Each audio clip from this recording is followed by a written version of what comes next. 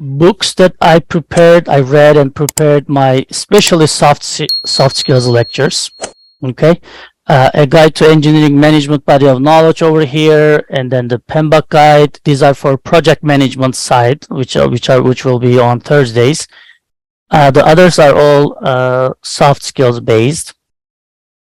Okay, so I want you to take out a piece of paper or write it on your computer. I don't care. I want you to list 3 tasks that you would be doing if you were not attending this session. Okay, just 3 simple tasks. Okay, I'm gonna give you 30 seconds.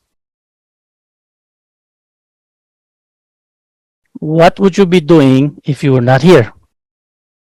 Just keep it to yourself. You don't want to write it in the chat. Well, if you want to write it in the chat, that's fine too.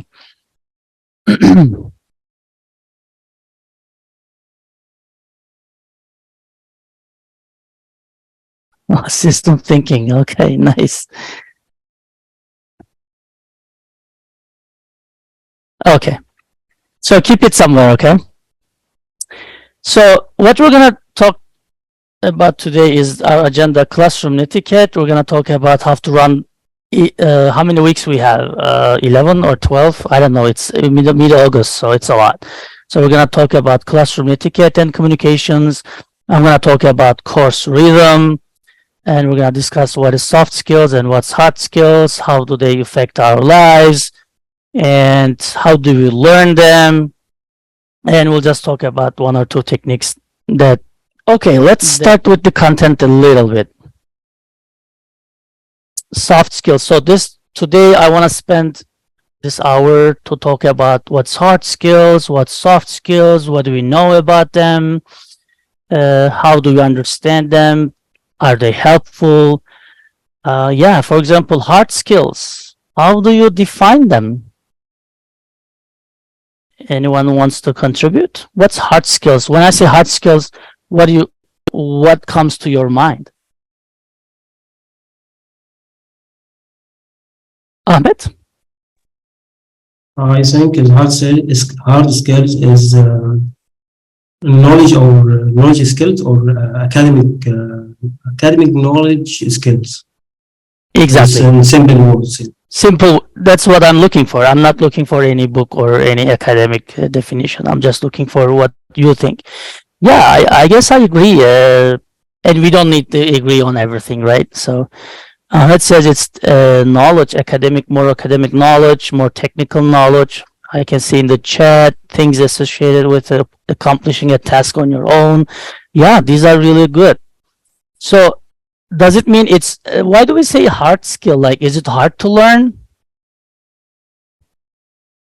Have you ever thought about it? Like, wait, Jared? Okay, there's 2 Jared. Yeah, a few people, the registration link didn't work, so I had to give them my Zoom link. Oh, there you go.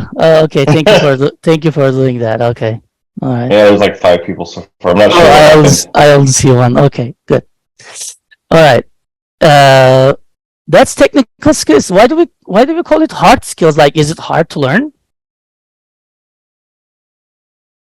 Meng Wang. Hopefully, I'm pronouncing it nice. Yeah, yes, Meng, but it's good. Meng Wang. Okay. I think it's called hard skill because there's a very specific area you can apply the skill to. It's like if I know how to code, I can be a programmer, but I cannot work in another position with the skill. Really good point. Okay. Nice. All right. Yeah, technical skills. Non-transferable skills. Ricky says non-transferable skills. What do you mean, Ricky, if you don't mind?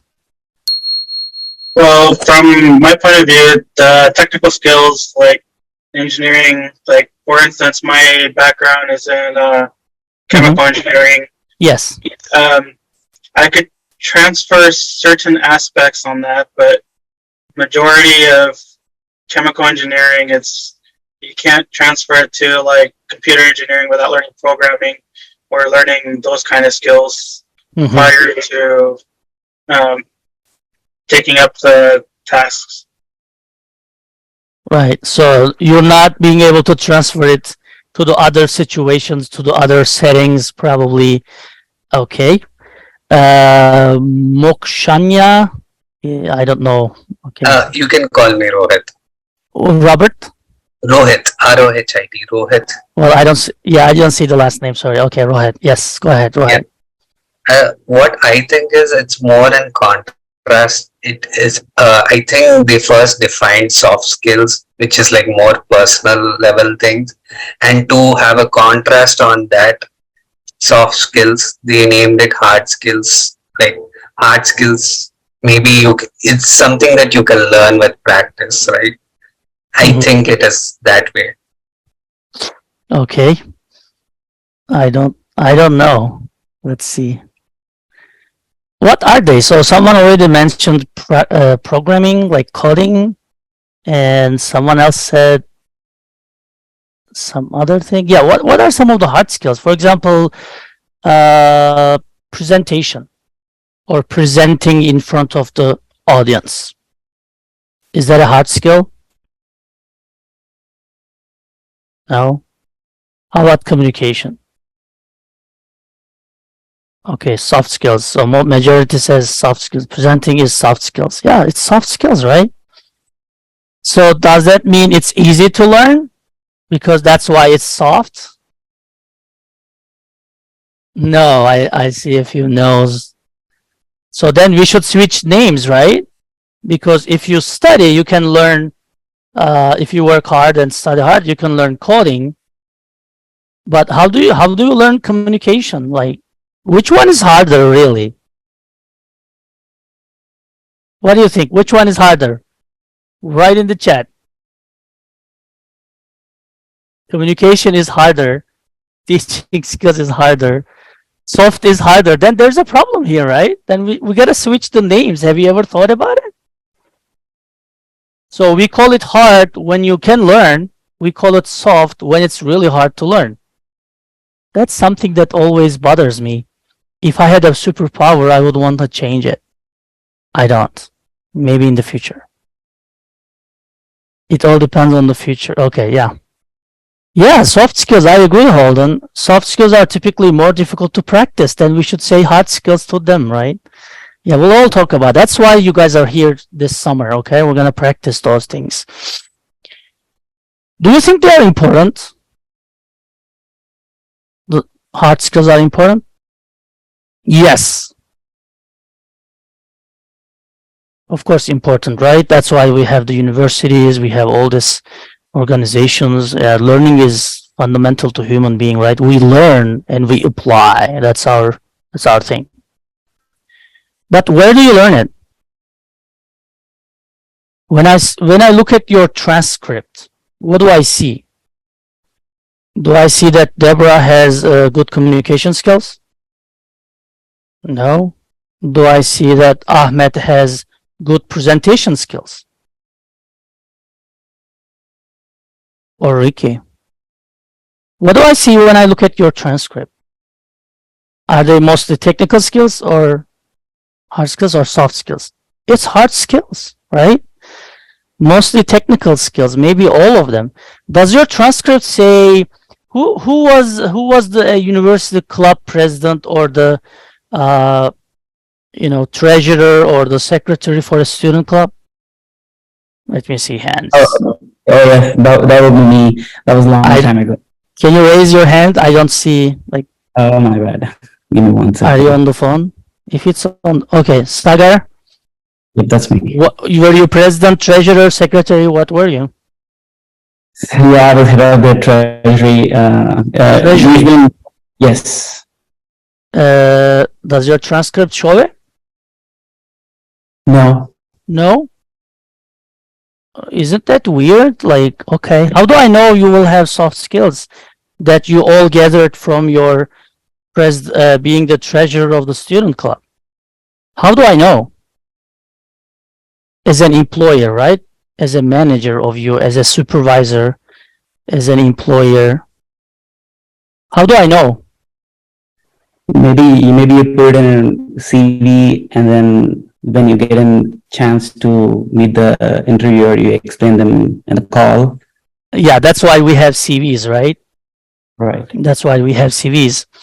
And we write there, I was a treasurer of, let's say, ASEM student club, right, for 2 years. And then the employer will say, okay, Sega knows probably something about how to plan an event, how to send emails, how to communicate with people, how to present, probably, how to organize a picnic, right? That's what I'm thinking as an employer when I see that Saga was the treasurer of a student club, right? Right.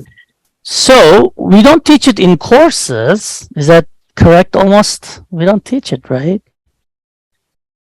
But we create, when I say we, probably the organizations like universities and colleges, we don't teach you specifically the soft skills, but we create environment like student clubs, some volunteers, like programs like Epics, right? That you can interact with professors, interact with community, do some volunteer job, and improve your soft skills, right?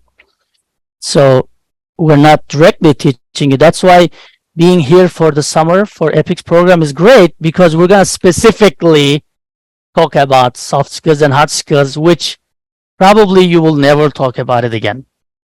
Because we all assume when you graduate, you know all these things. You don't. We just assume, we just hope, right? Some of us are better than others, because that's if you never volunteered in an activity, right?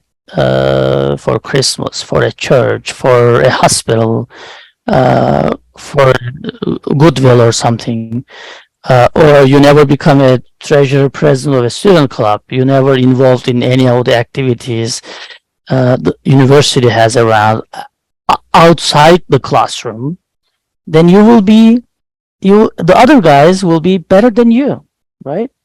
So that's why I really appreciate you being here just to talk about soft skills on Tuesdays, because probably no one else will talk about it, but everybody will be expecting you to present perfectly. Everybody will be will expect you to write great emails.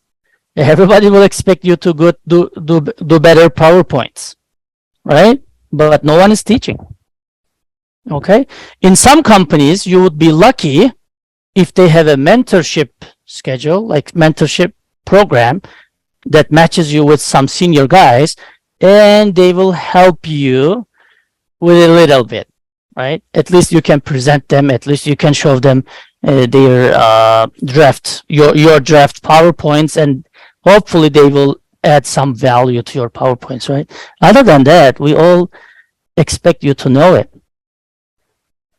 Okay, let's check the chat. Certain kinds of people gravitate to different kinds of major. Yeah, exactly.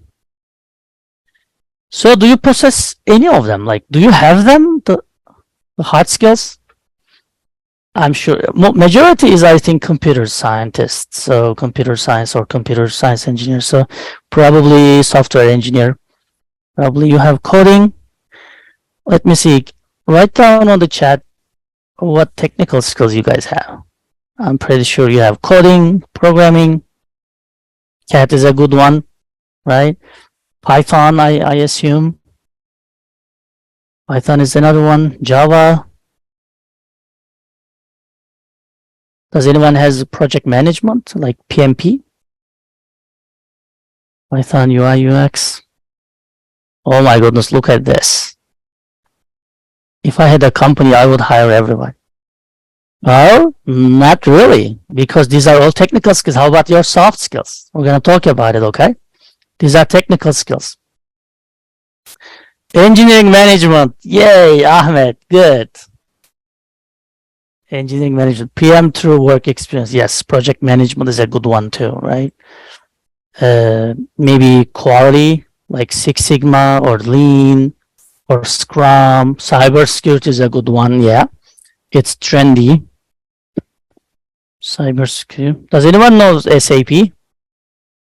The enterprise resource planning software? Six Sigma. Oh, Apurva knows SAP. Which module do you know?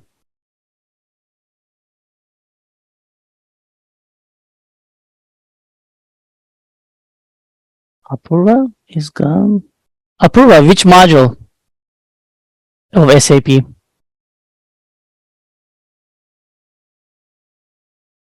Resources planning. Okay.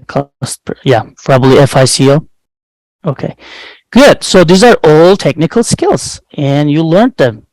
There you go. Where did you learn it? You learn it in the universities, right? So we have hard skills and soft skills. On one hand, hard skills. On the other hand, soft skills, which my other caveat, right? It's not really one side hard skills, one side soft skills. They are not competing, are they? They should actually go hand in hand.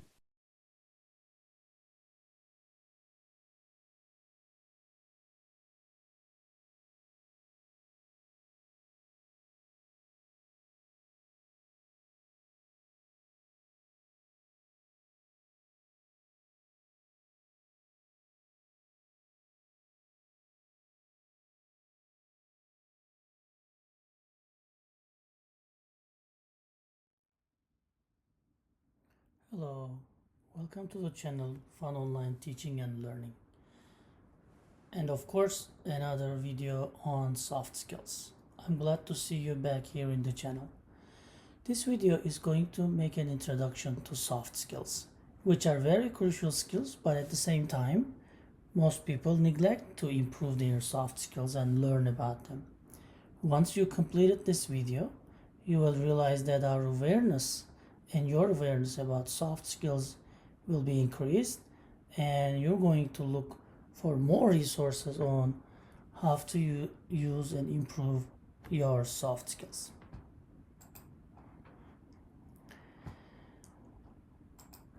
So in this video, I want to have a discussion with you about hard skills and soft skills in general. Please feel free to comment below and to join our discussion and share your own experiences about hard skills, soft skills, how they helped you find jobs and during your interviews. You will also find the discussion about the differences between a race car and a race car pilot and a hiker. Also, you're going to perform an activity on your own, which is called SWOT analysis. And also you will learn about yourself more. Here's my agenda for today. Discussion on hard skills and soft skills. What are they good for? And what are they? What is the difference between a hiker and a race car and race car driver, and which one are you? Do you know yourself enough? Map your personal SWOT analysis, and this will be an activity that you're gonna do on your own. During the this is the first session of the series of videos that I'm gonna record on soft skills. So please feel free to watch the following and next videos as well to improve your knowledge and skill. Please feel free to contribute and join the conversation by commenting below, and also bring your experience and share your experiences with us. Be mindful while you're doing that, because you know, the viewers are all from different countries, religion, background, and expertise, so please respect the diversity when you're doing that. There will be some videos during the presentations on slides. I'm gonna put and provide their links in the description below because of copyright issues. Please subscribe and turn your notification to be informed from my next videos and to increase your knowledge about soft skills. Here are my references that I used during my preparation for this presentation. I have utilized and read a lot of books, and some of them are textbooks, some of them are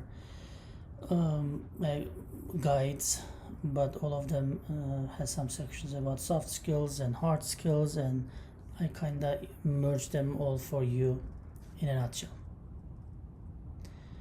All right, so let's have a discussion on what is hard skills. Okay, please comment below and join the discussion by defining it. How would you define hard skills?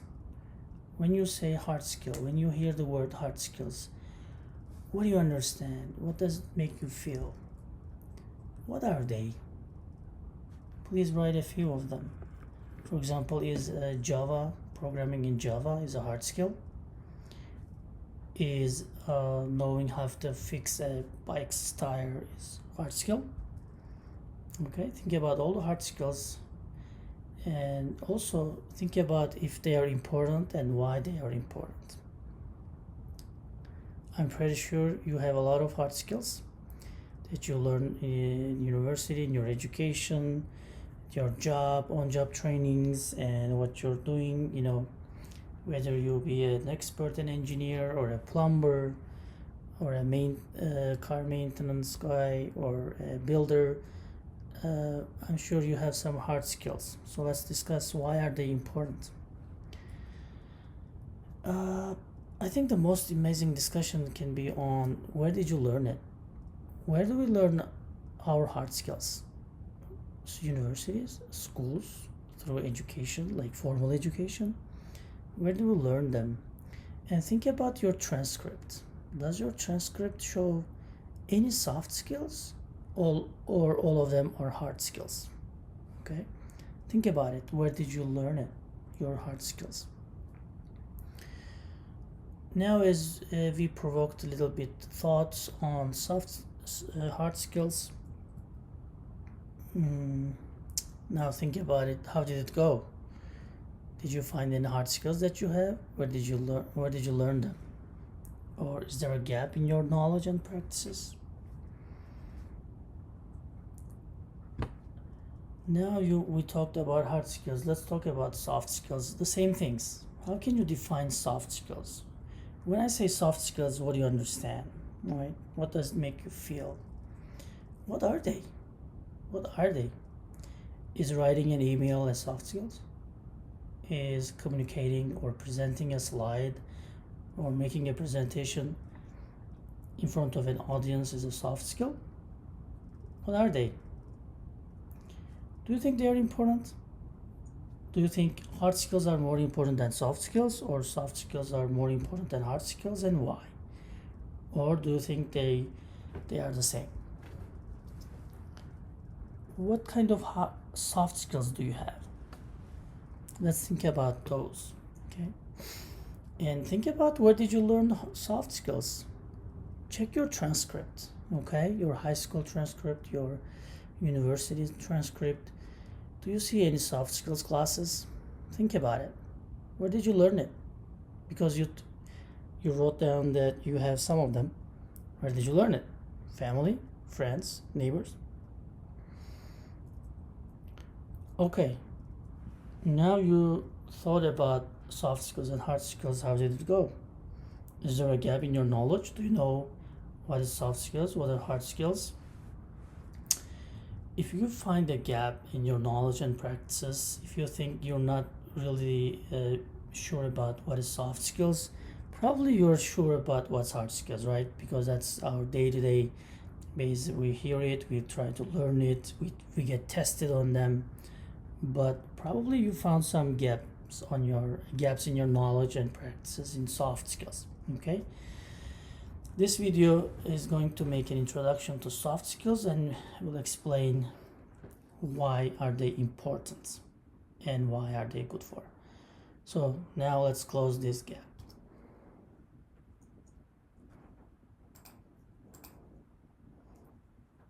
So, we have hard skills and we have soft skills, right? Okay, good. So what are some other names for hard skills? Have you ever heard any other names that we use instead of hard skills? Okay. Yeah, I hear some of you are writing and saying technical, okay? Yeah, hard skills are also called technical skills. How about soft skills? I'm just gonna give you a hint. It's also called human skills. What else are they called? How do we name it? Some of you may have heard interpersonal skills. Transferable skills. That's strange. Why do we call it transferable skills to soft skills but not hard skills? Okay, how about people skills? Soft skills sometimes are called as people skills and also lift skills. Why do we call it lift skills? Let's think about why is soft skills named this way, right? So we see it in the soft skills, we see people, we recognize the word human, interpersonal, so it's kind of implied that it is, you know, human to human, right? And transferable and lift skills, I'm gonna come back to them later. But how are we learning soft skills? Are universities teaching soft skills? Maybe to some degree, but when you check your transcript, you will not see any soft skills. Isn't that strange? Some of the universities, some of the schools, they assume that you already learn it. You know, if you are in a university, they assume that you learn it in high school, right? But we will talk about how you can gain these experiences for soft skills, okay? But the truth is, soft skills are, although they call soft, they are hard truth, okay? And we will discuss about it why. Soft skills look soft, but they are actually hard truth of modern age. So let me explain some popular cliche to discuss, okay? Hard skills will get you an interview and soft skills will get you a job. Probably you heard this before, okay? Hard skills will get you an interview and soft skills will get you a job. Some other cliche. Hard skills, you may have seen this as hard skills would get you a job, soft skills will make you keep the job, okay? So we need hard skills and soft skills, right? That's what it looks like. You will be hired for hard skills and you will be fired for soft skills. Maybe you are not really familiar with this one. This is a phrase from a CEO of a company. You will be hired for hard skills and will be fired soft skills. So make sure you are also aware of your soft skills, that you need soft skills alongside with your hard skills, and they will make you keep the job, get the job, or not be fired, okay? But the discussion here is, I want to make with you, hard skills are developed at the expense of soft skills. What does that mean? While learning hard skills, probably you're neglecting soft skills, because hard skills are tested, you have assignments, you get, you know, exams, you gotta do some hands-on applications of something, but soft skills are not really tested, right? It's kind of neglected by people and by institutions as well. So, but we need to make a good balance of both of them, okay? So if we need to, you know, if we have one day to improve our soft skills, going to a webinar, or if we have one day to learn, you know, another trick in programming, probably people will prefer hard skills, right? Because it looks like an easy gain. But in the long term, actually, we are, you know, developing that new programming piece at the expense of soft skills. This doesn't mean that, you know, hard skills are more, soft skills are more important than hard skills. It's not that, but we need to balance how we learn and how we can improve both. So that's a big discussion. Please comment below if you have any discussion on that one. And I'm gonna continue with the next video for the next for the continuation of the introduction section for the soft skills. Thank you, and please subscribe and turn on the notifications to be informed about the next video. Thanks. One side hard skills, one side soft skills. They are not competing, are they? They should actually go hand in hand. When you say hard and soft, you know, my first caveat is, so you can learn, but we call it hard. You can't really learn, Like no one teaches you, but we call it soft, kind of like it's easy to learn, right? That's one first caveat. The second is, I don't want to look at it as hard skills and soft skills, because when you see it, it's like day and night. Day is daylight, night is dark, right? It's kind of opposite. And when you say hard and soft skills, it's like you're going to either have hard skills or soft skills, right? But they actually go hand in hand. They actually complement our personality, our professionalism, right? That's why I want to call it something else. What can we call it?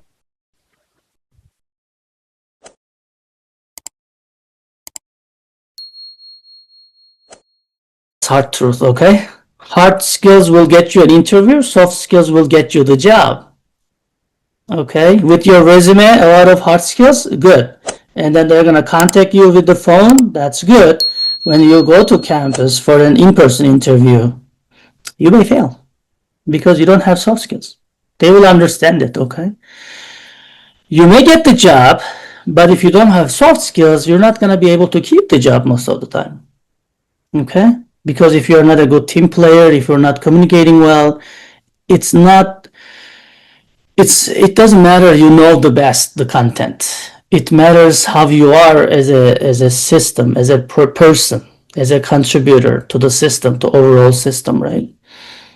And you are hired for hard skills and you will be fired for soft skills as well. Okay? That's a good one to remember. And we can't really change those much, but hard skills are developed at the expense of soft skills. I don't know if you heard this one, but this is the one that I really want to spend 1 minute on it. And that's exactly what I said in the beginning. Hey, we don't have quizzes. Well, we should have quizzes, right? I mean, think about it. For project management, I have quiz. This one, no. And that's exactly what it's saying. Hard skills are developed at the expense of soft skills, which is when you have 1 hour, when you have 2 subjects, 1 hard skills, 1 soft skills to study, we prefer hard skills. Because sometimes we think that we already have soft skills, or we don't need soft skills, or we have enough soft skills. We always opt for the hard skills. And over months and over years after you graduate, you never work on your soft skills. And then all of a sudden, when you do presentation, you actually can't do it well, right? And then you realize what's wrong with that. Well, because you always work on the hard skills. Make it fun. Make soft skills learning fun, okay? And I'm so glad that we have a motivated audience here for soft skills. Yeah, let me just say this one. Stuck in somewhere with hard skills. If you don't really improve your soft skills, okay? If you don't sharpen your saw, what happens is you can still survive in the same job doing like 5 years, 10 years, 15 years doing the same job, but only in big companies. Like companies who can afford to pay you doing the same job for decades, like Google, Amazon, big companies, right? They don't mind you paying you as long as you do the job. They don't mind. If you don't have a career advancement objective, if you don't want to promote, if you really like what you're doing, and if you really do it over the years and along like during your lifetime, you can find, but it's going to be limited company numbers, and you will only know what you know. You're not going to grow much. But sometimes I recommend my students, especially when they're newly graduate, I tell them to go to a small companies, really small, like 10 people or something, right? So you learn every aspect of the business, from the supply chain, right? Getting the raw materials all the way to product design and development and deployment and operations and maintenance. You see, because you are doing the work, right? Well, sure, your customer number will be small. Your revenue will be small. Of course, you're going to work hard. But what's going to happen is, while the other person only knows what they know, you're going to be able to knowing like every aspect and angle of the business. And this is going to be so helpful for your next not promotion, but the next job. Okay, because you know most of the stuff from accounting, finance, from marketing, advertisements, dynamics, manufacturing, leadership. So sometimes I say, yeah, go for those little jobs, especially when you are young and not a lot of risk. no kids, small family, that definitely do that. Be courageous to do that if you want to advance your career. Okay, Chet has a lot to say. Let's see. I think being able to market yourself right would be most of startup a very good place to start. Yeah, that's exactly right. Startups are the right place to start. Just be careful, what kind of a startup is. You don't want to be in a startup that's going to only last a couple of months or years, right? You want to do a little bit career there and then move on. Yeah, the other thing is really, we talked about that. But practice is key. You have to do it intentionally. So if your professor gave you a presentation, you should really think about it. How can I do this better? And one of my classes actually requires undergrad students to make presentations. Okay. I usually give very good grades, but some students, some teams, as they act as a team, they get 100. And the difference is they design their presentation not to get 100, but to do a good presentation. And 100 comes automatically. Because after this presentation, I ask the listeners, and actually my graduate students make an assessment for my undergrad students, and I get 100s there too. Because when you do something good, everyone knows it's good. Okay? And some students don't do it because they just think that they are so busy. This presentation is just one check item from the list, and they just want to do it and get it done, right? Without much design, much thinking, much research. And it shows itself too. Okay, so practice your soft skills intentionally. So because in the communication is key, right? Okay, any questions, any contributions so far? It's huge, from stress management, conflict management, seeing, that's an interesting one, right? Seeing. Professor, we all see. Well, we don't. We don't see it. Like I said a couple of days ago, my car was broken, right? I told you on Tuesday. When the hood was opened by the mechanic, I don't see anything. He sees everything.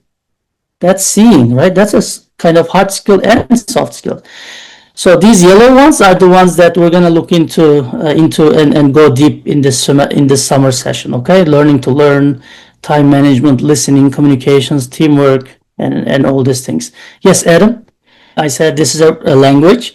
So when everybody started to start talking about their languages, we're going to tell them, no, in here we speak project management. Please, everybody, talk about project management, and we use these tools. Please create these tools. Don't create me a bunch of Excel and bunch of slides, meaning and not meaning anything. When it changed the ecosystem, when it comes from the quality management department to Adam's department, that doesn't make sense if you don't speak the same language, right? It's in your ecosystem. Adam's ecosystem is different. So we need that language that everyone can understand, right? So that meeting is problematic from not the people's perspective, from a chairing perspective, to be honest, okay? Not to blame anybody, but if a discussion is lasting like 40 minutes, there's a management problem in that meeting. All right. So the soft skills are good for any role you have in your life. You are engineers or not, you are student or not, you are mom, dad, whatever. You are taxpayer, right? You have friends, you have neighbors, you are mom, dad, project manager. It doesn't matter. These soft skills are good for everybody and every occasion, okay? So I want you to open up your own school. So that's why I'll show you some videos every now and then. I'll recommend you books and stuff, but I want you to open your own school, because you know your strength the best, you know your weaknesses the best, you know your ambitions the best, you know your dreams the best. Okay, so don't wait for any books or any professors to come grab you and teach you. Don't expect, write this down, don't expect HR, or don't think that HR has a career progression plan for you. They don't. they don't care. They don't know. They don't know, they don't care. HR will not have any career promotion or advancement plan for you. Who has this plan? You should have that plan. Okay, that plan can include switching domains in terms of expertise, becoming not a programmer, but maybe a project manager, changing jobs, changing locations, changing departments, whatever you want to do. First, you come up with that dream, and then you go to HR maybe, or get the certifications and whatever is needed. Then you can tell them, and they may facilitate what you need. They may pay you for your education. They may pay you to go to a conference, whatever is the case. But don't expect a call from them saying that, hey, Sayan, it's time for you to go to project management class. It's on January 3rd with Professor Ali. At this time, this Zoom link, go ahead. We already paid for you. Good luck. And we don't expect any job for 2 weeks from you. Get that learned. It's not going to happen. That's huge. That's huge. You can study these things for a couple of days, what he says. Anyone knows him? He is Jim Rohn. We lost him around 2000, I think it was 2008 or 9.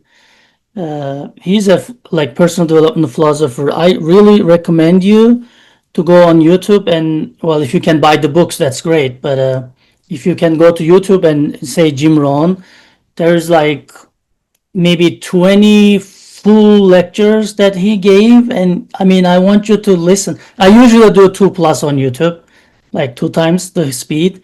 For him, do 0.5 speed, because it's really hard to digest what he says, although it looks simple. So this class is on Thursdays. I really want you to work on yourself, not on your job. Like Sayan said, in ASU Gamage, I did this and that. I really worked hard, but you worked hard for them, not for you, right? But if you deliberately inject some of the skills that you want to improve and try to use them in there, that's going to help your soft skills as well. And I'm picking on Sayan because that's the discussion. It's not, yeah. So this is the funny thing. Knowing something is very different than applying it. I'm sure all of you know how to do better presentations. Then why most of my students are not doing their best? There are reasons, right? Knowing and applying is different. I know I know what flying is, but I can't fly. You see what I mean? So in soft skills, it's not multiple choice exams. It's knowing is not enough, and you have to apply the knowledge deliberately in every aspects of your life, family. Like I said, if you go to a movie with friends, okay, tell them, okay, today, what I want to do is I want to suggest a movie, and I will make the team or the group go to that movie. What does that require from me? Try it. If you don't try it and you just say, I'm going to recommend one, let's see if they go. Well, good luck. They will not go. What does it require? Why does your friend can always bring the group to whatever show she or he wants? You have to study, and you have to deliberately target, I want to bring the team to what I want. Okay? That's soft skills. And it's learning to learn, but you have to explore yourself first before exploring anyone else, like Jim Rohn said. Okay, so you have the content before I stop recording, and Tuesday I said this is a language. So when everybody started to start talking about their languages, we're going to tell them, no, in here we speak project management. Please, everybody, talk about project management, and we use these tools. Please create these tools. Don't create me a bunch of Excel and bunch of slides, meaning and not meaning anything.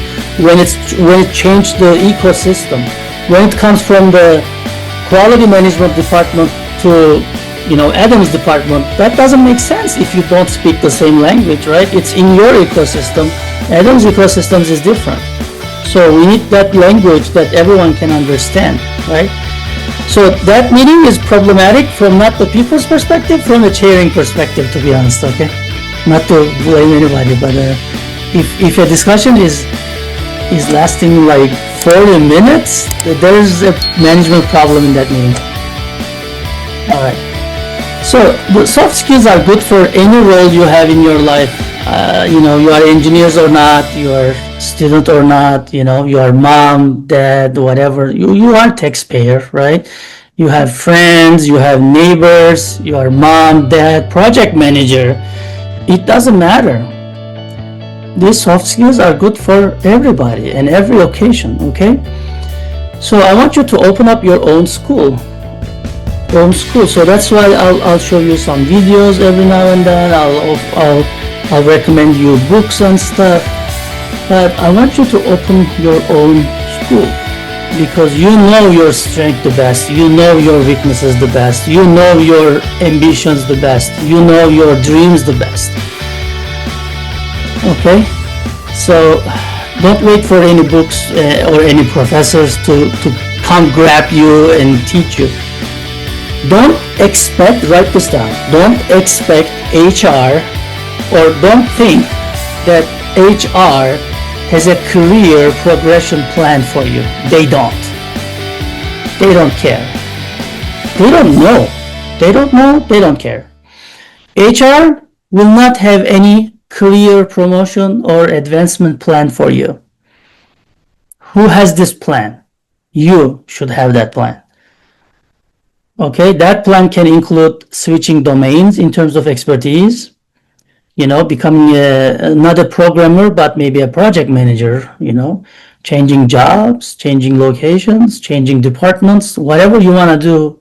First, you come up with that dream, and then you go to HR maybe or get the certifications and whatever is needed. Then you can tell them, and they may facilitate what you need.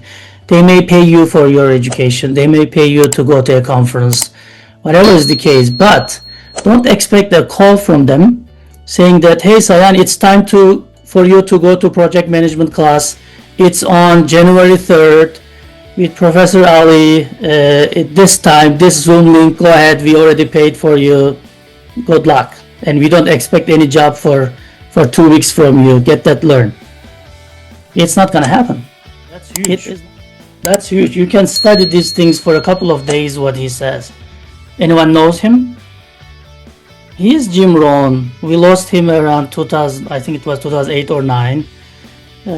He's a personal development philosopher. I really recommend you to go on YouTube and, well, if you can buy the books, that's great. But if you can go to YouTube and say Jim Rohn, there's maybe 20 full lectures that he gave, and I want you to listen. I usually do 2+ on YouTube, 2 times the speed. For him, do 0.5 speed because it's really hard to digest what he says, although it looks simple. So this class is on Thursdays. I really want you to work on yourself, not on your job. Like Sayan said, in ASU Gamage, I did this and that. I really worked hard, but you worked hard for them, not for you, right? But if you deliberately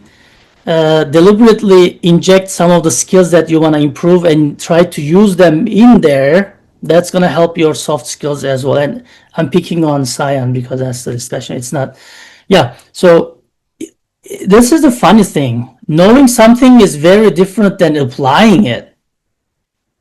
I'm sure all of you know how to do better presentations. Then why most of my students are not doing their best? There are reasons, right? Knowing and applying is different. I know I know what flying is, but I can't fly. You see what I mean? So in soft skills, it's not multiple choice exams. It's knowing is not enough, and you have to apply the knowledge deliberately in every aspects of your life, family. Like I said, if you go to a movie with friends, okay, tell them, okay, today, what I want to do is I want to suggest a movie, and I will make the team or the group go to that movie. What does that require from me? Try it. If you don't try it and you just say, I'm going to recommend one, let's see if they go. Well, good luck. They will not go. What does it require? why does your friend can always bring the group to whatever show she or he wants? You have to study and you have to deliberately target, I want to bring the team to what I want. Okay, that's soft skills. And it's learning to learn, but you have to explore yourself first before exploring anyone else, like Jim Rohn said. Okay, so you have the content before I stop recording. And hello, welcome to my channel, Fun Online Teaching and Learning. We are continuing with the discussion about soft skills and why they are good for and how can we use them. And our agenda is discussion about hard skills and soft skills. We already did this in the first video, so I recommend everybody to watch it if this is your first video you're watching, because we have a introduction part 1 and this is part 2. So what are soft skills good for? What are they? And we're gonna talk about hiker and race car driver differences, and we will make an activity on SWOT analysis, and then we will learn about ourselves more. So where we left off was hard skills are developed at the expense of soft skills. So usually people prefer to, if they have one day to do something, they prefer to learn a hard skill instead of, learning a soft skills, because hard skills are usually tested. They put in the transcript. You fail, you pass. You can either do a job at work or you can't. But soft skills are kind of hidden, right? But they are really, really important. That's why they are called human skills, lift skills, interpersonal skills, transferable skills, and we will talk about why soft skills is called so many other names. What are they good for? So soft skills are good for because they help you advance your career. Think about it. You have a really good hard skill, right? Let's say you're good at programming Python, which is very popular nowadays. So you're good at Python, but if you don't have soft skills, right? And we didn't mention what are they yet, but in a few minutes we will talk about what are they. So soft skills will help you advance your career. Let's say you're a Python programmer. Okay, just being a Python programmer, you can really advance in your career, because think about, can you write code for 30 years? Yeah, you can, but not a lot of companies will keep you in the job for that long, right? You got to improve your soft skills, and you want to be able to promote, be a team leader, be a functional manager, be a scrum master, and you have to advance your career like that. So soft skills are really important to advance your career. You want to promote to managerial positions, right? Yeah, you love what you're doing, your technical skill. We said you're a Python programmer, Java coder, but you need also promotion, right? You wanna get more responsibility. You wanna get more money. You wanna make more money. You wanna promote your work, and you wanna manage people, right? So soft skills is really helpful for that, because the companies, well, technical skills nowadays you can find people with good technical skills, but soft skills are hard to find. Okay, so when they look at the company, the HR, human resources, when they look at the company, they will try to promote people with good soft skills. As you promote more, you will need more soft skills. So you will also improve your leadership skills, soft skills, as you promote more, because you will have other things to do. You will have meetings, presentations, you will make decisions, you will chair meetings, you will formulate the company strategies. So these are all soft skills, and as you promote and you become a leader, a manager, you will need more soft skills. So actually, once you learn and apply your soft skills, you have to improve and learn more. They're really helpful when you're switching your job. Let's say you're switching industries, right? Technical skills, most of them you can't really transfer, right? Let's say you're transferring from, Python programming to real estate agent, right? Something like that. When you switch it, really there's no place for you to use your Python programming, but there is still place to use your soft skills. So it really makes the switching job smoother and easier.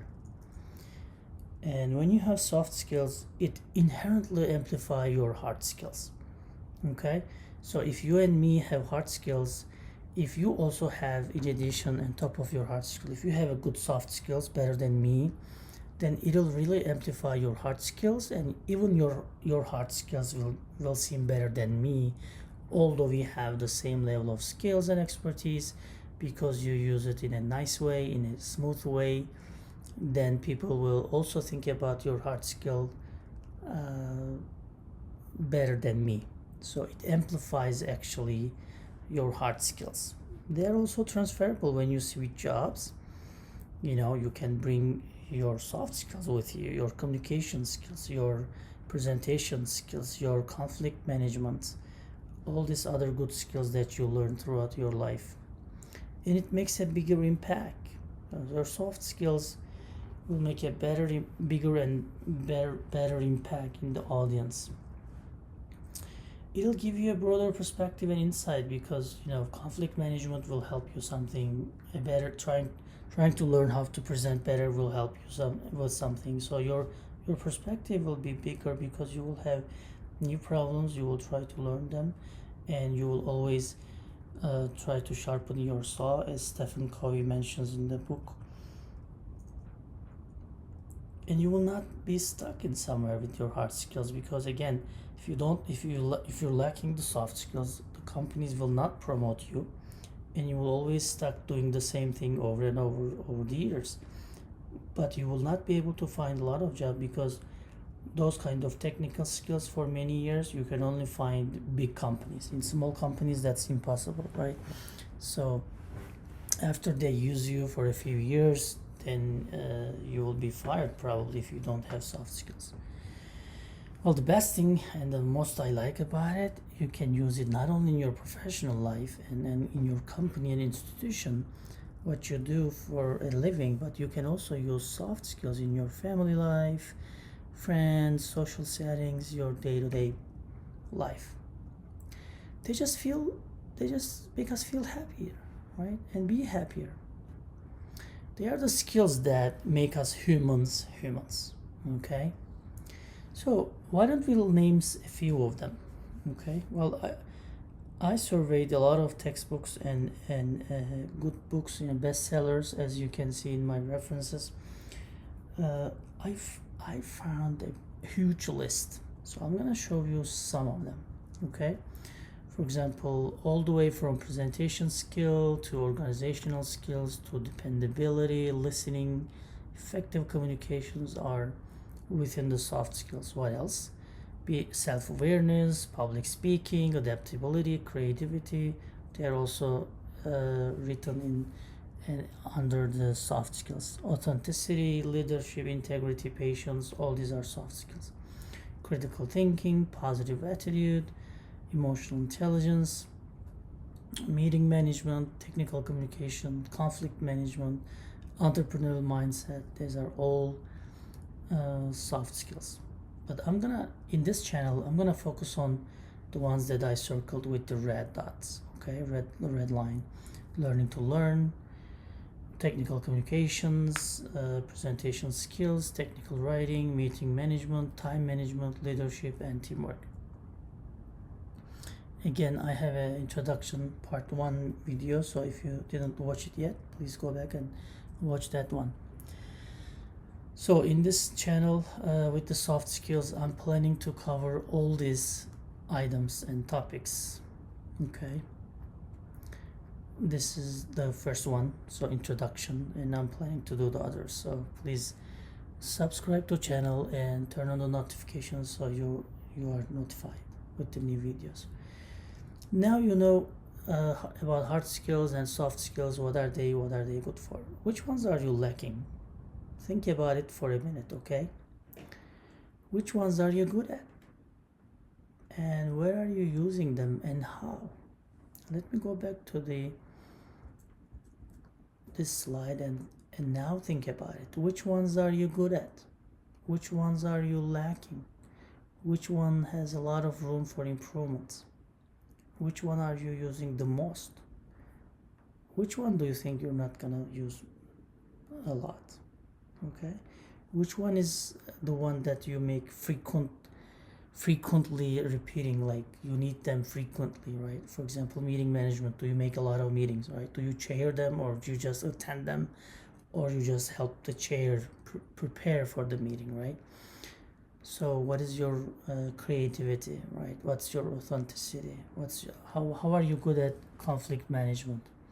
So think about it, and please share in the comment section if you have any good resources, any YouTube videos, or any documents on that, or please share your own experiences about them. All right, so I want to make a discussion. So people are different, okay?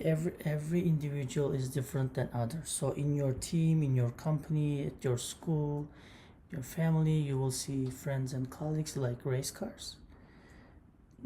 drivers, and you will also see friends like hikers. Okay, let's start with the race car drivers. So they, how are they? They want to be really quick, right? They have a target to hit, and then they have a pilot. They are a pilot and a co-pilot, and they really reach quickly to where they are going, right? Well, is that good? Well, yeah, that looks like it's really good, right? Because they're on target, they're fast, they are very attentive, they're very careful, right? But how about the hikers?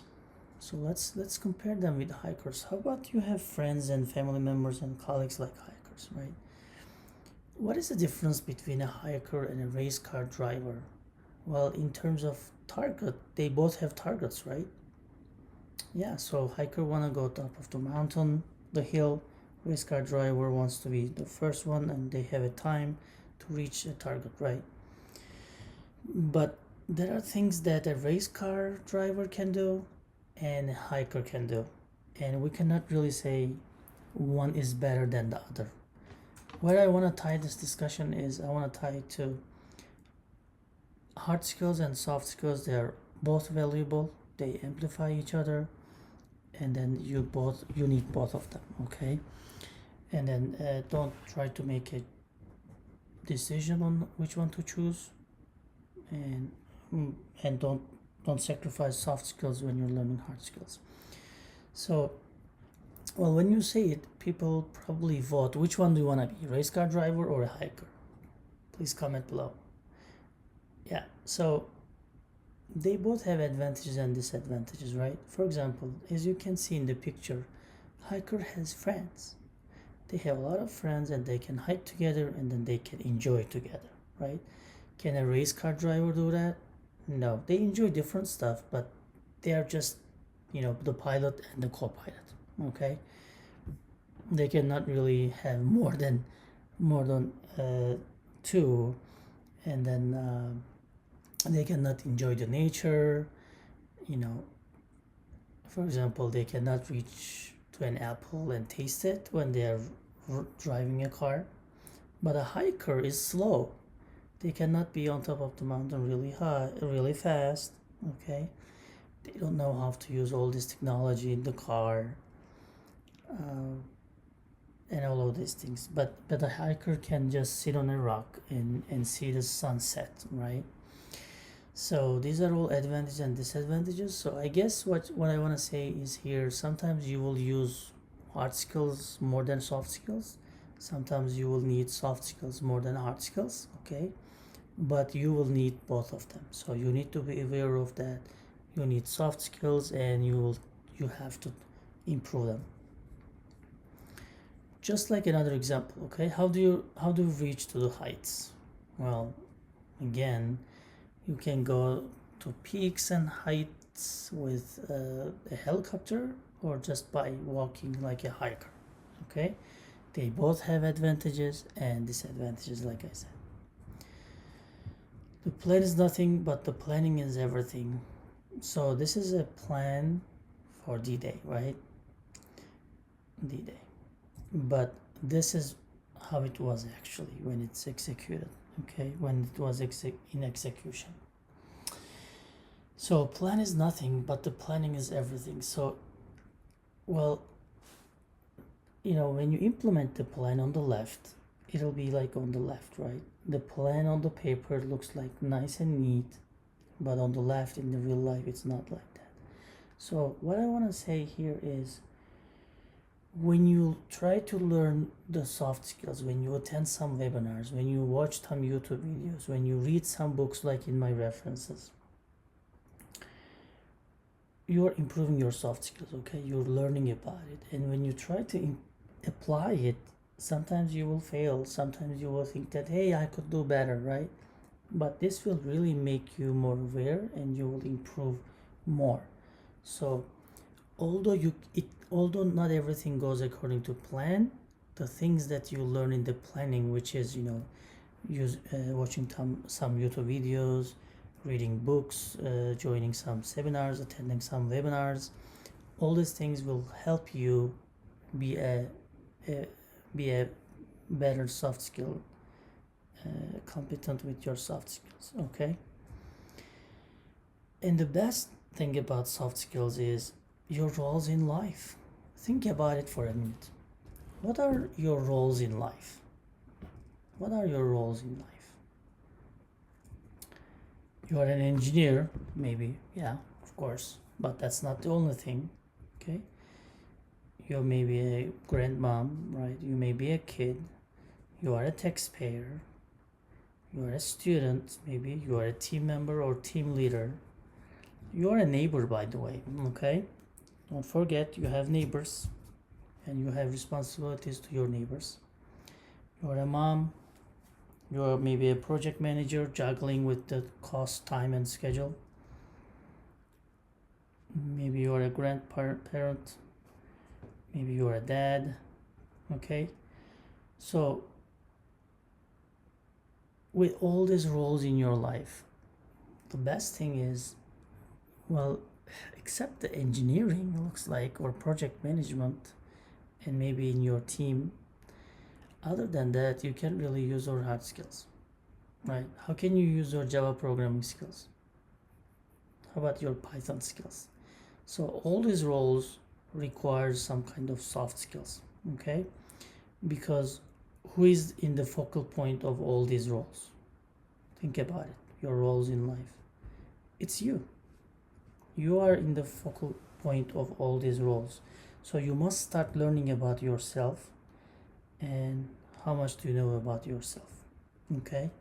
My suggestion is open up your own school. Find books, find gaps in you, find books and read them and try to improve them. And make sure soft skills is one of them, okay? Open up your own school. You know yourself better than anybody. You can speak to yourself. You can find some gaps. And I'll help you today to find your gaps, okay? Strengths and opportunities. And then open up your own schools, okay? You don't have to go to university. You don't have to go to anything you pay a lot of money. Just open up your own school. So think about what works for you, okay? To learn you better, you have to ask yourself, what are your own study habits, okay? How do you learn? What are the gaps? Write down 2 things that work for you well when you study and improve your soft skills, okay? Please comment below. Write down also 2 things that don't work well for you and you want to avoid them, okay? And share it with your community. So today, before I close, I would like to give you a tool that you can use and start learning about yourself and exploring yourself, okay? That's called SWOT analysis. That's something usually the companies apply for themselves. So S means strength, weakness, W means weakness, okay? O is opportunities, T is threats. So strengths and weakness is about inside the company. When we apply to businesses, it's inside the company, in-house, right? and opportunity and threats are what is in the environment, what is that we can't really control fully. Okay, so I want you to apply this to yourself. Okay, what are your strengths and what are your weaknesses? So these are within you, within your mind, within your heart. What are you good at, and where do you have some room for improvements, which are your weaknesses? And think about also opportunities and threats as well. But today I want you to focus on, at least I want you to write 2 things for strength and weaknesses. A lot of the time I find that people are able to write a lot of strengths, but they are really avoiding to write weaknesses, or they cannot tell themselves that they are weak at something. Well, we need to find the gaps. Okay, we need to find the gaps. So please make this for yourself and try to start learning about yourself. Okay, so strengths and weaknesses. For example, you can say, my time management is good. I'm good at time management, but this is my strength. My weakness is procrastination, right? I delay things until the last minute, and then I do it last minute, and a lot of the time I'm either over budget or behind schedule, right? Or I'm stressed. So write down 2 things at least for strengths and weaknesses. Okay, and that's one of the tools that have to know about yourself, and then you start from your weaknesses, and then you want to improve them. And I want you to focus on soft skills. Okay, in the next video I'm going to talk about how to do presentation, how to create slides, and how to think about slides. So we will continue improving your soft skills. So you can always comment below again, and then be mindful to different cultures and religions backgrounds. You can find the links in the description. If I have any video clips in my recordings, I will have the links below. And before I leave, please, I want to remind you, please subscribe and turn on your notifications so you will be notified for the next video. Thank you for listening to me today with this video, and I hope a great journey starts with you improving, exploring your soft skills and using them for your daily life and amplifying your hard skills. Thank you. Hello everyone, welcome to Fun Online Teaching and Learning YouTube channel. We are continuing with the soft skills series, and we are in session 3, where we're talking about technical communications, which presenting your PowerPoint slides. Okay, what you should be careful about doing, and this is the second part. So if you didn't watch part 1, please watch it for valuable information. So just a recap of what we discussed in the previous lectures and videos. So I recommend you to think about your presentation from a systems perspective, study your audience, your content, and your building, your mechanics, your physics, okay, because the success lies in between. Also think about your presentation. It is not really starting when you start talking and when you finish talking. You got tasks to do pre and post your presentation. Okay, and later on you have some things to do as well. This later on can be a few weeks or a few months later, and we discussed this in detail in the previous videos. So let's talk about how to present your slides. Okay, so this lecture and this video will only be focusing on presentation skills, not actually creating the slides, but how to present them. A pretty good idea. So dress for success. Dressing for the event, for the occasion is really important, right? Think about a doctor. When you see a doctor with his doctor suit and doctor dress with a stethoscope on his neck, then you feel and you think that he's more professional, he's a doctor, right? So dress for success, for your interviews, for your job fairs, for your on-site visits, and smile and always be positive, right? Your presentation should start with a big smile. You gotta be positive, and then you gotta say hi, and your dress should be professional. I don't want to say dress like this and that. It really depends on the occasion, but it should show that you were careful choosing your dress. Okay. Draw your attention, draw the audience attention in the beginning. So start strong. What usually people remember what you said in the beginning and what was said in the last minute. Okay. Think about you're in a shower, right? 9 minutes it was going good, and last 1 minute the water got cold, right? What do you tell people about your shower? You say, oh, you know what, the water was cold, right? But 9 minutes it was good. Usually that's what we remember, the last words, the last slides. That's why I recommended in the previous videos about making us a very good like takeaway slide at the end, right? People will remember that.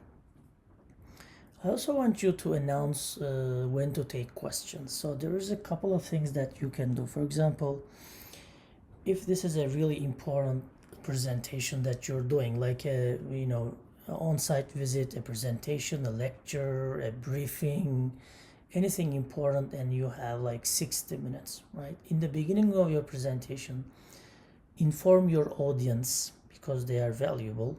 They are there to listen to you. So tell them you can get the questions last 15 minutes, right? That's a way you can do. That's a way you can go. That's a route to take.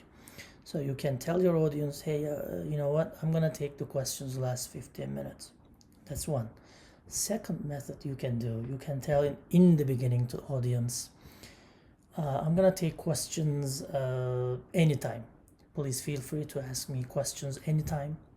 This is second. And a third method can be, you can say, during my presentation, after a few slides in the natural breaks, I'm gonna ask if anyone has any questions, right?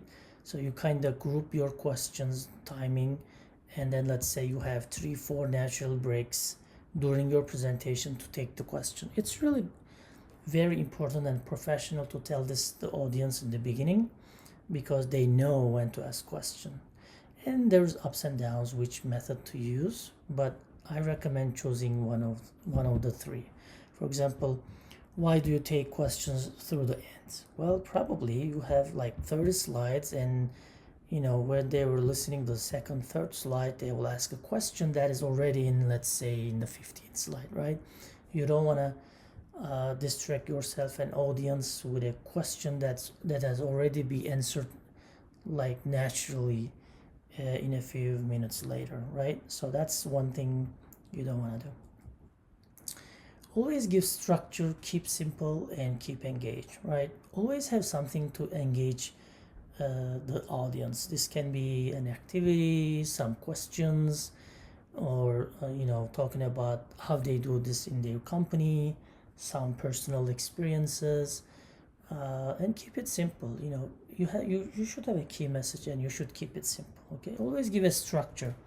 When I mean about structure is, I want to say make a title slide, make an introduction slide, and then body, and then conclusion, summary, key takeaways, and references.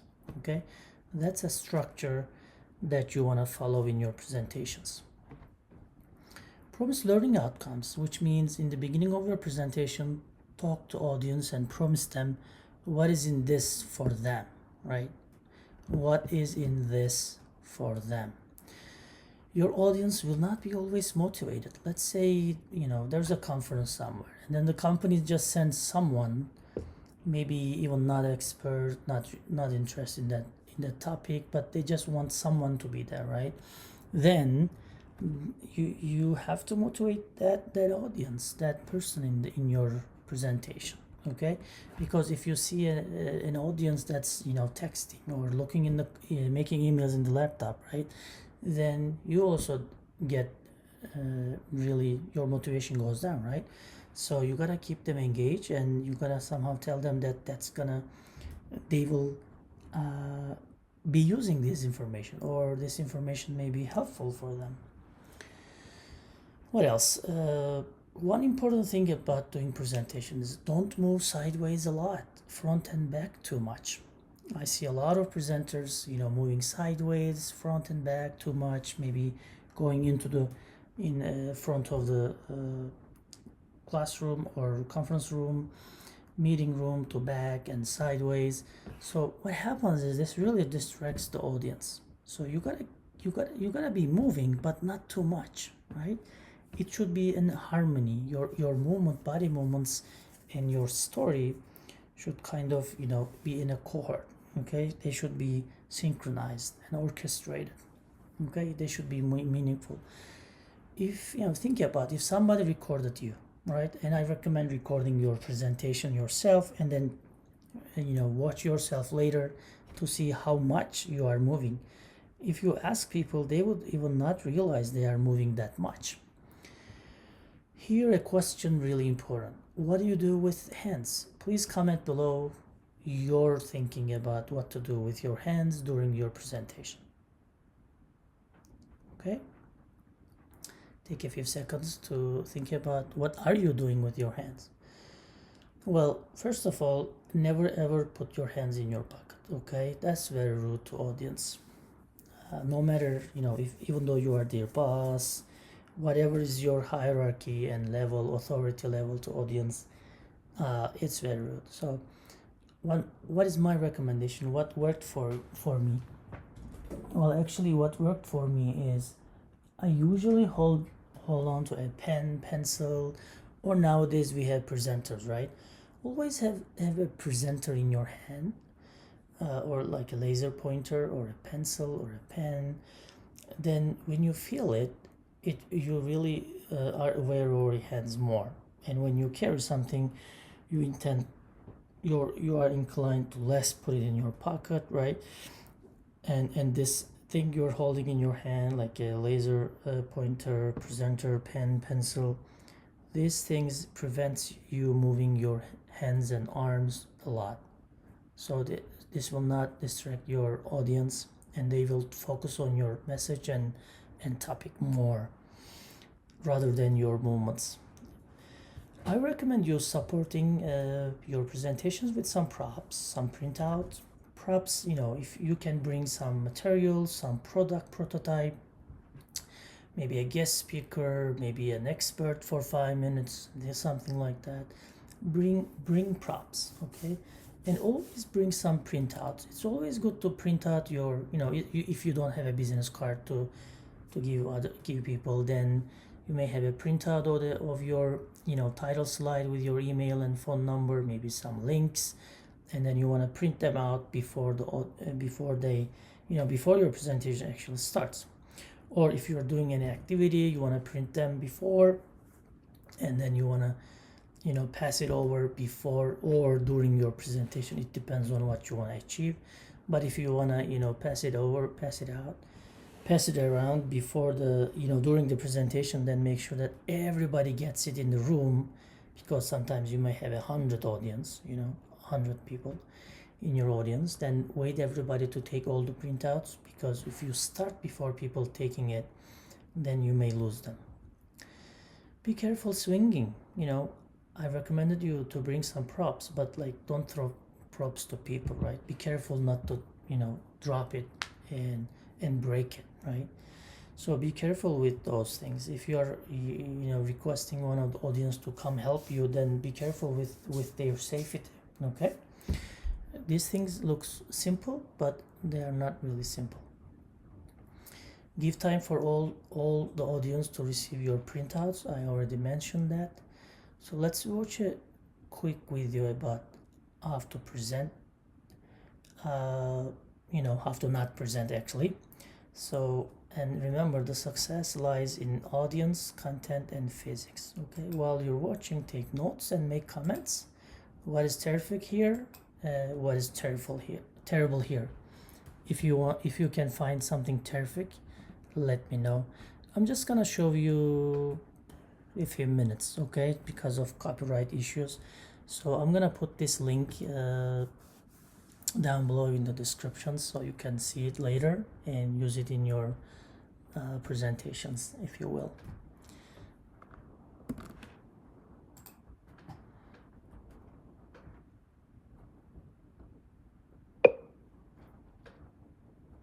For example, I'm now coming to the end of my session on the body. So I need to say something to link this session with the next.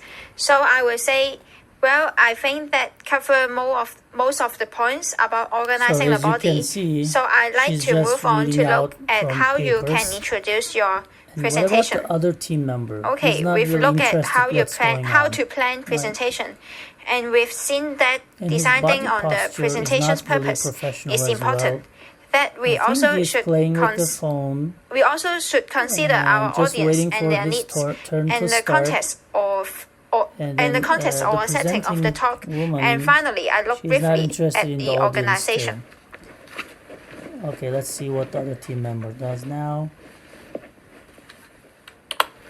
Okay, so he puts Okay, a lot of I'm going to animations, focus but on he how just you should opened up deliver everything. And your look at his presentation. posture. And I think you got the point. first, I So will first come with the introduction. we can stop here and you can watch the full clip later in the below descriptions. So let's continue with some other examples and tips. So always have an agenda. That's what I recommended when I say you have to have a structure. In the beginning, always have an agenda and tell people what to expect. Okay, what topics are you gonna cover? And you will see some of the people will leave the room. Maybe they are in this wrong room, right? Maybe they are not interested. That's all good because you want an audience that's motivated and that's interested in what you're gonna present them. You are there for them. Okay, so give them a background and a definition first. All right, so I told you to work about your audience, right? Study your audience and identify who are they, what are their background. 100% I'm pretty sure that they will have different backgrounds. Some of them will be engineers, some of them business persons, some of them technicians, some of them some other background. Some of them may be 20 years old, some of them may be 25, 40. Okay, so you want everybody to be in the same sheet of music. Okay, so give a definition, give a background, give a little history, and tell them what they should understand, from the basic definitions, basic phrases. Okay, so everybody understands the same thing. Don't lose control. Well, when I say this, I mean don't lose control of yourself and the audience. How can you lose control of yourself? Well, first of all, if you are tired and if this presentation is like 40 minutes, 60 minutes, then you'll be tired too. Don't lose control of yourself. Okay, you have to be patient and always be in control of your presentations. How can you lose the audience? Well, if you don't involve them, if you don't make any activities, if you don't ask any questions, if you don't keep an eye contact with them, if you don't motivate them, or if you put a lot of sentence on your slides and they are tired of reading them, you lose them. Okay, they will not be interested. They'll be there physically present, but just to make a check mark in your attendance sheet. Their mind and interest and motivation will not be there. So don't lose control. Okay, well, one important thing is to repeat key messages. I want you to repeat the key messages at least 3 times in your introduction, in your body, and in your conclusion. Okay, that's how you should do. In the introduction, tell me what you're gonna say in the body. In the body section, tell me what you wanna tell me. Tell it to me, right? And in the conclusion, tell me what you just told me in the body. So this way, the key message will be delivered and it will be repeated and it will be conveyed to the audience.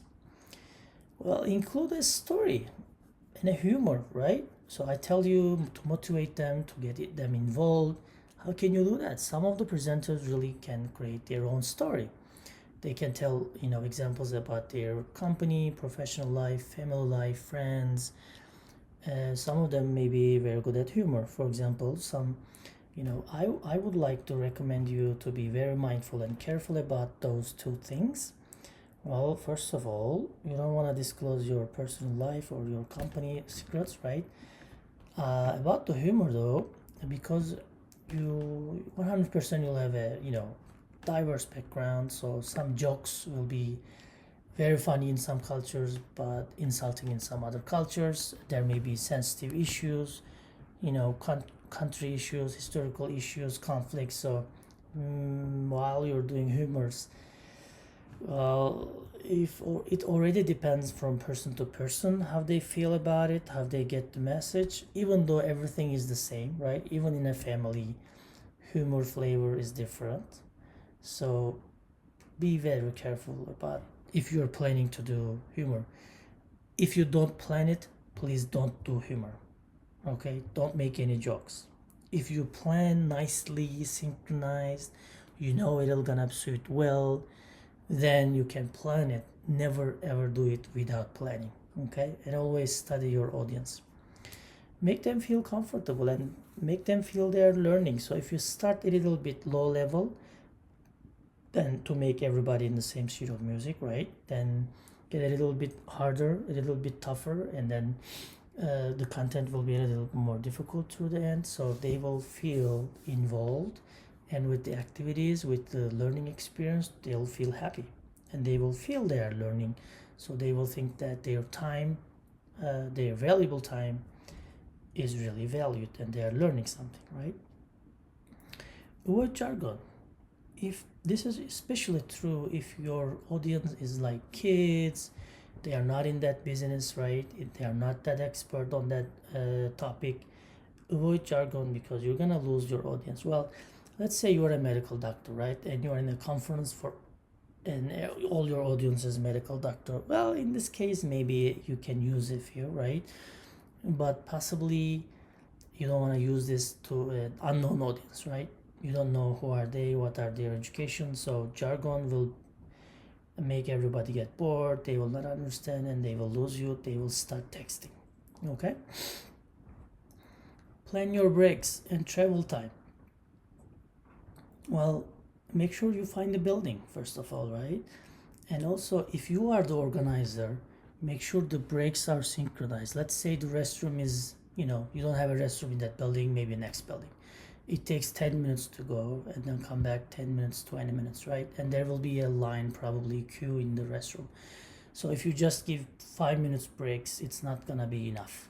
So what you wanna do is plan this, especially if you are the organizer, right? If you are like 30-minute presentation in somebody else is organizing the whole day, then it's not a big problem. But if you are the organizer, you gotta think about lunch, coffee, the breaks and everything.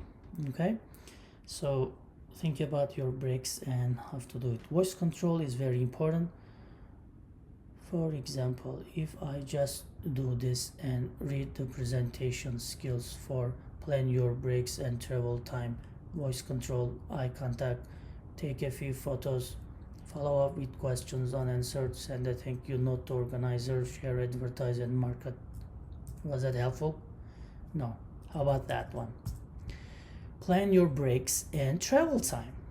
Voice control is very important. You want to increase your voice sometimes, and sometimes you want to talk really slowly, and everybody will be very careful about listening to you. And if they are texting, they're gonna look up and see why there is silence, right? So sometimes you want to increase your voice, and sometimes you want to decrease your voice. So this is very important.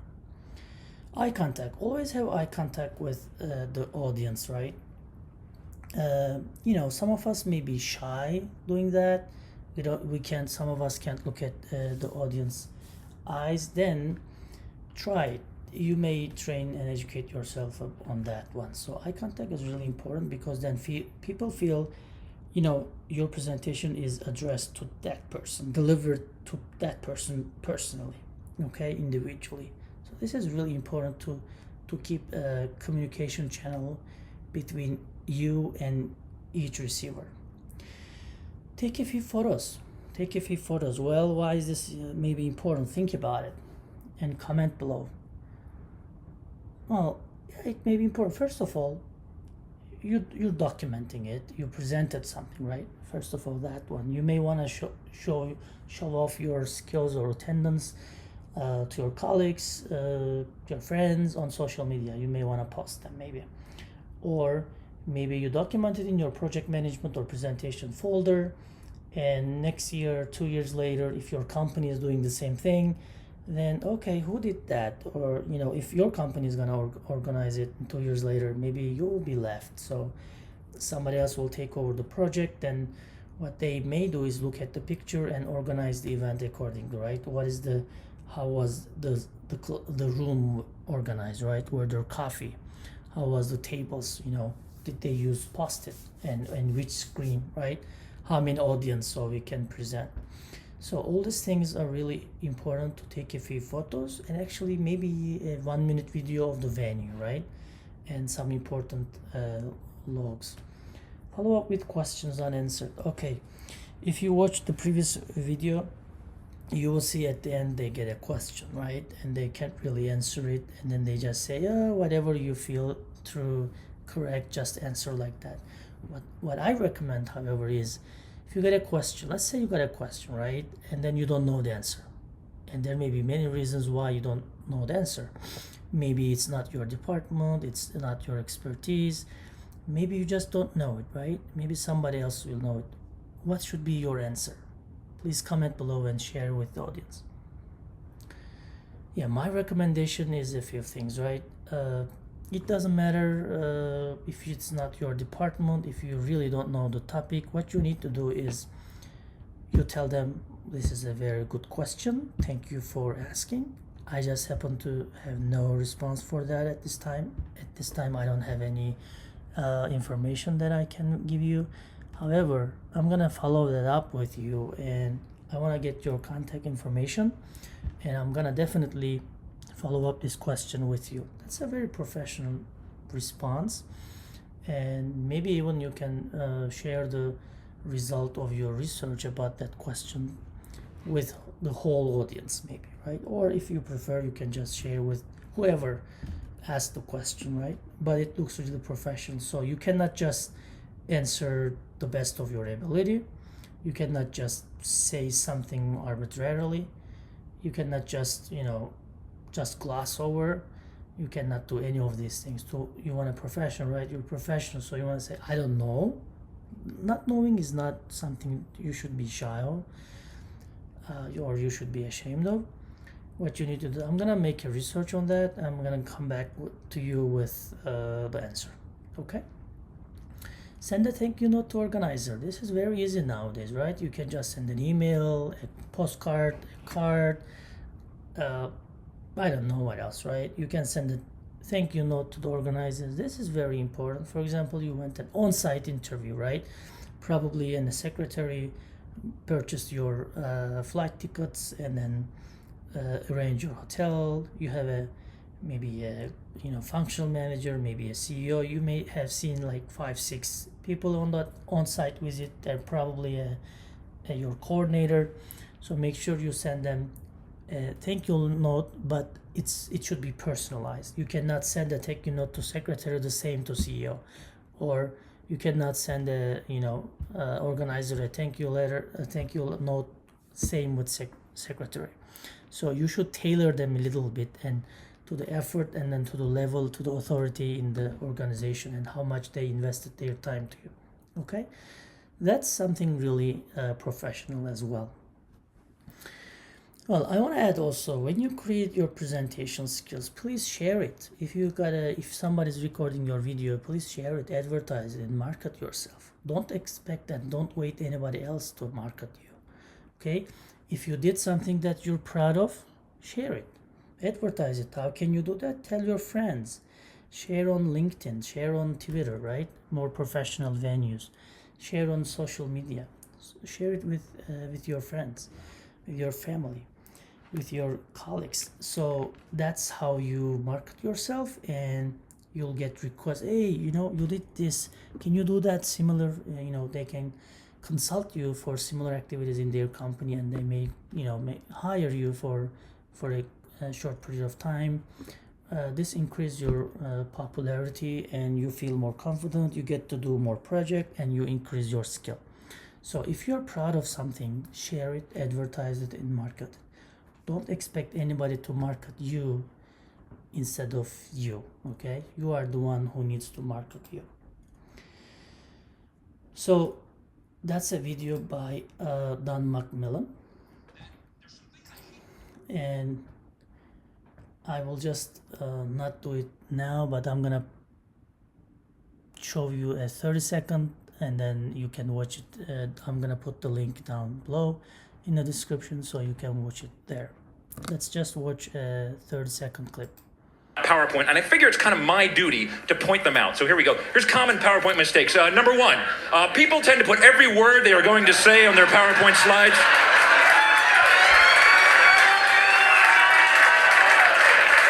Although this eliminates the need to memorize your talk, ultimately this makes your slides crowded, wordy, and boring.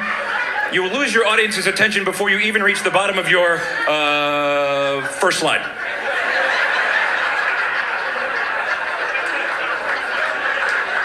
Please don't do that anymore, please. Number two, most common, many people do not run spell check. Big mistake. Nothing makes you... As I said, I'm gonna put the link down below and you can watch it later because they deserve to be watched from their channel, okay? I don't want to violate their copyright. So, but Don Macmillan has a few more videos and clips in his channel, so it's really funny, and they point out really well issues about using PowerPoint, and so I recommend you to watch those ones. All right, so let's talk about what's authority. Okay, if you're presenting, what's authority with the audience? Let's say, are you their teacher? Are you their professor? Are you their boss? Or are they your boss, right? What's your authority level with them? That really kind of sets the stage of your level of presentation and your confidence. Give them time to read or watch material during the speech. So let's say you put out a table with a lot of numbers or some text that you really want them to read, or an activity instructions, right? You give them like 1-2 minutes to read them a little bit, because next 20 minutes they're gonna do the activity, right? So make sure you read them. So give them a few minutes to watch it and read it, okay? So don't just pass, because we tend to do that because we know the activity, we know what is needed, but they don't know. That's their first time seeing it. So give them some time to read what you have. Presenting how to use your software, hardware, and technology. I don't know how much more I can emphasize on that. You gotta rehearse your software, hardware, and technology, LCD screens, mics, cams, and you gotta rehearse in the room that you're gonna present. Okay? Don't remember. There are things that you need to do pre-presentation and post-presentation. That's one of the things that you need to pre. And also there are three, if you will, legs of the chair. So you want to say audience, content, and physics. So this is really software, hardware, technologies is basically physics, okay? Logistics, mechanics. Get the proofreading done, and that's not only looking at your slides, right? Proofreading done, of course, let somebody see your slides, and I have some recommendations on that, but also let people listen to you, okay? Your animation, is it synchronized? And about the proofreading, I recommend you 2 things. First, consult an expert, have them available to listen to your presentation and give content recommendation, content advice, rather than presentation styles. If they have any input to presentation styles, that's also great, right? But also have some non-expert people listen to you without concentrating in the content and equations and tables and numbers, but only focusing on your presentation. If you are swinging a lot, if you're using your props well, if it's synchronized, if your font is and background is good, and all these things. Okay, so ask 2 people, experts and non-expert. Expert for content review, content input, content feedback. Non-expert more to presentation style. Say what you will tell it, and say what you told. Okay, that's about the structure. use your mic. How many times I see presenters not using the mic? Well, there is mic, but they just don't use it. This is especially important if you have some cyber components, which means if somebody's MS Office, MS Teams, or Zoom, if you have some kind of online presence, then you actually have to use mic, because your voice will not be heard by the people on the other side of the cables, okay, connecting and syncing with your presentation. They will not hear you, okay? Do not hide behind the desk. Do not walk around the venue too much, I mean the conference room too much, but also don't hide behind the desk. That shows lack of confidence. You don't know your topic, you know, you just want your presentation to be ending and you want to hide behind the desk. You don't want to get any questions, right? You don't want anybody to see you, so do not hide behind the desk. Some of you may think this is just a joke, but it's not a joke. I mean, 60% of presenters I see, they usually hide it behind the desk, behind the computer, or they are just locked in one spot in the conference room. Do not read off slides, paper, or notes. Sometimes we make notes for our hand, right? A small notes, not to read from slides, but we just read out off from these notes. That's also not good. Okay, you should have a good balance of where to read slides and where to not. Explain plots, figures, photos, pictures, because sometimes we put tables with a lot of numbers, but we don't explain, right? We just want audience to be aware of what's going on. That's really difficult. So if you put a plot, if there's some section that you want audience to be focused and understand really, then just, you know, emphasize that section, okay? So don't expect everybody to understand it in 10 seconds because you worked on that weeks and months. They only have 1 minute and they only saw it 1 minute ago, so don't expect them to know everything and understand everything in 1 minute. Well, if you don't expect them to understand it, don't put it.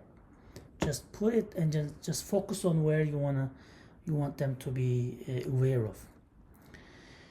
One important things, check to see if the one in the back row read your slides and hear you.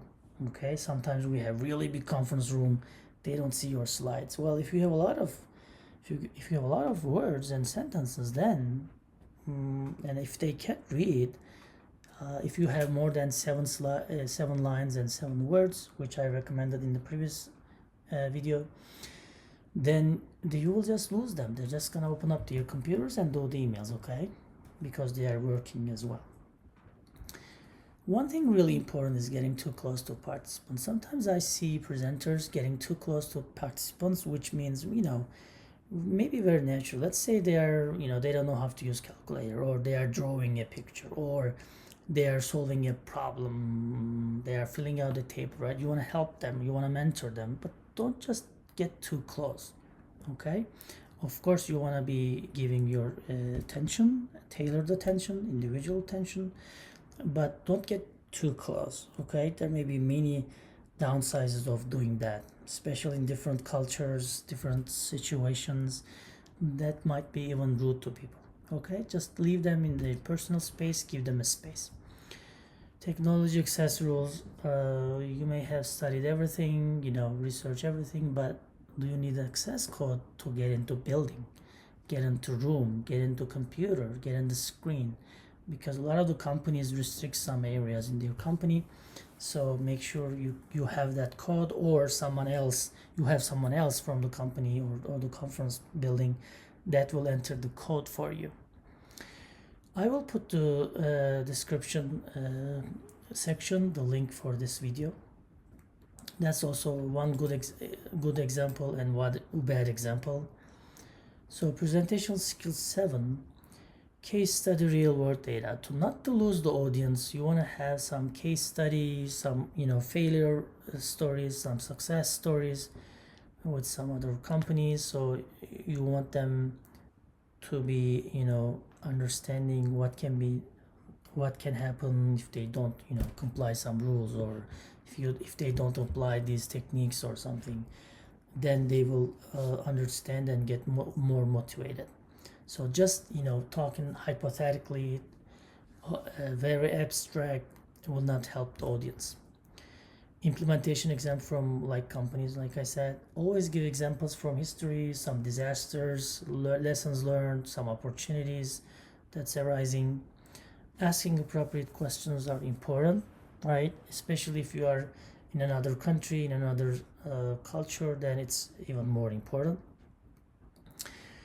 I would recommend always start with some administrative announcement in the beginning, especially if you are the organizer, if you are the lead for the day with a lot of different presentations.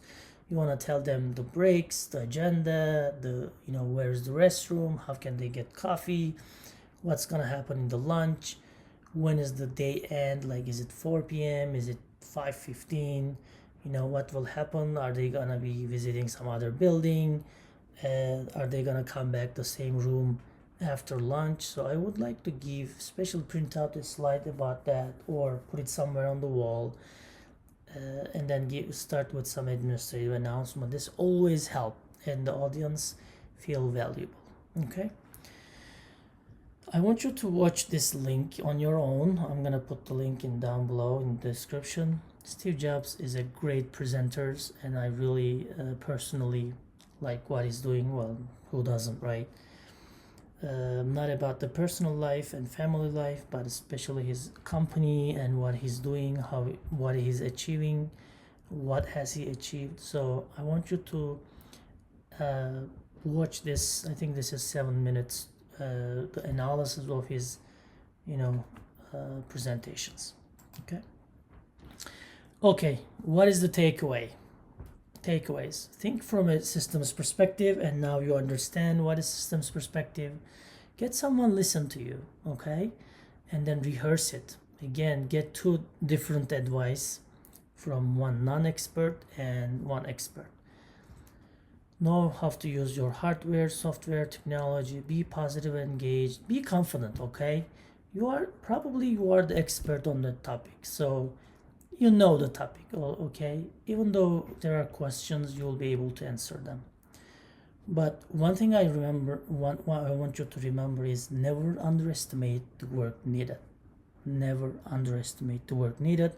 It's really not easy. If you can just quick to get away from it. Okay, if you want to be present, if you want to make an impact, if you want to get follow-up orders about your product, then never underestimate the work needed. It's not easy, and always get help. You can get help in your company, your friends, your family, some experts around you, your colleagues, your best friends. Okay, I hope you're enjoying basically the soft skills series of lectures. If you didn't subscribe my channel yet, please subscribe and turn on the notifications. Also comment below with your experiences, what is terrific about it, what's terrible about it. So share it with us. Thank you so much, and next time we're gonna be doing email management. Thank you so much for listening to me today. Hello, welcome back to the channel Fun Online Teaching and Learning. We are continuing with our professional skills series, and this is part 2 about emails. In part 1, I recommended you to apply some strategies for your emails. I told you just not to think about writing emails, how to best write the sentences, but how to manage your inbox. In today's session, we're going to talk about again communication model just a little bit, and then I'll reiterate my 2-phase approach. This is my approach. Make sure you find out your approach, and we're gonna check some emails and see how can we do it better. I'll give you pretty good ideas and some takeaways. We will do another part 3 about sender's perspective, so make sure after today's video, make sure to watch the part 3, which is the last part about senders. So if you remember the communication model, this is how we started the email recordings, right? It's your responsibility as a sender to make sure that the receiver receives and understands the message as intended. So this means a lot. So this sentence has a lot of meaning, and I want you to check the first session about emails where we discuss about this. I'll provide you the link below in the description. If you're intending to respond emails when they show up in your inbox, you're so late. You are so late. You're just putting out fires. It requires more than that. It requires you managing your inbox.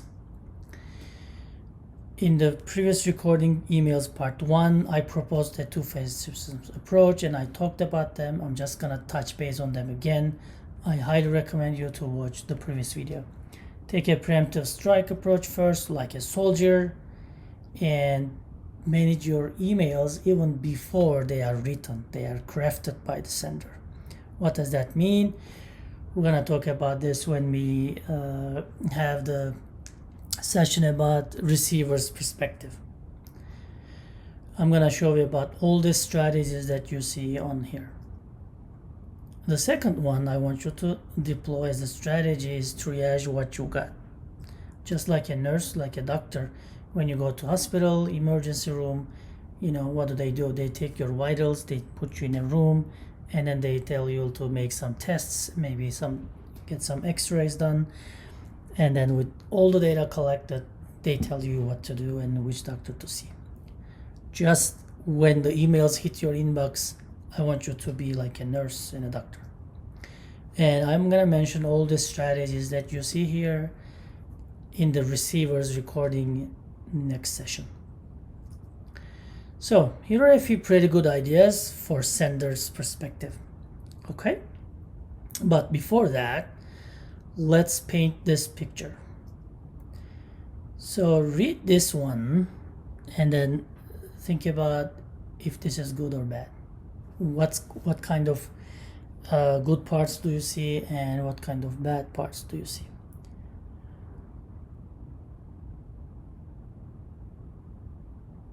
Right, my exam is in 5 days and I'm wondering if you will be able to find time to email the slides of the lecture I missed. I'm sorry for disturbing your busy schedule and regret any inconveniences caused. What are some of the things that you liked about this email? What are some of the things that you think could be better in this email? Please comment below.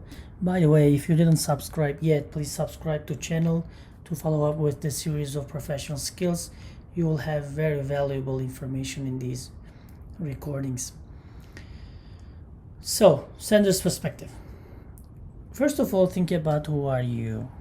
Okay, you're writing an email, and what's your position? What's your authority? Who are you? Are you the boss of the one that is gonna receive your email? Is she your boss? What is the occasion? What's happening in here, right?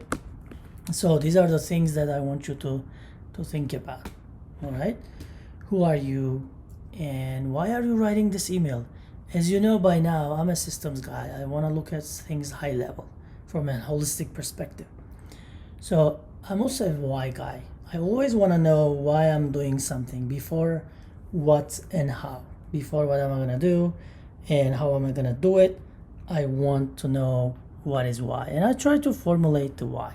Okay, so why are you writing this email? What I mean here is, can you avoid the email? Can you just scream the other side of the hallway? Can you just knock the door and tell them in the office?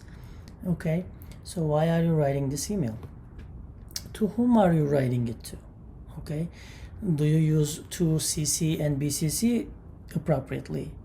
Are the receivers that you're gonna put in the 2CC BCC, do they really want to know? Do they really are the ones who need to take those emails, receive those emails, right? So you have to think about this perspective.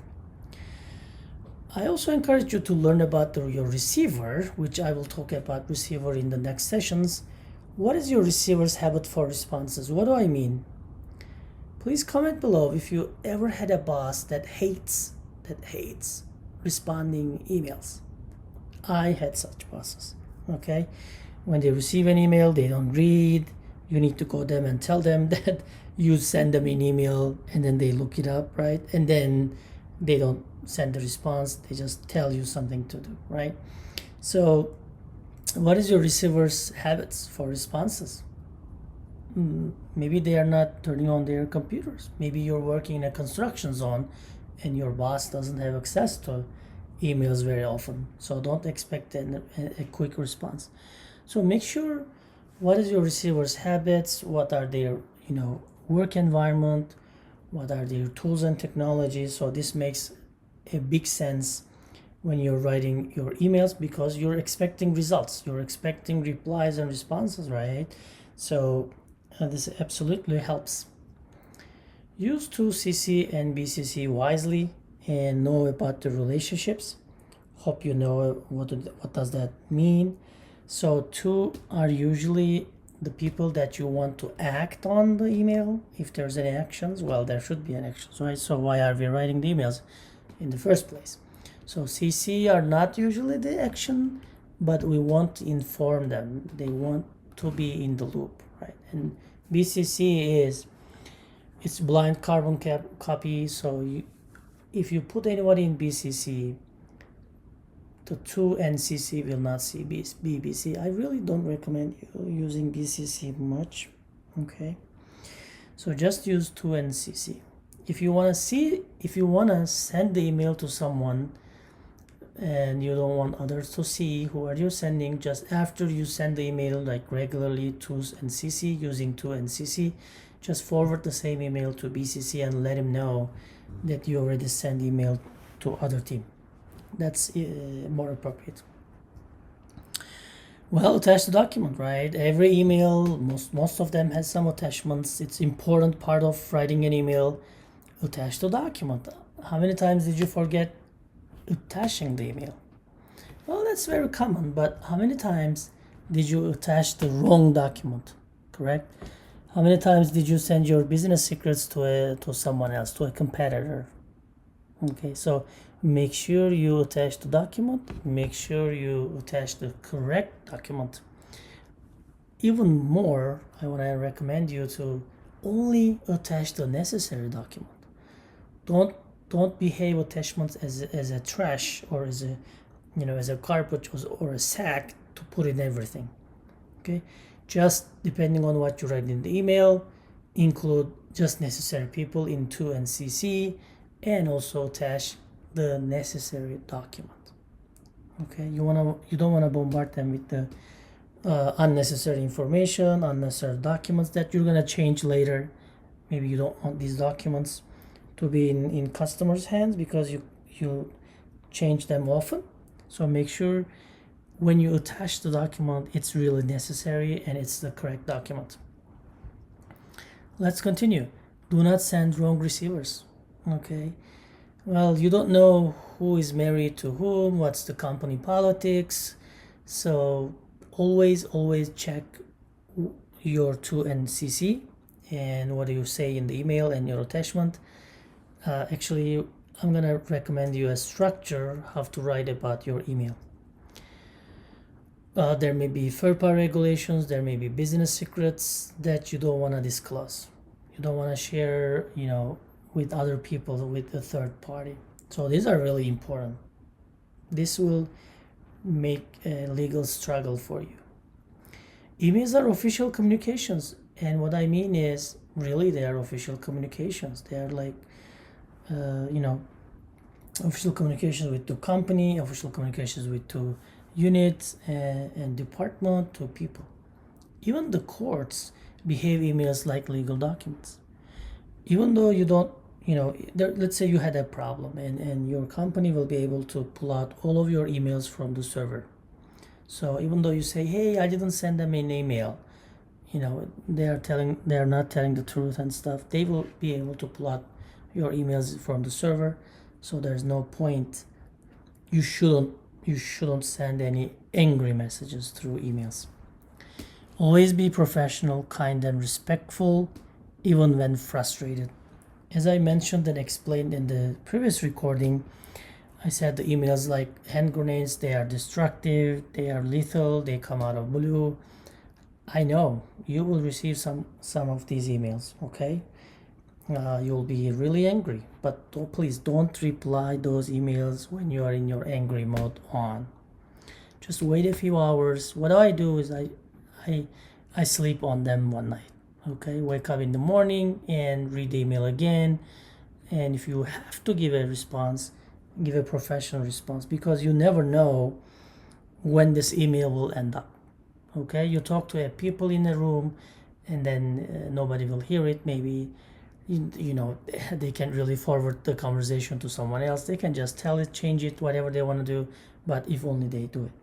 So emails are not like that. They're easily shareable. They may end up, you know, a lawyer's desk or a boss, a manager's desk, or who knows, right? So always be careful and mindful about company politics. Emails are usually not between you and me. Okay, so remember I told you companies can pull out all your emails from your server. Your contact may forward to the others very easily. So let's talk about the practical and useful idea about emails. What I recommend you to use this structure. Always have a why in your mind writing the email. Always think about why am I writing this email, and then formulate your structure, whatever is good, best suits for your situation and your company and your position. What is the background? What I mean is what happened, what's the background, the reason for the email. Okay, what's the background? And the second thing is analysis. So based on this background that you gave me, what's your analysis? What are you thinking? What are you seeing? What is happening? What are the possible consequences? What will happen if we don't act? When you tell me your analysis, now do the proposal. What are you proposing? What's your solution? What do you need? What do I request? What should I do for you? What actions do I need to take? Okay, so background, analysis, proposal. If you have this structure, we didn't cover the receiver side for now, but in the next series of recordings, you will find the receiver perspective. So the receiver's job will be really easy because they will be receiving millions of emails. Okay, well, literally, right, millions, maybe through 5 years or 10 years or something. But yeah, so this will make your job, their job, easy as a receiver, and they will respond you faster with a quality response, hopefully timely manner. Let's continue with the tips and tricks. Understand who is your receiver. Are they busy? Is this a generic email? Is this an office email? Is she your friend? Is he your friend, right? If he's is he your family, within your family, one of your family members? Understand who is your receiver. As I said in a few minutes before, is maybe they're working in a construction zone, in a lab. Maybe the phones and computers are not allowed, right? So understand who is your receiver, because sometimes we get so emotional with our emails.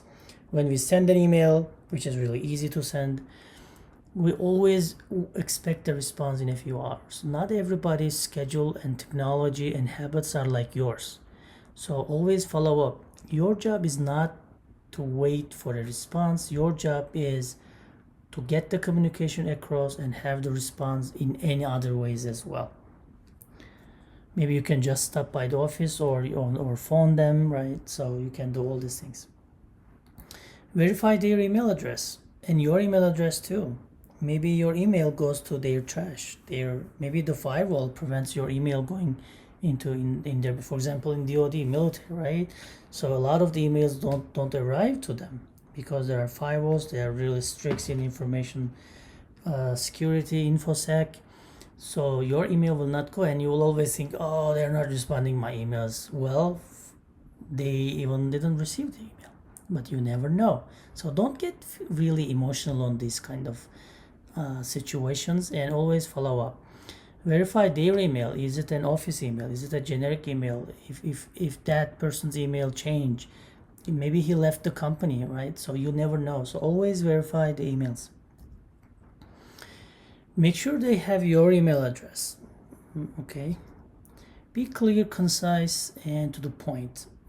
Muda is waste, so get rid of the waste in your structure. Again, what is the background, what's your observation, and what's the proposal? What are you proposing? So this structure is really well done. I'm gonna recommend you in a few minutes as well also how to, you know, start and complete and fully email. No hidden tasks or hidden emotional expectations. Don't just throw the email out and then expect the receiver to get your emotions.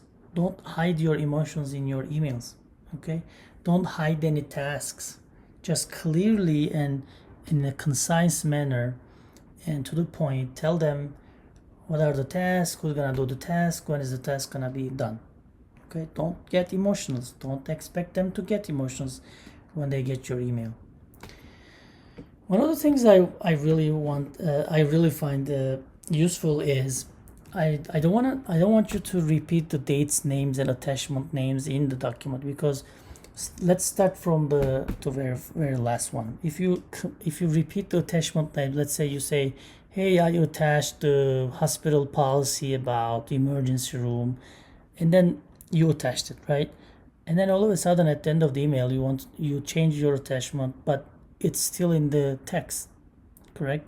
So when you change your attachment, when you add more, then you gotta go back into text and change the attachment name. So also don't repeat names and don't repeat dates. Don't repeat them twice, because if anyhow you want to change one of those, and you may forget to change the others. Okay, so the receiver will be confused and you will have a lot of follow-up emails. Your email may end up someone else's inbox. You never know, a lawyer, manager, CEO, okay? So sender's perspective. By the way, if you have any recommendations, any best practices that you are doing, please comment below, and also subscribe to the channel to get notified with the following recordings. Also, if you like, I'll be able to reach to more people. So write any action item requires. Who's gonna do what, when, and where? Okay, well, if you also include why, I'll be really happy, because I'm a why person. Write any action item requires. Don't hide any task, don't hide emotions, okay? So emails are legal documents. Beware of firewalls, blacklist, trash, and filters. We already mentioned that. Check their email, check your email, check what kind of servers and firewalls they have. They probably have some policies, what kind of emails can get into their server. So make sure you know these things. Replace attachment with links when necessary. So instead of sending attachments, send links. If your company is using tools like OneDrive, Google Drive, SharePoint, this kind of stuff, always prefer to upload the attachment on those shared spaces and then give the link in the emails. In the email, okay? What's gonna happen is your inbox will not fill up really quickly. You will save your memory. The receiver will also save memory. If they want to download it, they will not lose the file. But if they know the link is there, they will just click the link and they don't have to download anything. They don't have to look for the documents at later times for a referral. One caveat here is if you are using like a blog page or a YouTube channel or anything like that, the links may be broken. So always check your links before sending.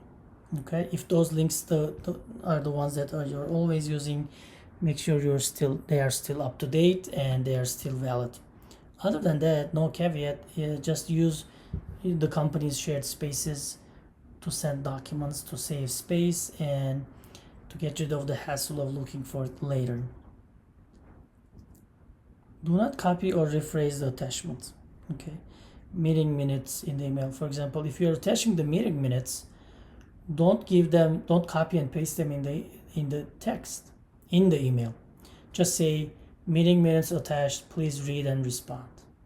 Don't say meeting minutes attached, this will do this and then that will do that. So if your purpose is just disseminate the meeting minutes, just attach it and then say, here is the meeting minutes, please read it carefully. Okay.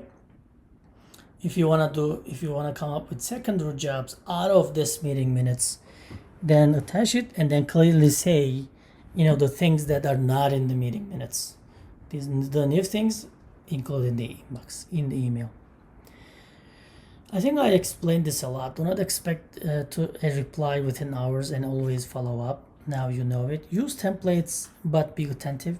I always recommend you to create your own templates and use them attentively. Okay, this will save you a lot of time crafting your email, and also they look professional because you spend time trying to come up with them, and then they look more professional. So this concludes the second part of the email communication from a sender's perspective. I'm gonna see you in the next recording for part 3, and we will do some good activities in the recording. Thank you for being here. Please like and subscribe and turn on the notifications to be aware of the next recording. Okay, what happens when you get one? So you did everything you can as preemptive attack, like a soldier, like military, before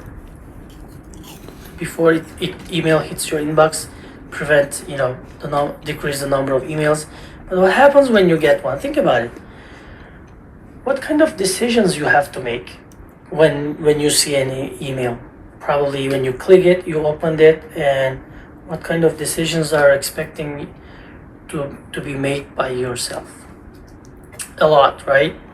From a receiver perspective, when you receive one, there may be easy things to do, like just deleting them. This even takes time, but if you decide to delete them, just delete them. Okay, that's easy. You may want to archive them. You may gonna stop by their office and talk about it, and you may want to forward it to someone, right? So these things are easy. So you have all these decisions to make. Well, some of the important stuff, some of the time-consuming stuff. You may want to do a meeting. You may manage an event. You may want to do you may have to actually. You have to prepare a content, maybe a document, include your inputs in the documents, which will take a lot of hours and days. You may have to do a meeting, or you may want to create the email chain to get experts' advice in the company. Okay, you may want to forward it to someone, or you may have to travel. Like because of this email, you may have to travel across the globe, right? You never know. So the receiver's job is even worse than sender's job, because you don't get their permission to send an email, you just send it. Okay, receivers receive all kinds of emails, personal, professional, from all departments in the company, outside the company, government, CEO, city level, you name what, right? So you want to make their job easy. So we're gonna cover those in the next recording. So key takeaways: manage your emails, not only put out fires, always keep your professionalism, adapt a structure and style of your own. Doesn't have to be the same with I recommended you in the series of email videos, but you have to have one which will make your job easy. Know your receivers. Who are they? What are their habits? What are their access to technology? What are their knowledge about technology? Watch out the email list in the company. You never know who's there and who isn't. Maybe CEO is in every email list, or one of the person that you really need, you think that they're in the email list, maybe not in the email list for some reason. Check twice, think twice, read twice, always check before you send it. Hello all, welcome back to Fun Online Learning and Teaching YouTube channel. I am glad to see you here today. Being here actually tells me that you are still continuing your effort to increase your awareness and skills about soft skills that'll make you get accepted into a job and will help you keep the job. I have actually a lot of videos about what is soft skills, what are the differences between soft skills and hard skills, how soft skills They can help us, promote in our company and find a job and sustain our social relationships. So I definitely recommend you all go back to those introductory videos recording, and I'm really happy to see you here. If you think this is helpful, please subscribe and like the video so we can reach more people that are really passionate about increasing their soft skills. Okay, so today's topic is time management. Let's deep dive into time management. Actually, when I say time management, you really need to understand the time and also understand yourself, and I will mention and cover what do I mean by that. So today I will start with some provoking thoughts and misnomers about time and bank analogy, and I want you to understand the time management from a different perspective.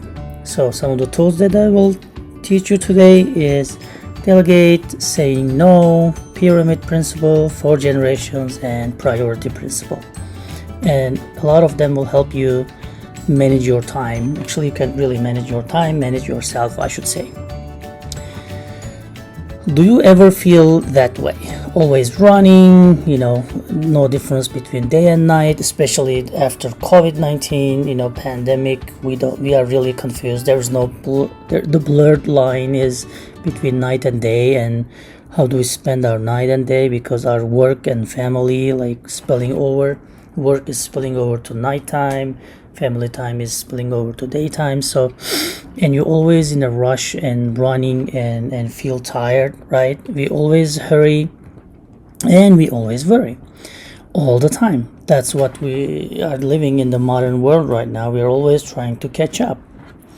We feel exhausted and overwhelmed. Let me see if you agree. Make a like or write comments so we can share our thoughts. So we feel exhausted and overwhelmed, and some part of this is time management. That's why I am here really to record this session. So we're always trying to catch up, and we're in the modern world. We feel exhausted and overwhelmed. And let me hear, do you use this sentence frequently? And which sentence?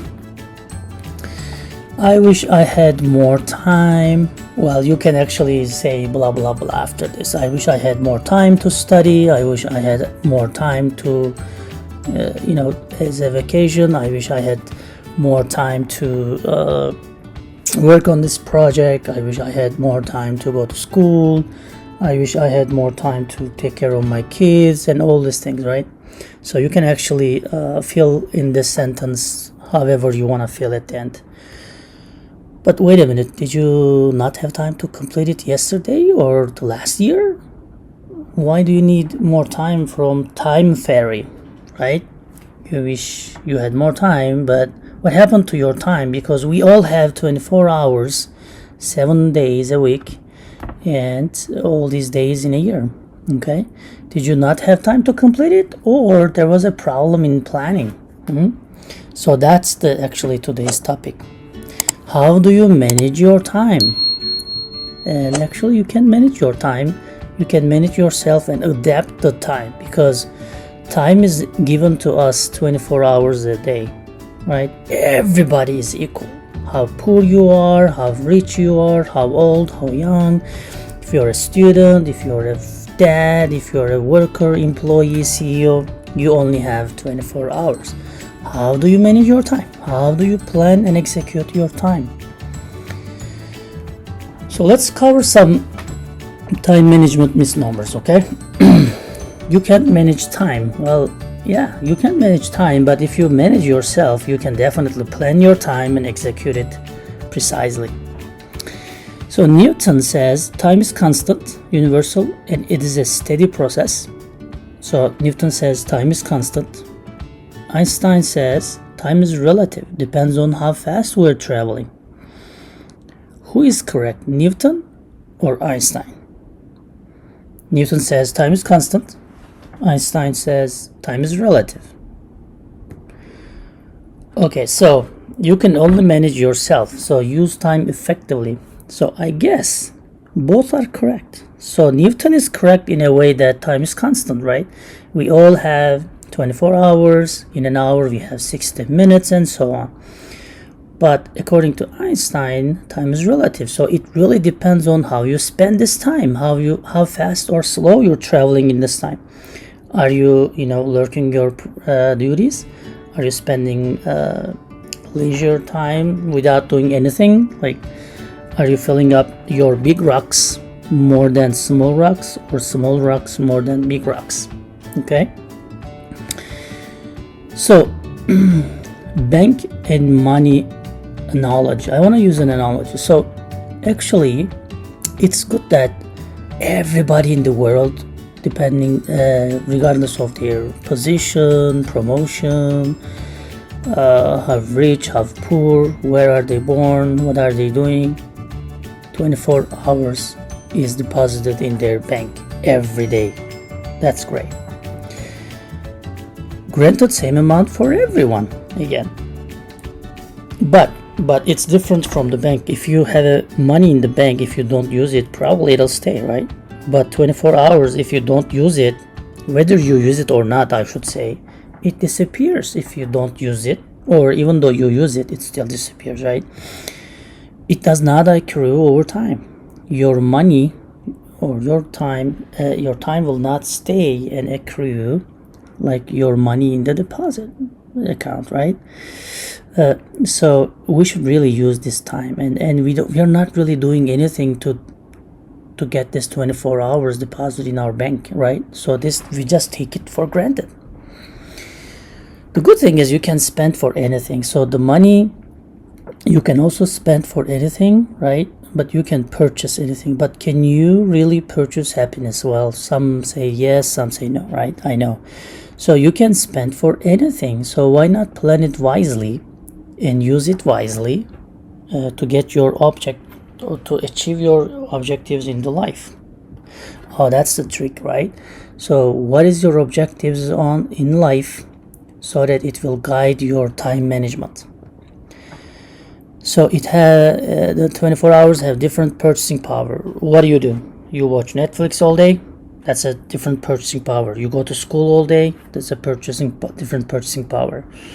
You work on your athletic skills, right, to be an Olympiad champion, it has a different purchasing power. So what do you want to purchase, right? Because it feels different amount, like in Einstein, right? Newton, that's where I said both of them are right, because it's constant as per Newton, and it's varying and relative as per Einstein. It feels different, right? Good thing is inflation and deflation does not affect our 24 hours, so that's good. We are all sure that tomorrow we will have 24 hours. Yeah. So inflation and deflation is not impacting our how many hours we have in a day. Right at this time, I want to ask you a question. Two questions actually, and spot if there is any difference, right? What time is it? Is a question, and the answer is 9 a.m., right? 9 p.m. or whatever. And what is the time, right? So this is two different questions. What time is it is an easy one, right? You just look at your watch, your clock, and say, okay, this is, it has an answer. But when I say what is time, is it constant, is it relative, what's the purchasing power of your time, then it requires thinking, and there's no really like a correct and precise and universal answer for that. And I'm gonna put this link in the description. What's your hourly rate, right? So what is the rate that you are gonna be paid when you execute and deliver a solution, right? So it really depends on how much expertise you put in this work. It shouldn't be how many hours you work, like in the traditional work environment, right? We just say, okay, this work 8 hours, so 8 times 15, you deserve $120, right? That shouldn't be the way that we are paid nowadays, right? And the employers also should change their mindset to find real experts, right? So definitely watch that video. I don't want to play it here because it's copyright problems maybe. So this brings me to horology. What's horology? Study of time. Study of time. So old people, ancient people use stars to understand the time, and moon and crops, seasons, rivers, right?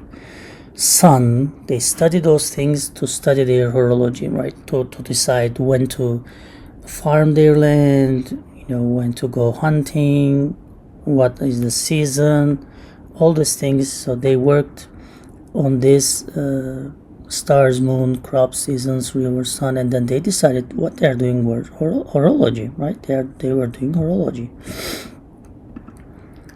And then we built clocks, right? And all kinds of clocks and watches. And this is really precise calibration, right? Nowadays our clocks have precise calibration. They are off only a second in every 20 million years. It's only off a second in every 20 million years, which I think we're not worried, right?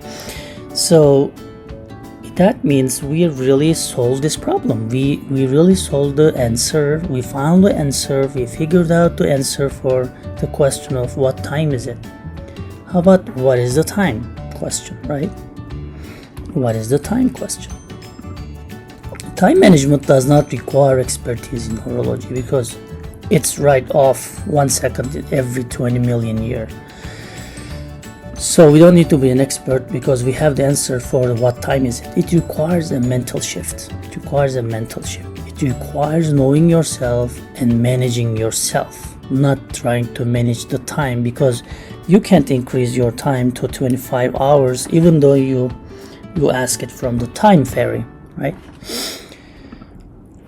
So it's about managing yourself, okay? Managing yourself, managing your decisions, decreasing the need for a decision, right? So with the decision support systems and procedures, set up mechanism to reach a decision really quickly. That's most of the time we ignore this in daily lives, right? But life is about decision making. Let others decide for you, and I'm gonna mention delegation in the next video, so you can definitely delegate some of your responsibilities to other people, employees that you trust and you educate, right? So if you decrease these things, then you will have more time to do, other stuff that you aim to do in the life. There's no right way to do it. You have to explore you within you. So what does that mean? So understand yourself first. What are your goals in life? What do you want to do? You want to be an engineer? You want to be a dad? You want to be world, climate, global warming, what should I say? Global warming advocate? You want to be a, world famous artist, musician? What do you want to be? What are your goals, right? And what are your objectives? How can you achieve these goals? What are your values, right? What do you believe? What do you expect from life? What are your values? You want to help people, or you are more to an individualistic person? What are your principles in life, right? What's the purpose of your life? Have you ever thought about this, that this would have a major impact in your time management? Yeah, what's the purpose of your life? And think about it. What makes you happy? Because whatever makes you happy, probably you should do more. That might be one of your big rocks. Okay. What is the essence of you being in this world, right? So when you answer all these things, that you will decide on what's your goals, what's your objectives, what makes you happy. Then you will decide big rocks and small rocks and sand.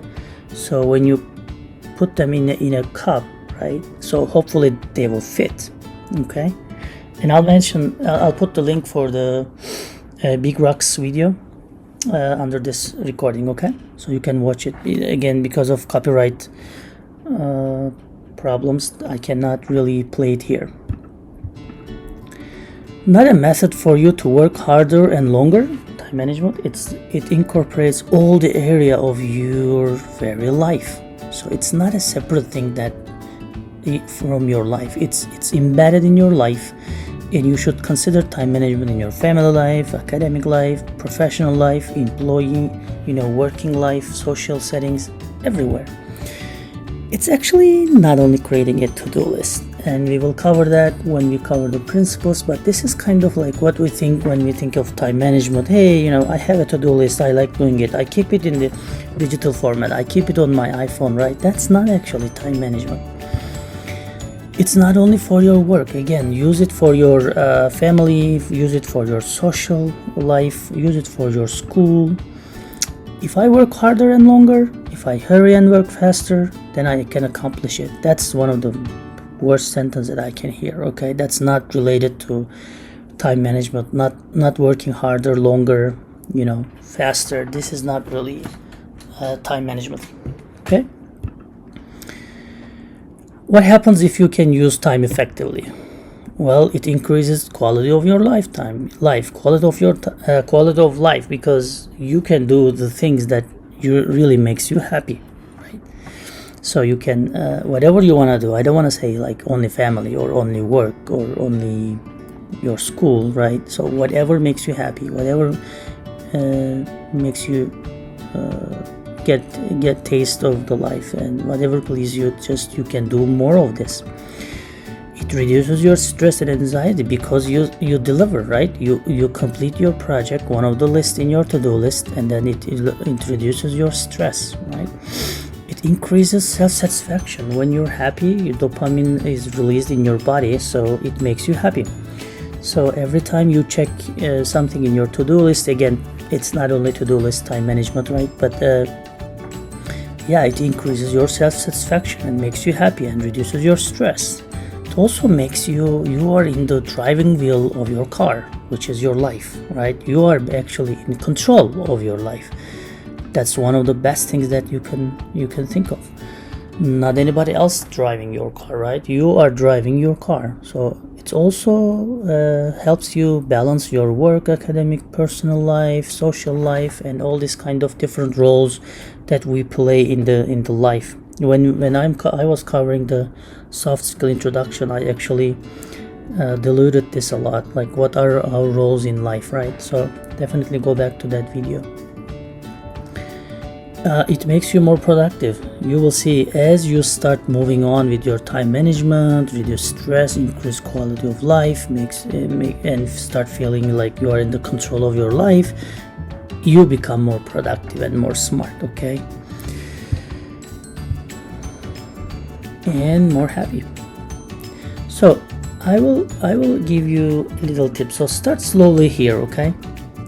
Write a mission statement. What's your goal and objective in your life?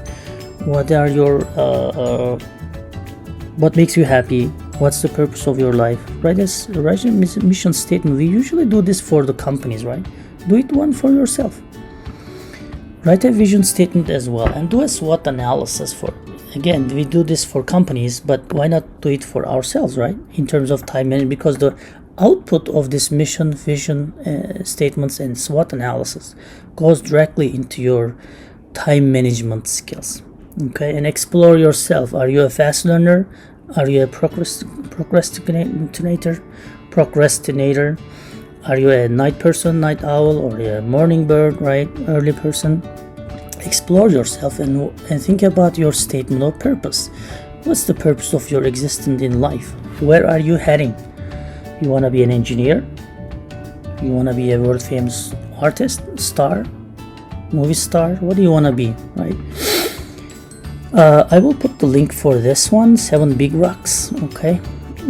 It's about the productivity and time management. Actually, it helps design your life, but because of copyright issues, I will just include the link beneath this description so you can watch it later.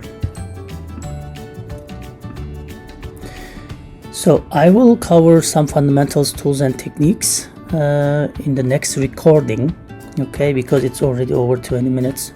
so I'll record it next time, and definitely you can find it in the next video. If you really like this video, please just click the like button and consider subscribing to my channel, so then it motivates me and it encourages me to come back and do more videos.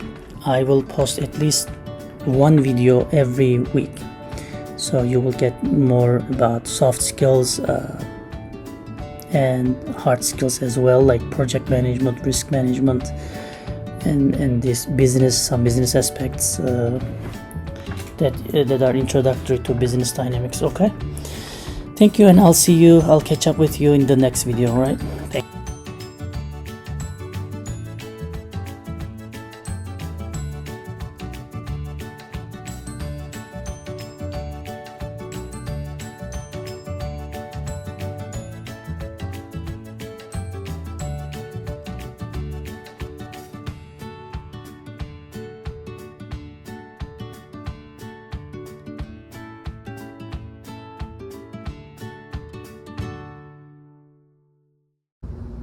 Hello, welcome to my channel, Fun Online Teaching and Learning. Today we are covering time management. This is the second video that I am doing about time management. We already covered the fundamentals, what's the difference between horology and what is the difference between time management, what is the difference between what time is it, and then what is the time. So we covered some philosophical aspects of it, and now I want you to be able to understand your big rocks and small rocks to put in the cup. Okay, so this time management does not require expertise in horology. It requires a mental shift. So today we are gonna work on your mental shift. Okay, it requires knowing yourself and managing yourself. It's not a to-do list. It's not always working harder and more faster. It's about changing your mindset. Hopefully today's lecture will help you, and the recording will help you to do that, or at least think about it. Okay, here is my question. What if somebody's recording your day and recording your week, every minute, every hour? Why am I mentioning this in a time management session? Because that's very important. If somebody was recording your day and your week, what would you do differently? What would you stop doing? What would you do more of what you're doing? It's very important. Very, very important. Because Peter Drucker says the first step towards effectiveness is a procedure in the time management, and it's recording where the time goes. How many of us don't know where the time goes, but we try to manage our time? That's not reasonable. If you want to manage your time, if you want to plan your time, you really want to first of all understand where does your time goes, because we already mentioned this, right? We talked about this in the previous recording and said, without really doing anything, everybody, regardless of their ranks, regardless of their age, regardless of their country, everybody is deposited 24 hours in the bank every day without really doing anything, right? So you want to know where the time goes first. Here are a few principles that you can use to understand what type of person you are and how you should start planning your time. So first start with the bottom, okay? So define your values. We mentioned that, right? What's your purpose in life? What do you want to do? What do you want to achieve? How do you want to be remembered, right? Define your values. How about long-term goals? Okay, so based on these values, what are your long-term goals?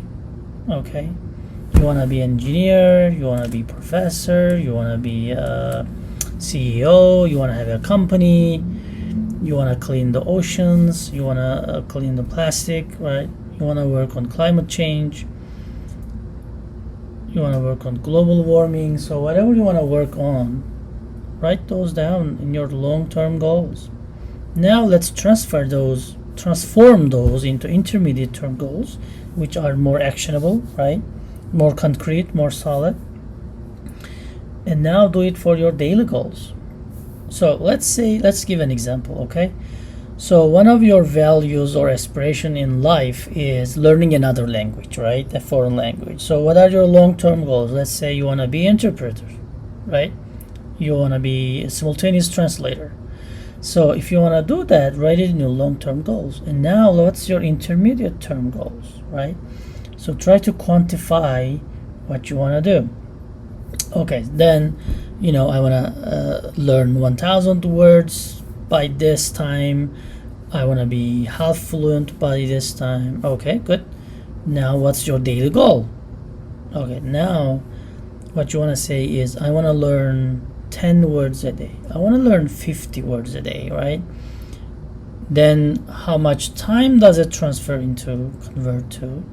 Maybe 1 hour. Now what you want to do is put that 1 hour, reserve that 1 hour in your day for your value, for your long-term goal, okay? If this not there every day, if you don't learn 10 words, 100 words, 50 words, whatever is your daily goal is, you're not going to achieve your long-term goals, okay? So don't let other things wash away your values. In this case, your long-term goal is being a simultaneous translator, okay? Because it requires time and effort. You can't really be one when you wake up suddenly.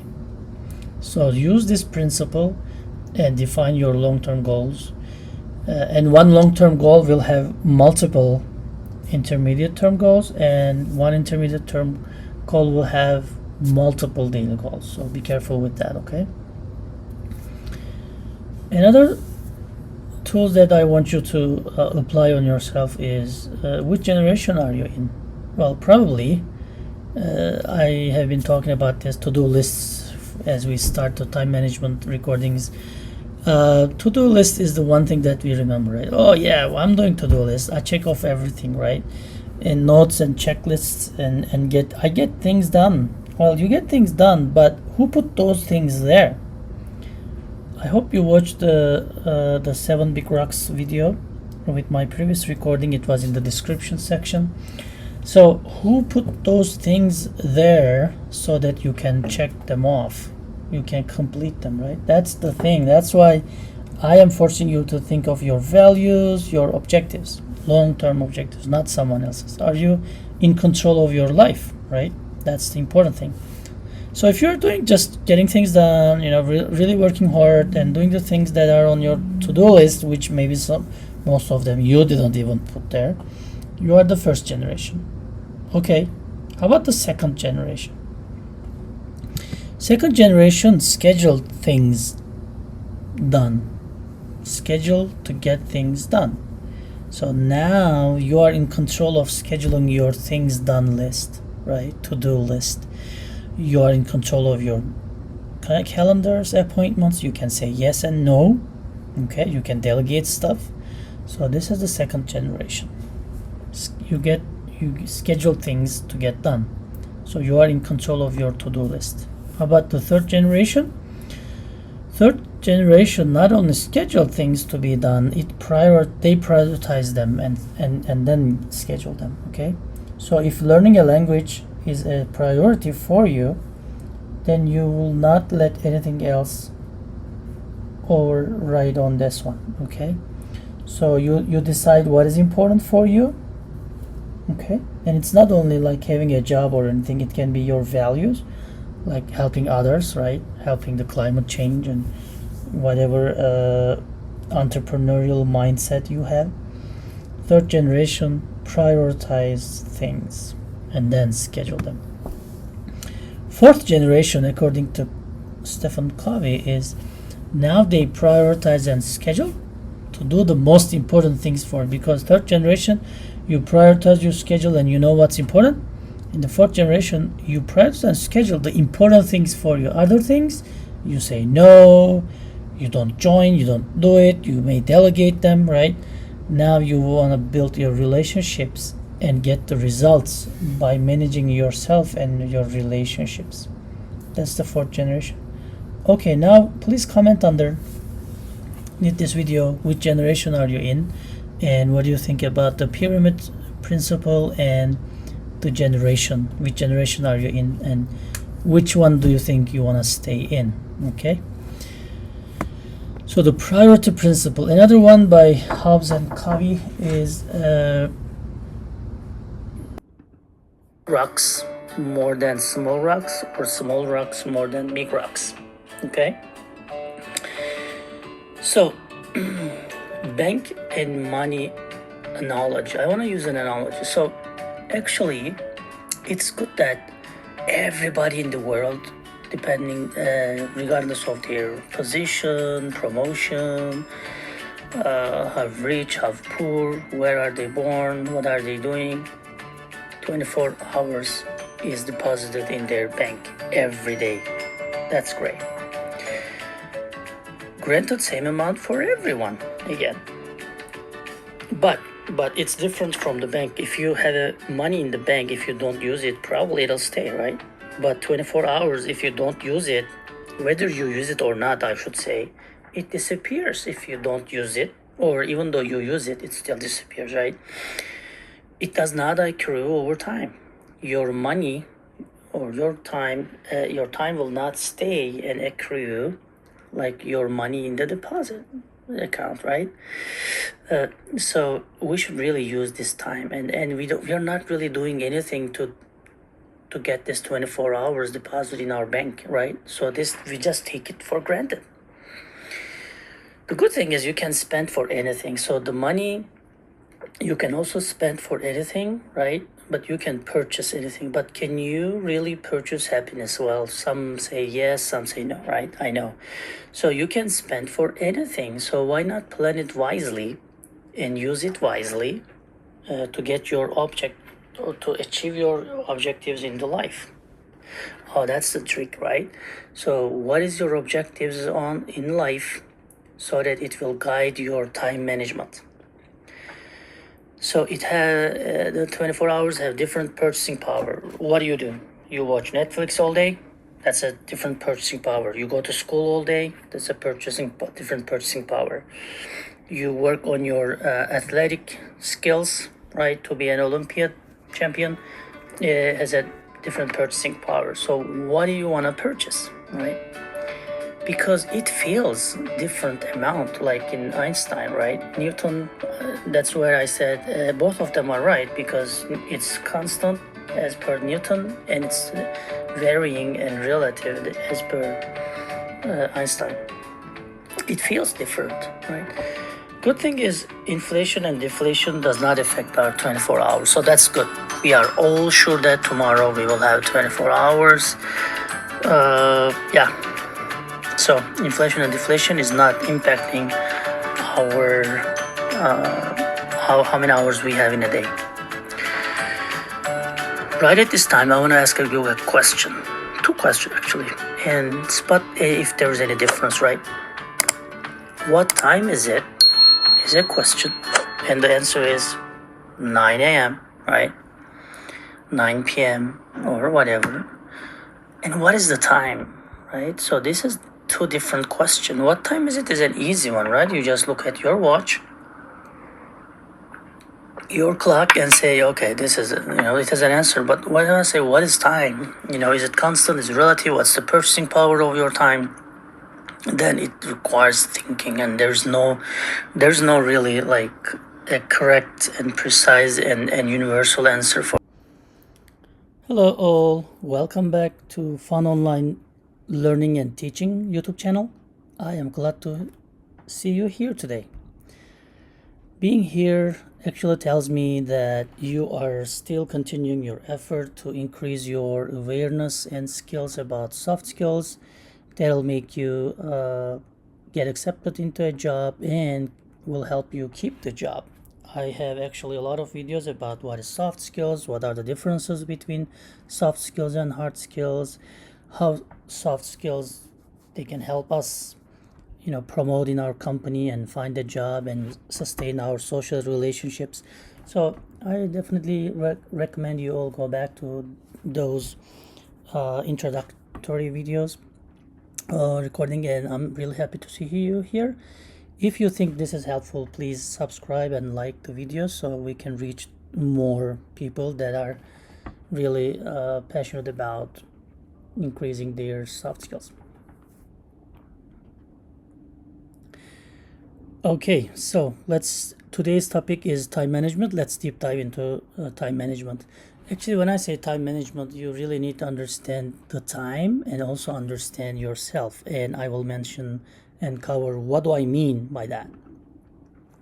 So today I will start with some provoking thoughts and misnomers about time and bank analogy, and I want you to understand the time management from a different perspective.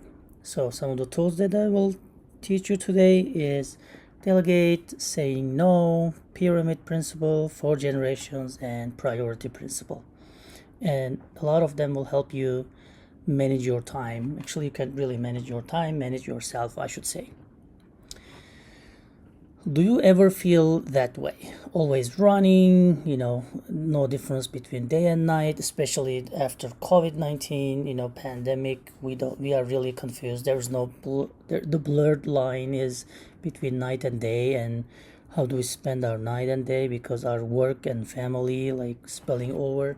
Work is spilling over to nighttime, family time is spilling over to daytime. So, and you're always in a rush and running and feel tired, right? We always hurry and we always worry all the time. That's what we are living in the modern world right now. We are always trying to catch up. We feel exhausted and overwhelmed. Let me see if you agree. Make a like or write comments so we can share our thoughts. So we feel exhausted and overwhelmed, and some part of this is time management. That's why I am here really to record this session. So we are always trying to catch up, and we're in the modern world. We feel exhausted and overwhelmed. And let me hear, do you use this sentence frequently? And which sentence? I wish I had more time. Well, you can actually say blah blah blah after this. I wish I had more time to study. I wish I had more time to as a vacation. I wish I had more time to work on this project. I wish I had more time to go to school. I wish I had more time to take care of my kids and all these things, right? So you can actually fill in this sentence however you want to fill at the end. But wait a minute, did you not have time to complete it yesterday or the last year? Why do you need more time from Time Fairy, right? You wish you had more time, but what happened to your time? Because we all have 24 hours, 7 days a week, and all these days in a year, okay? Did you not have time to complete it, or there was a problem in planning? So that's actually today's topic. How do you manage your time? And actually you can manage your time. You can manage yourself and adapt the time, because time is given to us 24 hours a day, right? Everybody is equal. How poor you are, how rich you are, how old, how young. If you're a student, if you're a dad, if you're a worker, employee, CEO, you only have 24 hours. How do you manage your time? How do you plan and execute your time? So let's cover some time management misnomers, okay? You can't manage time. Well, yeah, you can manage time, but if you manage yourself, you can definitely plan your time and execute it precisely. So Newton says time is constant, universal, and it is a steady process. So Newton says time is constant. Einstein says time is relative, depends on how fast we're traveling. Who is correct, Newton or Einstein? Newton says time is constant. Einstein says time is relative. Okay, so you can only manage yourself, so use time effectively. So I guess both are correct. So Newton is correct in a way that time is constant, right? We all have 24 hours. In an hour, we have 60 minutes and so on. But according to Einstein, time is relative. So it really depends on how you spend this time, how fast or slow you're traveling in this time. Are you, lurking your duties? Are you spending leisure time without doing anything? Like, are you filling up your big rocks more than small rocks, or small rocks more than big rocks? Okay. So, bank and money analogy. I want to use an analogy. So, actually, it's good that everybody in the world, depending, regardless of their position, promotion, how rich, how poor, where are they born, what are they doing, 24 hours is deposited in their bank every day. That's great. Granted, same amount for everyone again. But it's different from the bank. If you have money in the bank, if you don't use it, probably it'll stay, right? But 24 hours, if you don't use it, whether you use it or not, I should say, it disappears if you don't use it, or even though you use it, it still disappears, right? It does not accrue over time. Your money or your time will not stay and accrue like your money in the deposit account, right? So we should really use this time, and we are not really doing anything to get this 24 hours deposit in our bank, right? So we just take it for granted. The good thing is you can spend for anything. So the money you can also spend for anything, right? But you can purchase anything. But can you really purchase happiness? Well, some say yes, some say no, right? I know. So you can spend for anything. So why not plan it wisely and use it wisely to get your object, or to achieve your objectives in the life? Oh, that's the trick, right? So what is your objectives in life, so that it will guide your time management? So the 24 hours have different purchasing power. What do? You watch Netflix all day, that's a different purchasing power. You go to school all day, that's a different purchasing power. You work on your athletic skills, right, to be an Olympiad champion, it has a different purchasing power. So what do you want to purchase, right? Because it feels different amount, like in Einstein, right? Newton, that's where I said both of them are right, because it's constant as per Newton, and it's varying and relative as per Einstein. It feels different, right? Good thing is inflation and deflation does not affect our 24 hours, so that's good. We are all sure that tomorrow we will have 24 hours. Yeah. So inflation and deflation is not impacting our how many hours we have in a day. Right at this time, I want to ask you a question, 2 questions actually, and spot if there is any difference, right? What time is it? Is a question, and the answer is 9 a.m., right? 9 p.m. or whatever. And what is the time, right? So this is 2 different questions. What time is it is an easy one, right? You just look at your watch, your clock, and say, okay, this is, it has an answer. But when I say what is time, is it constant, is it relative, what's the purchasing power of your time, then it requires thinking, and there's no really like a correct and precise and universal answer for that. And I'm gonna put this link in the description. What's your hourly rate, right? So what is the rate that you are gonna be paid when you execute and deliver a solution, right? So it really depends on how much expertise you put in this work. It shouldn't be how many hours you work, like in the traditional work environment, right? We just say, okay, this work 8 hours, so 8 times 15, you deserve $120, right? That shouldn't be the way that we are paid nowadays, right? And the employers also should change their mindset to find real experts, right? So definitely watch that video. I don't want to play it here because it's copyright problems maybe. So this brings me to horology. What's horology? Study of time. Study of time.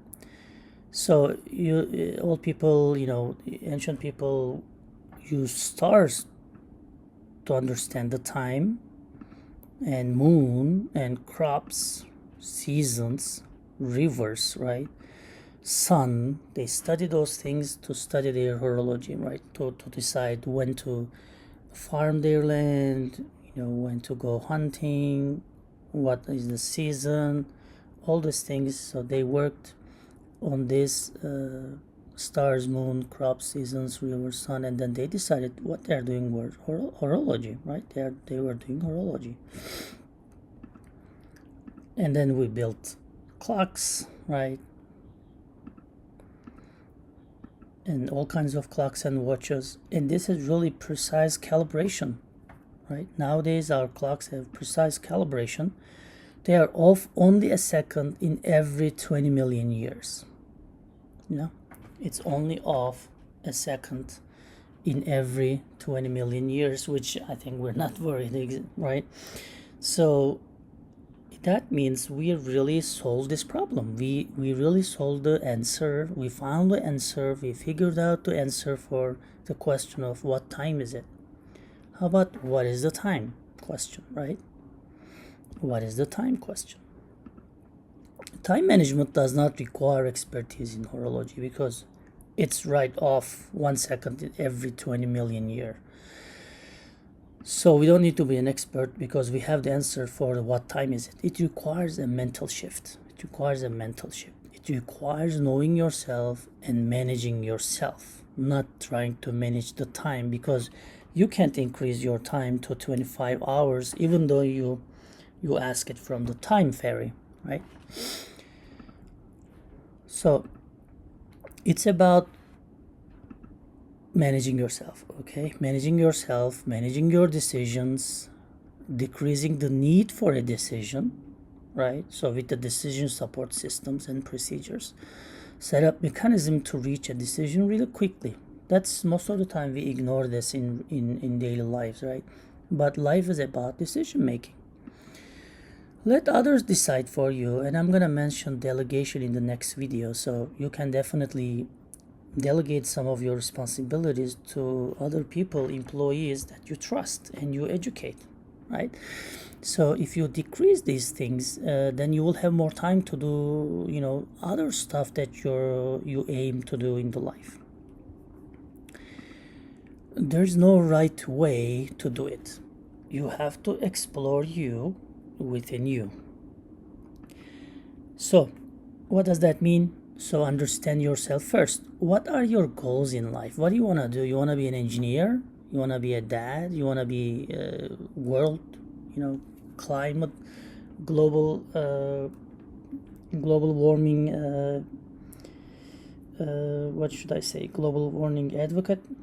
You want to be a, world famous artist, musician? What do you want to be? What are your goals, right? And what are your objectives? How can you achieve these goals?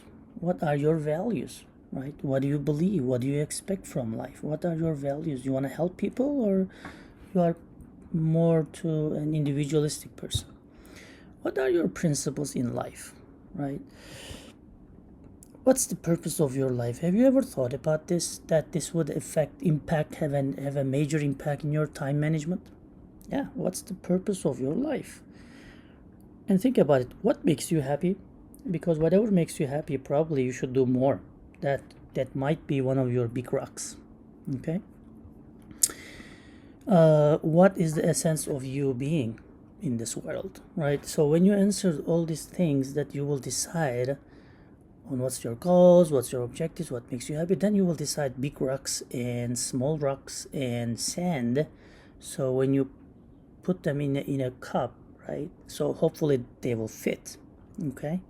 And I'll put the link for the big rocks video under this recording. Okay, so you can watch it. Again, because of copyright problems, I cannot really play it here. not a method for you to work harder and longer. Time management, it incorporates all the area of your very life. So it's not a separate thing that from your life. It's embedded in your life, and you should consider time management in your family life, academic life, professional life, employee, working life, social settings, everywhere. It's actually not only creating a to-do list, and we will cover that when we cover the principles, but this is kind of like what we think when we think of time management. Hey, I have a to-do list, I like doing it, I keep it in the digital format, I keep it on my iPhone, right? That's not actually time management. It's not only for your work. Again, use it for your family, use it for your social life, use it for your school.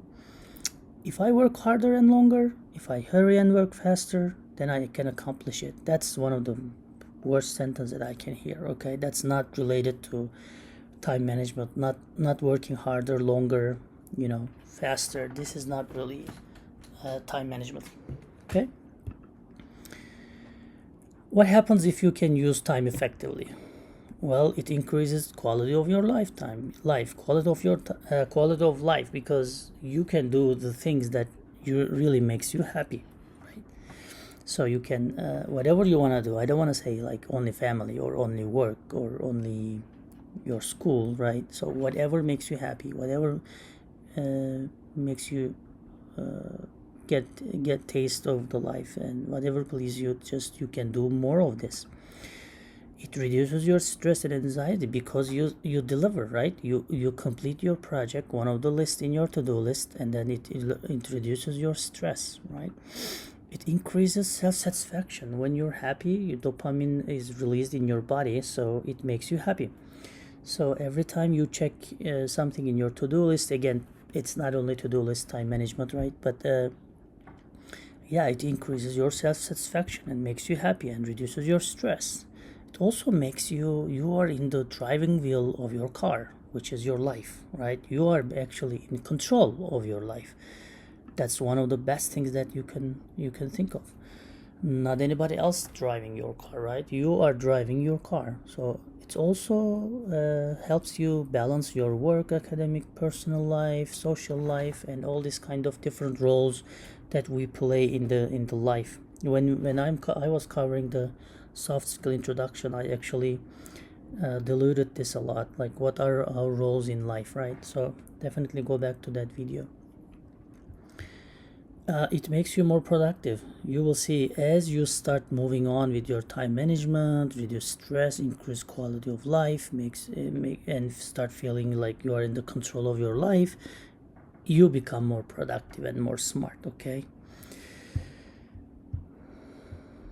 And more happy. So I will give you a little tip. So start slowly here, okay? Write a mission statement. What's your goal and objective in your life? What are your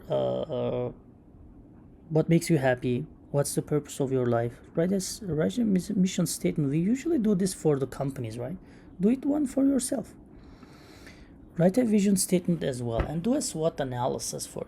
Again, we do this for companies, but why not do it for ourselves, right? In terms of time management, because the output of this mission, vision statements, and SWOT analysis goes directly into your time management skills. Okay, and explore yourself. Are you a fast learner? Are you a procrastinator? Are you a night person, night owl, or a morning bird, right? Early person. Explore yourself and think about your statement of purpose. What's the purpose of your existence in life? Where are you heading? You want to be an engineer? You want to be a world famous artist, star, movie star? What do you want to be, right? I will put the link for this one, 7 Big Rocks, okay? It's about the productivity and time management. Actually, it helps design your life, but because of copyright issues, I will just include the link beneath this description so you can watch it later. So I will cover some fundamentals, tools, and techniques in the next recording, okay, because it's already over 20 minutes. So I'll record it next time, and definitely you can find it in the next video. If you really like this video, please just click the like button and consider subscribing to my channel, so then it motivates me and it encourages me to come back and do more videos. I will post at least one video every week, so you will get more about soft skills and hard skills as well, like project management, risk management, and this some business aspects that are introductory to business dynamics. Okay, thank you, and I'll catch up with you in the next video. All right, thanks. Hello, welcome to my channel, Fun Online Teaching and Learning. Today we are covering time management. This is the second video that I am doing about time management. We already covered the fundamentals, what's the difference between horology, and what is the difference between time management, what is the difference between what time is it, and then what is the time. So we covered some philosophical aspects of it, and now I want you to be able to understand your big rocks and small rocks to put in the cup. Okay, so this time management does not require expertise in horology. It requires a mental shift. So today we are gonna work on your mental shift. Okay, it requires knowing yourself and managing yourself. It's not a to-do list. It's not always working harder and more faster. It's about changing your mindset. Hopefully today's lecture will help you, and the recording will help you to do that, or at least think about it. Okay, here is my question. What if somebody's recording your day and recording your week, every minute, every hour? Why am I mentioning this in a time management session? Because that's very important. If somebody was recording your day and your week, what would you do differently? What would you stop doing? What would you do more of what you're doing? It's very important. Very, very important. Because Peter Drucker says the first step towards effectiveness is a procedure in the time management, and it's recording where the time goes. How many of us don't know where the time goes, but we try to manage our time? That's not reasonable. If you want to manage your time, if you want to plan your time, you really want to first of all understand where does your time goes, because we already mentioned this, right? We talked about this in the previous recording and said, without really doing anything, everybody, regardless of their ranks, regardless of their age, regardless of their country, everybody is deposited 24 hours in the bank every day without really doing anything, right? So you want to know where the time goes first. Here are a few principles that you can use to understand what type of person you are and how you should start planning your time. So first start with the bottom, okay?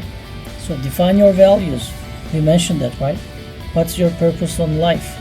What do you want to do? What do you want to achieve? How do you want to be remembered, right? Define your values. How about long-term goals? Okay, so based on these values, what are your long-term goals? Okay, you want to be an engineer, you want to be a professor, you want to be a CEO, you want to have a company, you want to clean the oceans, you want to clean the plastic, right? You want to work on climate change, you want to work on global warming. So whatever you want to work on, write those down in your long-term goals. Now let's transform those into intermediate term goals, which are more actionable, right? More concrete, more solid. And now do it for your daily goals.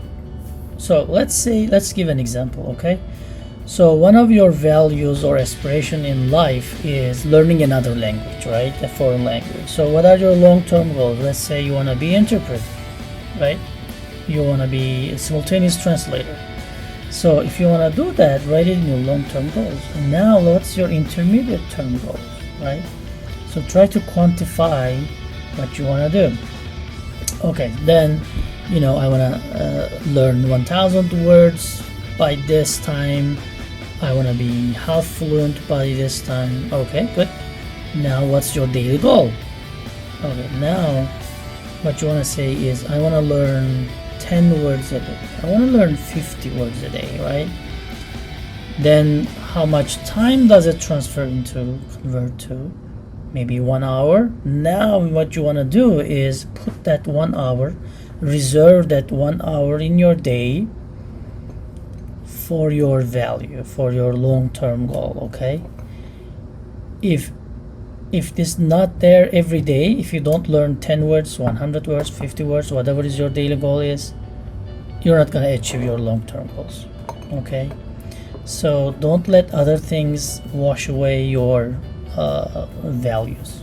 In this case, your long-term goal is being a simultaneous translator. Okay, because it requires time and effort. You can't really be one when you wake up suddenly.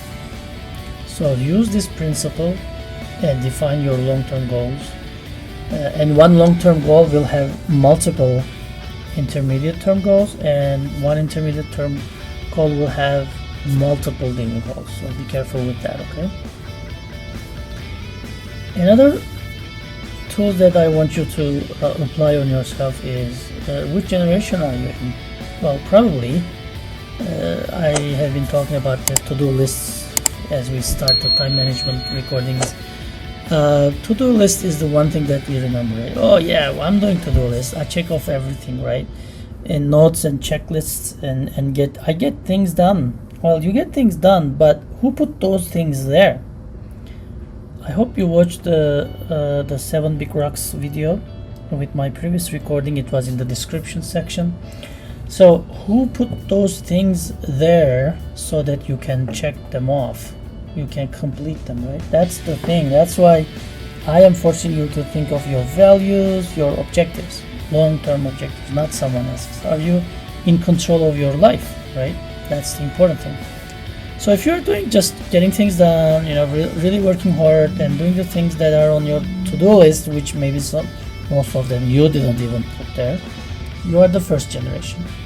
Okay, how about the second generation? Second generation schedule things done. Schedule to get things done. So now you are in control of scheduling your things done list, right? To-do list. You are in control of your calendars, appointments. You can say yes and no. Okay, you can delegate stuff. So this is the second generation. You schedule things to get done. So you are in control of your to-do list. How about the third generation? Third generation not only schedule things to be done, they prioritize them and then schedule them. Okay, so if learning a language is a priority for you, then you will not let anything else override on this one. Okay, so you decide what is important for you. Okay, and it's not only like having a job or anything, it can be your values, like helping others, right? Helping the climate change and whatever entrepreneurial mindset you have.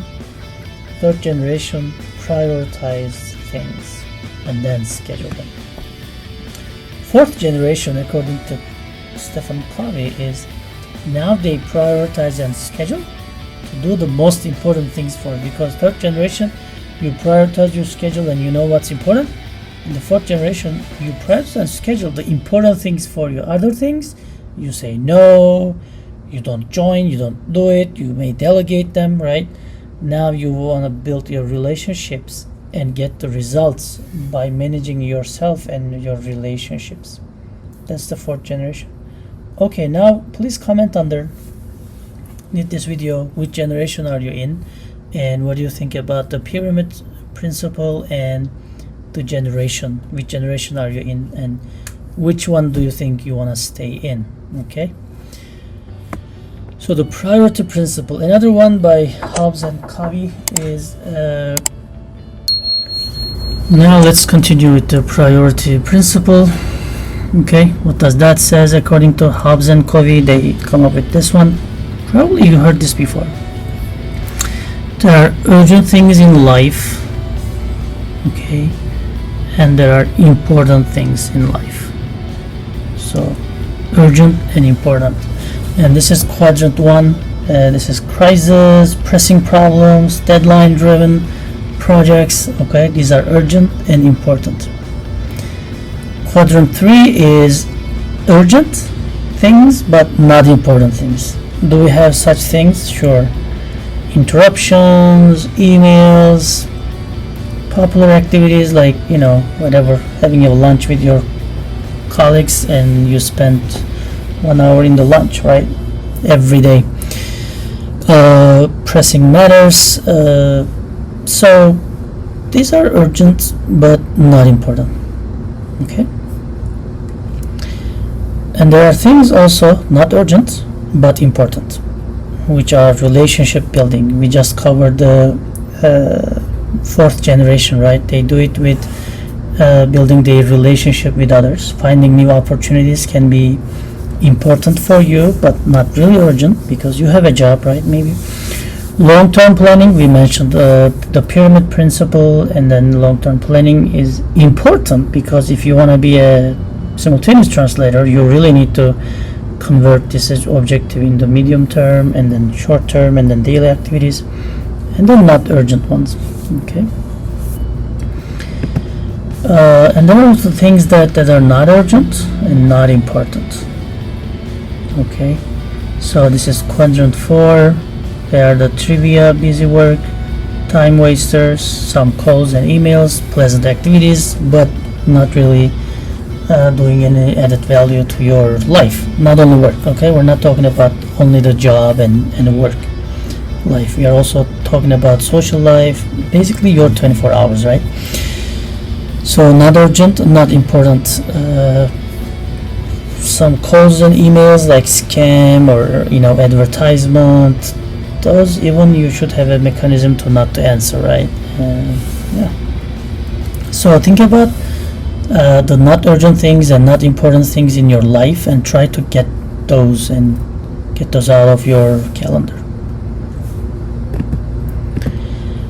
Time is what we want most, but what we use worse, unfortunately, because it's already, we don't do anything, it's just deposited, but we use it worse because we know tomorrow we're gonna have 24 hours, right?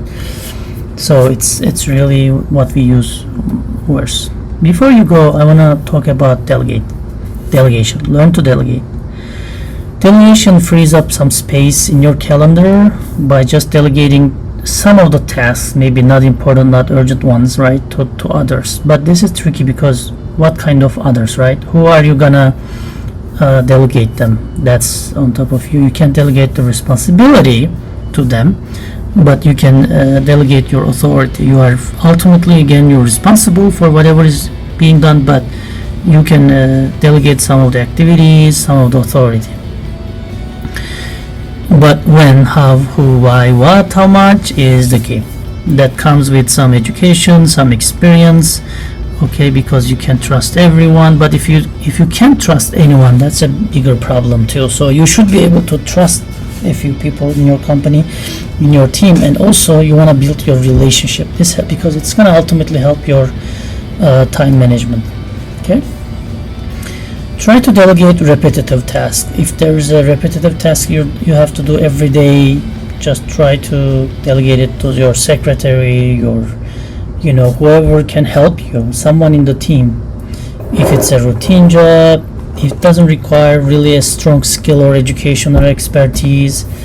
It's important but not urgent. If it's not urgent but it's still important, have someone deal with that problem, and when it becomes urgent or close to urgent, then you can talk to them.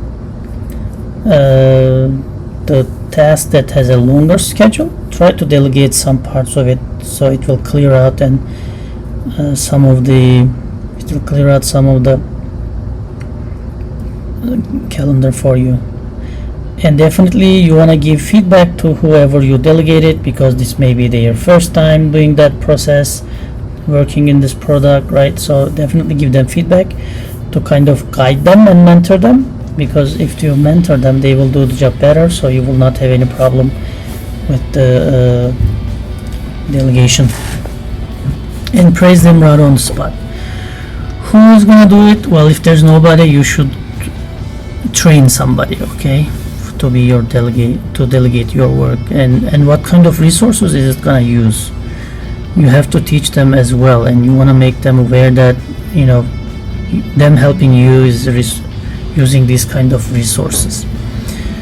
Decide what's your involvement. Now, once you delegate it, let them do the job. You don't want to micromanage and be involved in every action again. Then it's a time waster anyways, right? And whoever you delegated the task, they will not be happy with you interfering all the time. Write down instructions, and you want to invest in people by building relationship, educating them and training them and saying them thank you.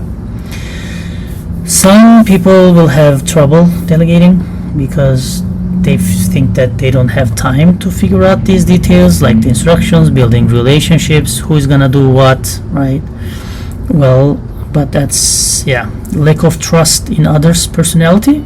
Those kind of people will have always trouble delegating, and they will try to do everything by themselves. But as you promote in the company ladder, right, as you promote and you climb up the ladder, it's impossible for you to do all the job. Lack of trust in other skills. A little bit perfectionist people will also have trouble delegating because they will think that others will not do a good job. So they will wait and do everything themselves. Some people like to micromanage and they will not delegate. And some people will also think that, hey, if I let others do it, I don't have a control over the process or the results, so I really have to do this myself, right? That's what they say. The second thing I want you to know is saying no. Okay. They ask you to do it because they don't have time. People will tell you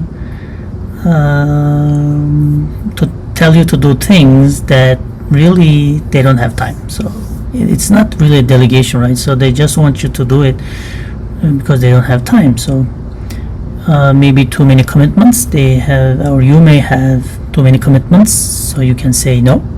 Okay, or you can say yes. Well, saying yes does not avoid conflict, so if you say yes to everything, that's not good, because then you will have trouble prioritizing and marking the completion and making the progress in every item. Don't try to be a people pleaser. Okay, say no, but I want to recommend you say no without saying no. Okay, even though it's your boss, being a people pleaser is not really good. People don't like those kind of, because at the end they can't deliver, right? They will not deliver on time, and now it will be everybody's problem. Be a little bit politically correct and say no without saying no, okay? And with the tone of your voice and your attribute, your body language, and be honest and act in clear fashion. For example, even though it's your boss, try to tell, hey boss, I am working on these 2 projects. If you give me this one too, I wonder which one of these 2, the previous one, I can, you can give me more timeline for that, right? So that'll be a discussion for you and me, and maybe she or he will say, hey, the first one, I can do it 1 week later, but please prioritize this one first. Then everybody's happy. Okay. You should also respect others' time. So takeaway, time management is not only horology. Time management is about really managing yourself. Approach from a strategic planning perspective. Well, you should explore yourself and decide your values and objectives in life, and then start doing your calendar. Learn these tools and apply them. If you don't apply, it's not gonna help. Just marking the correct answer in a multiple choice question is not gonna help, okay? So learn tools and apply. And delegate. Learn delegation and learn also saying no. I'll catch up with you in another video. If you think this video is helpful, just subscribe the channel and then like, so others can also benefit from the content. Thank you, and see you in another video.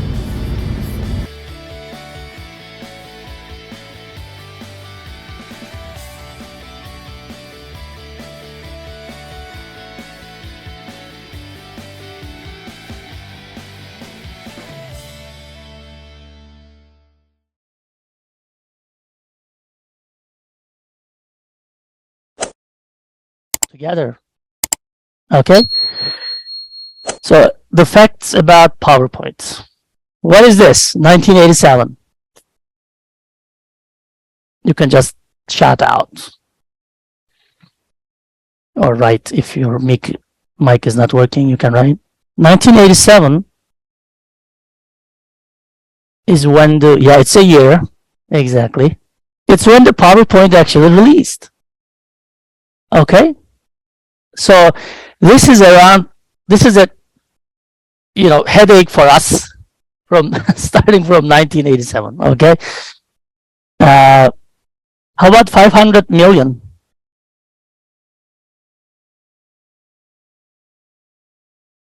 Let me get users. Yeah. Subscribe users, 500 million. So it's a headache for 500 million people to create it, but the remaining people are listening, right? We're just, they are just watching it, looking at the PowerPoint and trying to understand what is there. Yeah, number of download. 500 million is the number of users, okay? What is 10 minutes?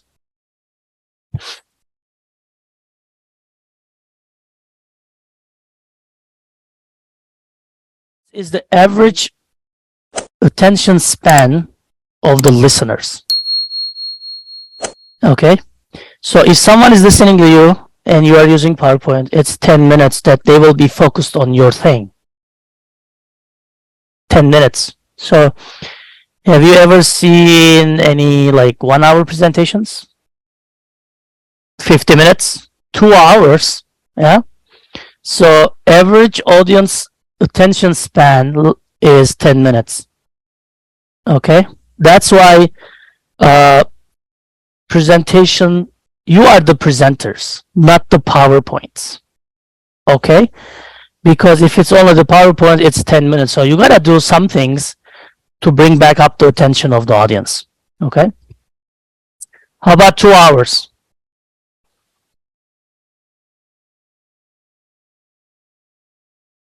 Two hours is the average time spent to create a PowerPoint. Yeah, exactly, Jacob. Time to build a PowerPoint. How about 40 words? That's easy. It's per slide. 40 words per slide. It's average. In the globe, there's 40 words on a slide. How about reading slides? What do you think this is?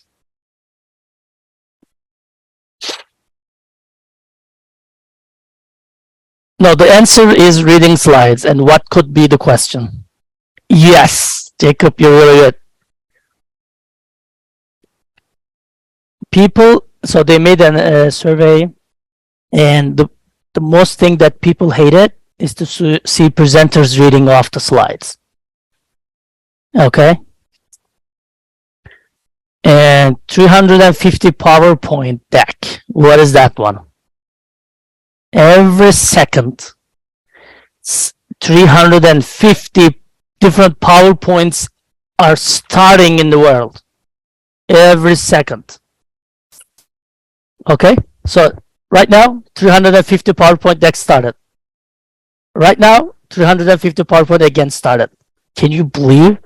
So that's something that you guys need to learn. We need to learn and practice. It's not only where is the button, it's the mentality, the philosophy of how to build one. Okay?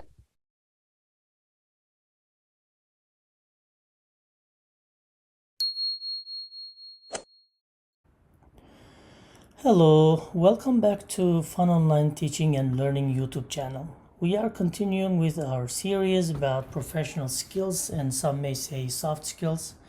And I'm glad to see you here today again, because that shows you want to learn more about soft skills and professional developments, which we call lift skills, interpersonal skills, human skills. If you didn't watch why soft skills and professional skills are important, I'm going to put the link in the description so you can go back and see the first recording that we did together, and where we discussed why soft skills are important, and sometimes even more important than hard skill. So today we are covering emails from a sender perspective. But in first part, I'm going to cover emails, and I'm going to give you strategies about how to manage emails. Before we start, I would ask you to please like and subscribe and turn on your notifications so you will be notified from the new videos I will issue every Monday and every Thursday. All right, let's deep dive. So this recording, I'm going to talk about communication model, definition, and I'm going to recommend you my approach to how I approach to emails from sender's perspective and receiver's perspective. We're going to do some hands-on activity, and I'm going to close with the takeaways. And in the second recording, part 2 of emails, we're going to look at from a sender's perspective, and I will have probably a part 3 where I'm gonna look at from a receiver's perspective. All right, I'm gonna mention what do I mean about when I say sender and when I say receiver. Alrighty, so in the communications, okay, there's always a sender, a receiver, a method or means, and a feedback. Okay, in this communications model, you want to make sure that it's your responsibility as a sender to make sure that the receiver receives and understands the message as intended. This is your responsibility as a sender. There's a lot of things hidden in the centers. First of all, you want to make sure that the receiver receives your email, right? Today we're talking about email. So what do I mean by the receiver receives your email? Maybe the person is not there anymore. Maybe that's not his email or her email anymore, right? Maybe that email is invalid now. Maybe he's on vacation, right? Maybe he's out of office. So make sure he receives your email, okay? Very important. Second one, you want to make sure that they understand the message, okay? Well, that's our job as a sender today. We're going to play sender, so you want to make sure that they understand the message. Well, they can understand the message, but we want them to understand the message from our perspective, how we want to tell them, right? So that's really, really important. It's a tough job. So same is valid for managing emails, okay? Emails is not any different, but there's more to add. Emails are like a hand grenade and landmines. What do I mean by that? Okay, that's strange, right? Landmines and hand grenades. Well, it's fairly easy to deploy. When you write a few sentences, when you write a few words, you can just hit enter and there you go, it's deployed. It's fairly easy to deploy. And this is for hand grenades, it's easy to deploy. Landmines, not much, right? Usually arrive out of blue. You never know when an email will end up your inbox. And think about it. How many of you, received an email that he approved, right? Nobody seeks for our approval before they send an email to our inbox, right? It just comes out of the blue.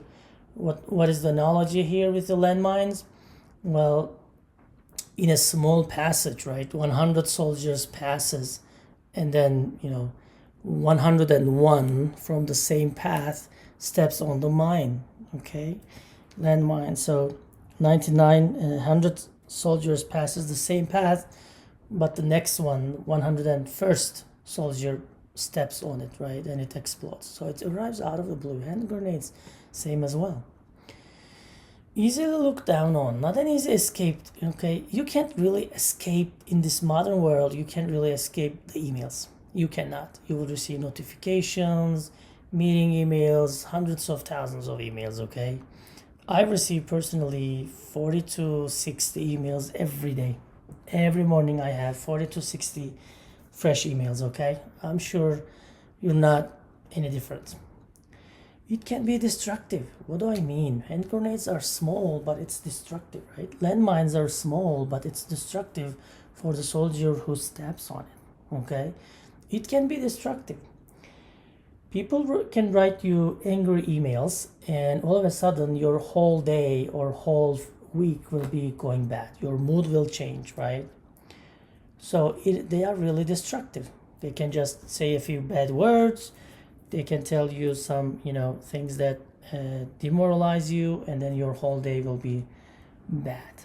Okay, they can be really destructive. They can be lethal as well. You never know if the HR is sending you an email saying that your position is not valid anymore, gonna close in 4 weeks, so you better find a job, right? They are lethal a lot of the times. Maybe it's saying you're not authorized to work anymore, or I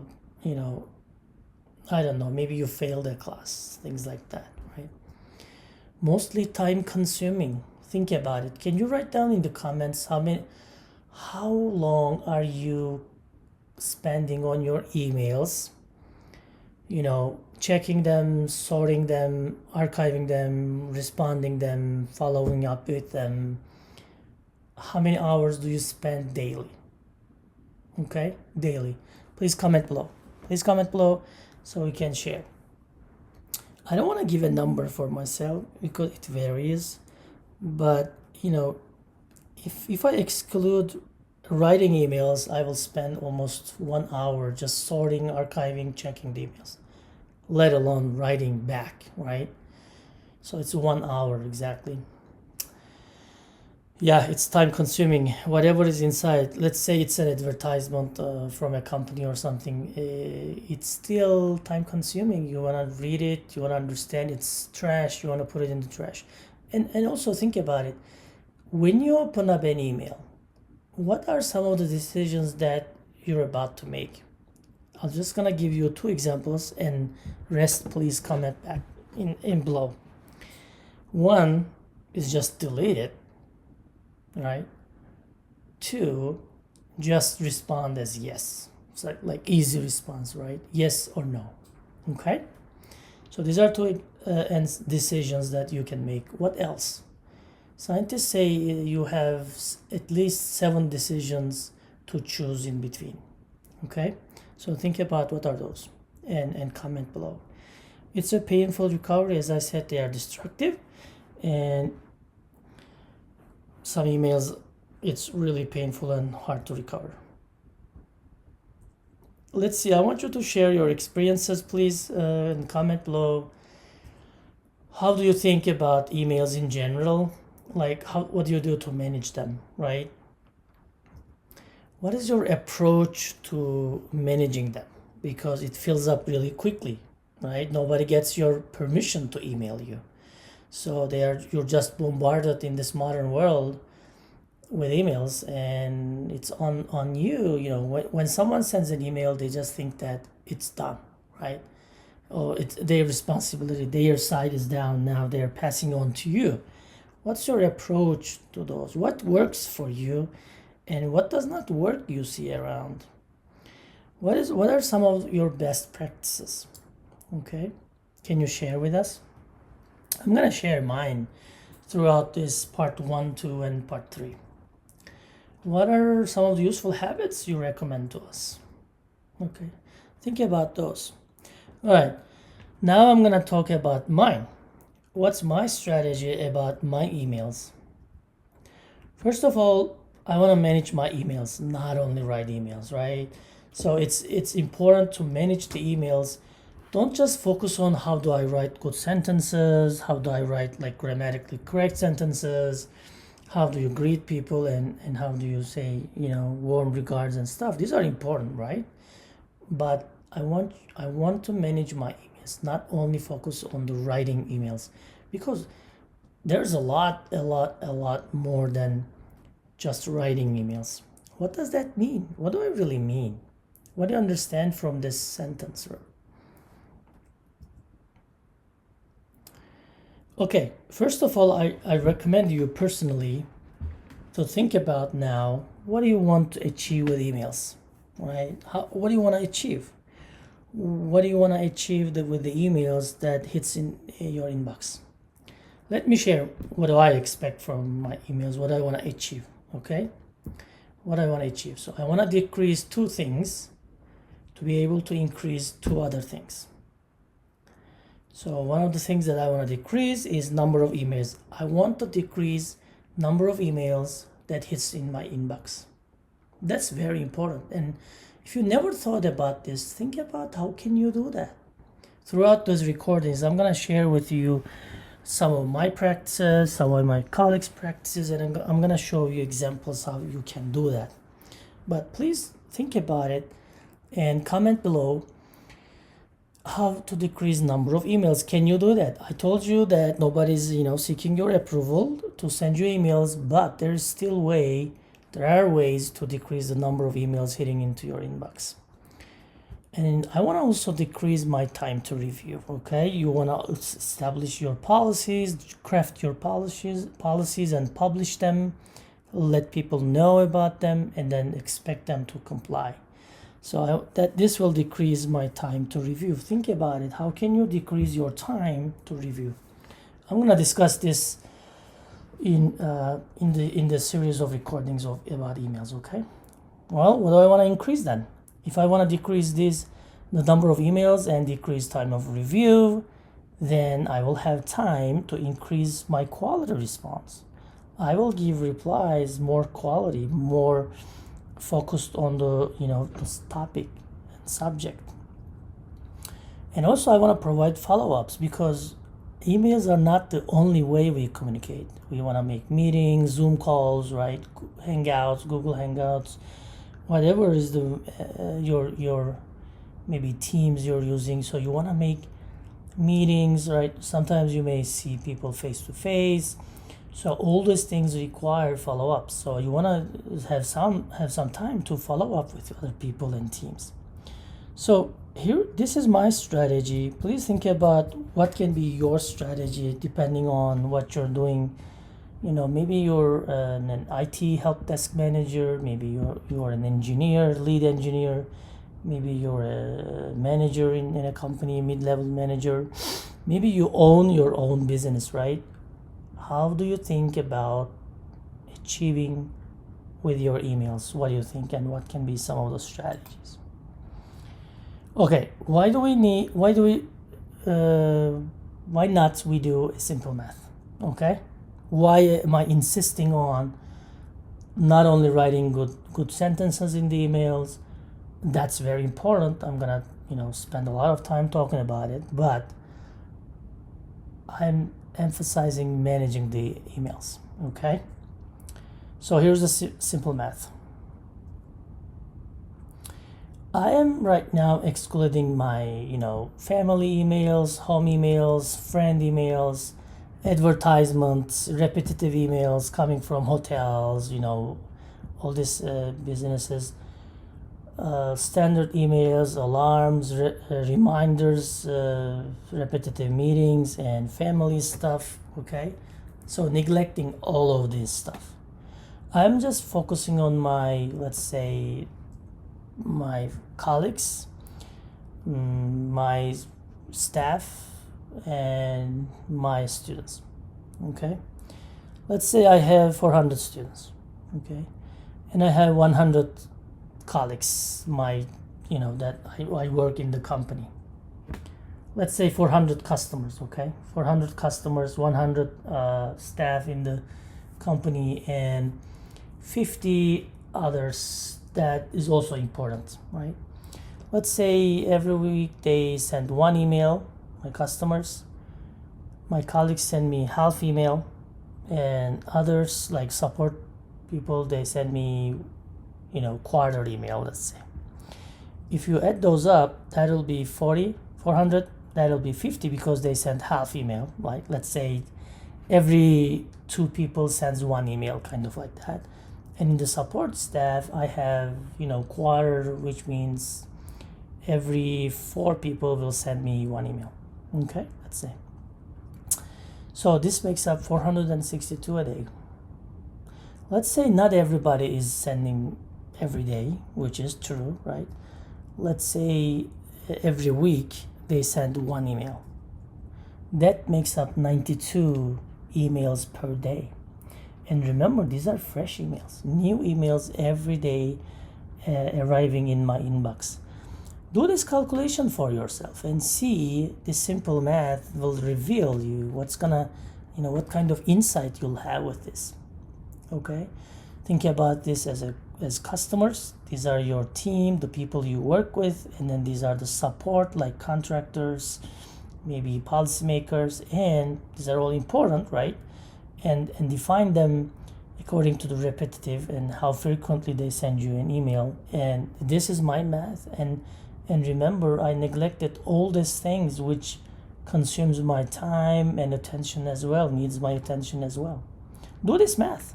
That's why I'm really insisting why you need to manage your emails instead of just focusing on writing emails. All right. So if you are intending to respond emails when they show up in the box, you're so late. Okay, you must craft a strategy. If you're just thinking of handling the emails when they show up in the inbox, you are so late. It requires more than that. As I mentioned throughout the recording, it requires managing the inbox. So I'm gonna propose two-phase systems approach. I'm just gonna touch base on them. These are my strategies, how I think about it. As you already know, if you're watching my recordings, I am more of a systems guy. Okay, I would like to approach things from a system dynamics perspective, from a high level holistic perspective. So I propose two-phase systems approach. I'm gonna just mention them today, explain them today. I'm gonna go into details in the next recordings. What do I mean? So my first strategy is take a preemptive strike approach first. What does that mean? Okay, for those who don't know what's preemptive strike, I'm gonna show you a definition. But let's see, I want you to use this strategy like a soldier when you are managing your inbox. Behave like a soldier. These are the tools that I'm gonna mention in the next recordings. How to use when you're using and how to use preemptive strike. So you can read this definition for the preemptive strike. That's military wise. I'm just using this analogy to make sure that you remember the strategy. The second one is when you did everything you can to preemptive strike to your emails, right? But they still hit your inbox. Of course, that's natural, right? That's natural. That's how we get things done in emails, right? We mentioned even the courts accept those as inbox as evidences, right? So when they hit your inbox, triage them. What you got, like a nurse, like a doctor. What do they do when you arrive in a hospital, in an emergency department? Well, they take your vitals, they check your vitals, and they make you wait, and then they triage, and then they say, you want to get this x-ray, you want to go to this, you want to get this test done. And then they collect all the data about you, and then they say, okay, you're going to see this doctor, right? So I want you to do the same to your emails when they hit your inbox, just like a nurse and a doctor. These are the strategies that I want you to use. Okay, I'm gonna mention those in the next recording. What is triage? Here is it. Okay, it's just prioritizing, giving priorities. Okay, here's how I think of two-phase approach. So let's say an email hit your inbox, okay? So before that, just like the soldier here, you want to preemptive strike before they hit your inbox. Well, they will hit anyways, right? Just like in the red email here. Then make a triage, like a nurse, like a doctor in the emergency department, okay? And then I want you to triage again, to check back again. What's the timeline here? So let's say the email hit you at D, okay? I want you to preemptive strike ways before, weeks before, not only days, weeks and months before. I'm gonna explain you what do I mean here, right? Preemptive strikes weeks and months before they hit. Well, if they hit, hours later, every day you wanna triage your emails, right? But one of the things that we forget as professionals, I want you to triage your emails after a few days and a few weeks. What I do, I usually check my emails every Friday for those who are unread or slip under the radar. Maybe I flagged them, but I missed to write a response, right? I always check those on Fridays, and every last week of every month, I also check the whole month just to make sure. This also helps your memory as well, because sometimes we respond really fast, really easy, then we forgot what we say. So reviewing these emails weekly and monthly really helps a lot. So what I see, people usually focuses on this one. Okay, now with the strategy 1, make sure you employ preemptive strike, and with this strategy, triage your emails. And I don't see people doing this, so make sure you also set some time, some hours of effort checking your emails weekly and monthly, like for the whole weekend, for the whole month. Let's paint this picture. Let's check this. What are some of the things that you see here that is not really good? So let's make comments below. What do you think is good here? Maybe if you see anything good, and what do you see bad here? Okay, I'll give you a few minutes, or I'm just gonna read it. Hello, Professor K. Unfortunately, I was unable to attend your class last week due to a family reason. We also talked about it when we met in the hallway. I've been studying hard for the upcoming exam and want to refer to your notes of the class that I missed. Could you please send me your lecture notes and slides? What is good here and maybe what's bad here? Okay, please comment below. A few pretty good ideas from sender. I'm gonna focus this on the next recording. I'm gonna give you some strategies how to think when you're a sender, and the differences also what I mean by sender and what I mean by receiver. All right, so key takeaways from this recording: manage your emails, not only put out fires. Don't think about them when they hit your inbox only. Always develop a strategy for preemptive attack and then triage. Adapt a structure and style of your own. Okay, my strategies, two strategies might not work for you, because maybe you have only your startup, you are only you have only 5 employee, 4 employee, maybe you never write emails, almost maybe once a day, or you have a big company with locations, with branches in other continents. So you create your own style.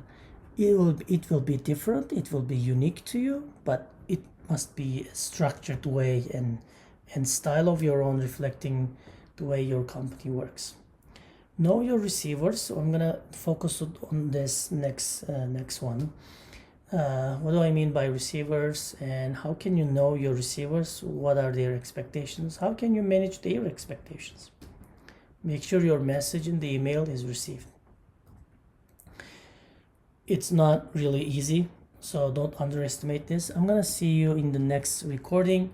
Please subscribe and make a comment, like the videos, so I can continue these videos and we can reach more people and we can enlarge our community of interest about professional skills. Thank you, and I'm gonna see you in the next recording. Thank you.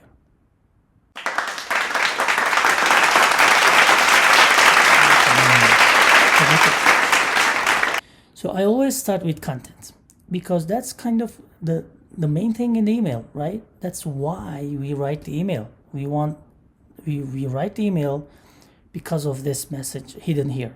Well, hopefully not hidden, it's clear and concise and to the point. So after I write my content, I revise it, review it, change it. I do a lot of tricks on it, right? Add new sentences, change sentences and stuff. So and looking at my final content, which is number 1, now reading through my text, I start attaching. For example, if I said, hey, meeting minutes are attached, as I read it, my final draft, I start attaching. And then if I say, here's the job description for the new hires, if I wrote this, I attach it as I read my final draft. Okay, So this prevents attaching wrong documents, not attaching a document that's already mentioned in the text. So it gives a coherence and synchronized fashion with as your text. And then now looking at the text, again, number one, content. That's why we write the email, right? We want to convey this message to the receiver. I think about my two. Okay, who will be included in the two?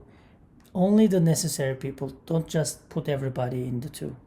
Then your email will lose credibility and people start ignoring and neglecting your emails. And then think about CC and BCs. My recommendation is not really using BCC. I emphasized this in the previous recording, so please make sure to check that one. The links will be in the description. And then I write about my subject. What do I see? I look at my content. I again read my content, and I decide what my subject will be. This subject is I spend a lot of minutes thinking about my subject because that's what shows up in the emails first, right? The receiver will see it.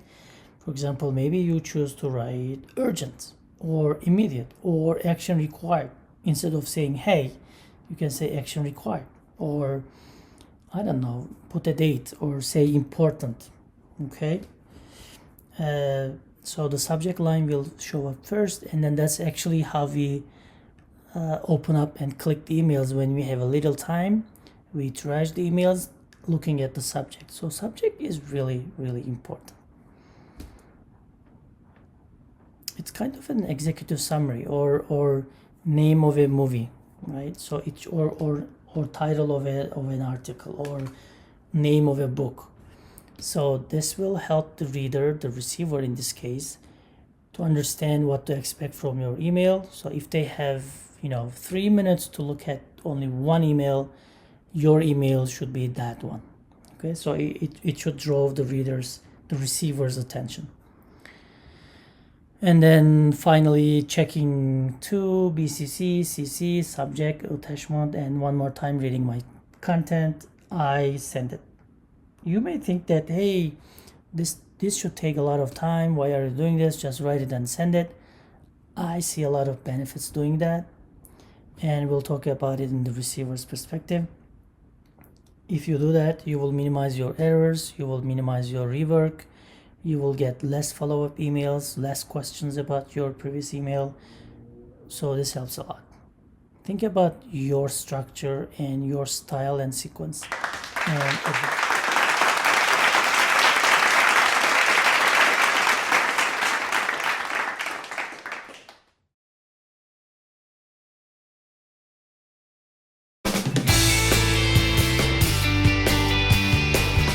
But yeah, so it's preparation starts way before, when you are aware of it. So systems perspective, what do I mean? I mean, first think about your audience. Okay, think about your content. So that's audience, that one is content. And I want to say physics or logistics. Are you doing summer camp like me?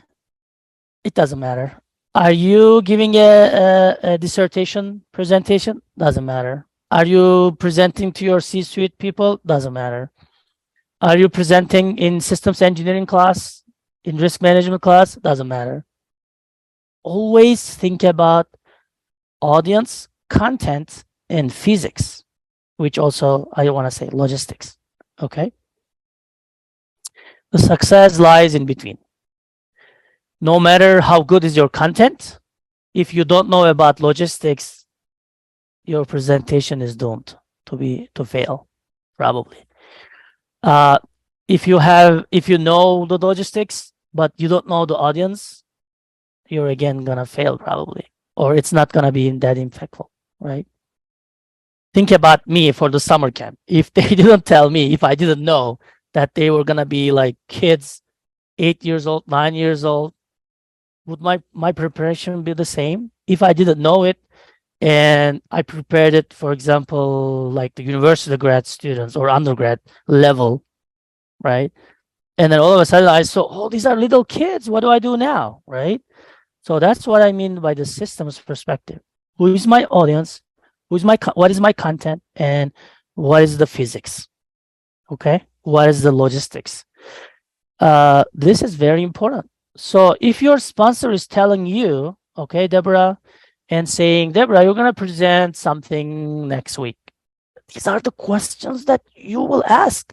They will not tell you probably. They will assume you know it, right? But you got to ask, okay, where am I going to do it? What time? What do you want me to talk about? Right? Who's my audience? These are the questions that you're going to force them to reply, to answer, to give a response, right? They will assume that you know it, but who knows, right? You will always need to ask these things because I have a lot of well, success and failure stories. Just I want to say a failure story. Okay, that's one my failure story. So that's a systems perspective. About the audience, what do you need to know? Well, who are they? Why you are presenting? What is their motivation? Why they are there? Are they strangers or are they classmates, right? If they are strangers, sometimes we feel more comfortable and sometimes we feel less comfortable, right? How they are gonna follow up, right? Are they from your company, school, or class? Sometimes I have students presenting in the classroom, and they're really comfortable because they know everybody for 4 years. I teach the senior students, graduating students, so they know everybody. So even though they mess up, nothing will happen. People know each other, right? But if you are presenting strangers, that will probably you'll never see them again. That's a different story, right? So audience, you really need to study. And physics, logistics, right? Where's the place? Where's the building? How do I get there? What's the technology in there? Can I stick my thumb drive in there? Where are the utilities, right? Do you know where's the restroom? These are really important. Where's the cab? How do you get there? Where's the train station, right? Is there any hybrid presence? This is also important for audience as well. So are they only in the room or there's an online presence as well? Or is it only online like this one, right? It's really important. How do you get there? What are the room conditions, right? These are really important for physics. For content, well, do you have any business secrets? Do you have any IP? Don't include them. Is it interesting? Are you ready for audience questions? Do you have any backup slides? The slides should be yours. Never use someone else's, okay? So, and always include some kind of business contact. If you will not see them again, probably they'll email you, right? So have some business contact there. Any contributions up to this point? I kind of went fast. So these are like my systems approach, systems perspective, audience, physics, and content.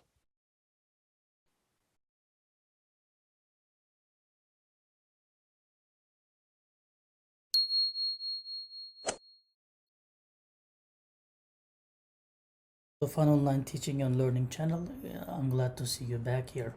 So what we're doing in this series is we're talking about the soft skills and how to acquire them, how do we learn them, and how do we improve them. Please, if you didn't watch my introduction to soft skills sessions video, please do that. It's 2 parts. And now in session 2, we are learning about how to create slides using PowerPoint. Please watch part 1. This will be the part 2. But I want to make a little summary of what we did. Oh, by the way, these are some of my references that I read for you, and I am summarizing these on my sessions.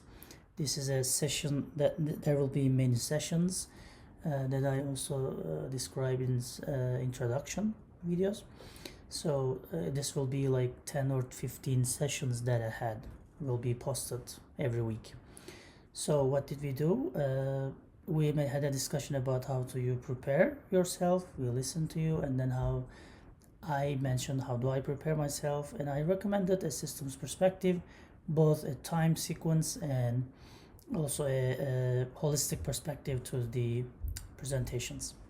And today basically we're gonna go detail on how to use PowerPoint and how to convey our message better to our audience.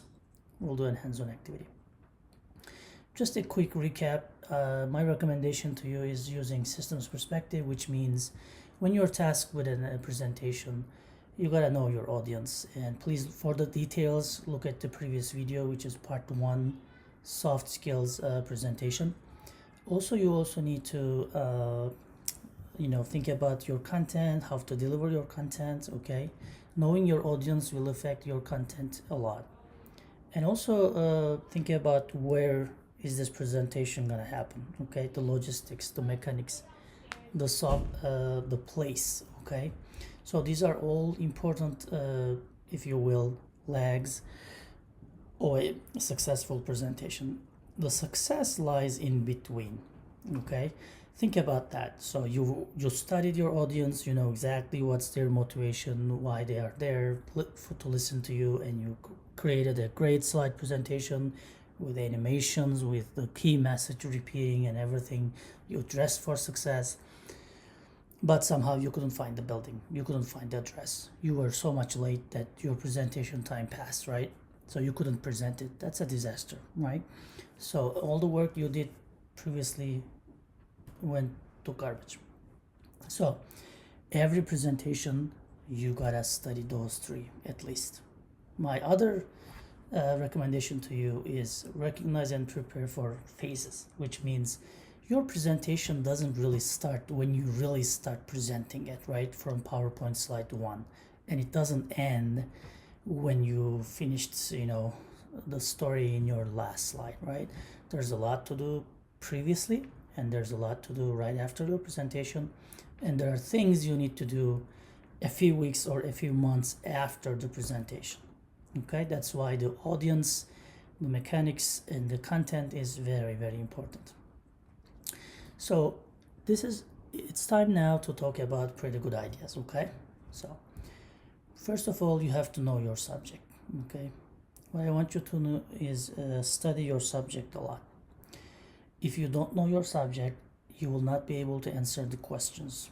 Okay, so, or sometimes I see this. So if there's 20 slides, 10 slides is done by one person and other 10 slides done by the other team member. And then somehow, one of them doesn't arrive or feels bad and not present, then you need to, completely present all the 20 slides. So there, you really need to study and rehearse the other section of the material. Okay, so know your subject really well.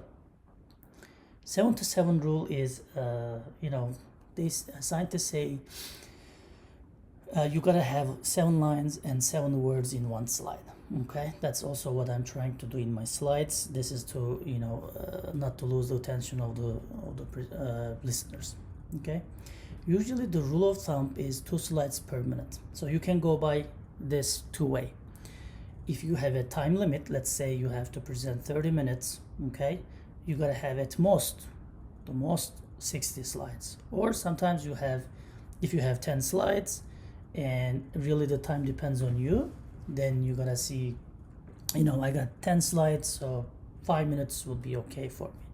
But my recommendations to you is always, if you have 100 minutes to present, 25% of this should go to the questions. Okay, so if you, let's say you have 60 minutes, okay, so out of 60 minutes you gotta make a presentation, you gotta prepare your presentation for 45 minutes and 15 minutes for the questions. Okay, so rule of thumb, 2 slides per minute. Always have a title slide like I have in these lectures, okay, these sessions. So always have a title slides. This brings everybody, draws everybody's attention. Sometimes you will have people in the wrong room, okay, so when they see your title they will understand they are in the wrong room, right? So title is always good. Abstain from mysterious shapes and figures, which means sometimes, if you're talking about rivers, have a river, right? If you're talking about basketball, have a basketball right in there. So, but mysterious shapes and figures, please abstain from them because they are much more distracting the audience. And also animation, like in this slide, right? I'm using animation, but it has a nice flow with my narrative, with my talk. So I'm hoping it's not really disturbing you.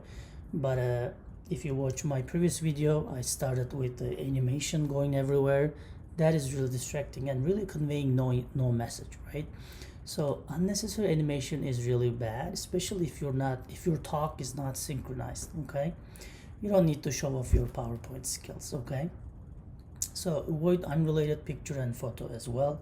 Like if you're talking about basketball, you know, don't have a cat, right? You don't have a dog picture or a cat picture, right? You have to have maybe a famous basketball player, or national, maybe NBA logo, or maybe a ball like basketball, right? Something like that. Choose a background that makes sense. My favorite is white, as you can see in my slide. With white, you can do anything, right? Sometimes I see really like pessimistic black, very dark blue or pink background that really distract my attention, and it's real difficult to design such slides. Okay, always choose a background. Preferably, choose one of the backgrounds that is already set in the PowerPoint. Okay. Keep text short. Flexibility. Have a flexibility. If you keep your text short, you will have a flexibility for your talk points, right?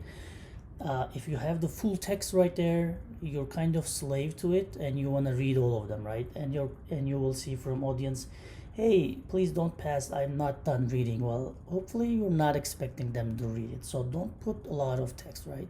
What we want is from audience is to listen to us, right? Then you will be free of burden of reading and trying to read all of them off your slides or your paper. Okay, this will also help your time management. Okay, you will be a master of your slide, not a slave. And this is the same for the listeners as well. They don't have to read you. They can focus on you, focus on your mimics, focus on your hands, and focus on the props instead of trying to read the slides. So here's an example, right? I mean, can you please comment down below how many wrong things you see? Well, there's nothing right, especially, right? I mean, you don't like animating everything, why there's this much color, why this is red, why it's, why this is bold, why there's no underline where there's underline everywhere. What is Manok, right? I never saw this one. So if you use any acronym, please use it openly, like the long form for the first time. This text is not talking about cats, so why do you have this cat, right? And look at the background. Look at this background in the slide and look at that background, right? It's really difficult. So look at the bullets. So bullets is inconsistent. Font is inconsistent. The big, some of them are small, some of them are big. The text, yeah. So that's a bad example, right? Please refrain doing this. How about this one? Logistic regression model of a system. Well, I don't see anything here, right? The background is good, but I can't really read those, and I don't know what are those. So probably someone, half an hour into the presentation, sitting in the back, will not understand anything. Okay. So after these examples, let's continue with the PowerPoint skills too. So if you have a copyright, always write them down, okay? If you're using someone else's, please give credits, cite them, okay? Usually there's a few citation techniques, APA, Chicago, MLA, so learn one of them, or whichever your company is using, learn that one and then use it, okay? Stealing someone's ideas is stealing someone's money, okay? So don't steal others' idea, always give a citation. References, always have a references. Like I started this slide, there's presentation with showing my references, right? Usually we show it at the end. So have your references ready and always cite resources. Always have a conclusion, right? You always have an introduction and always have a conclusion, summary, or takeaways. So what I want you to understand, to remember as takeaways, as if the audience forgets everything about your presentation, okay? What do you want them to remember? What do you want them to, tell other people about your presentation? What do you want them to apply? Which technique, okay?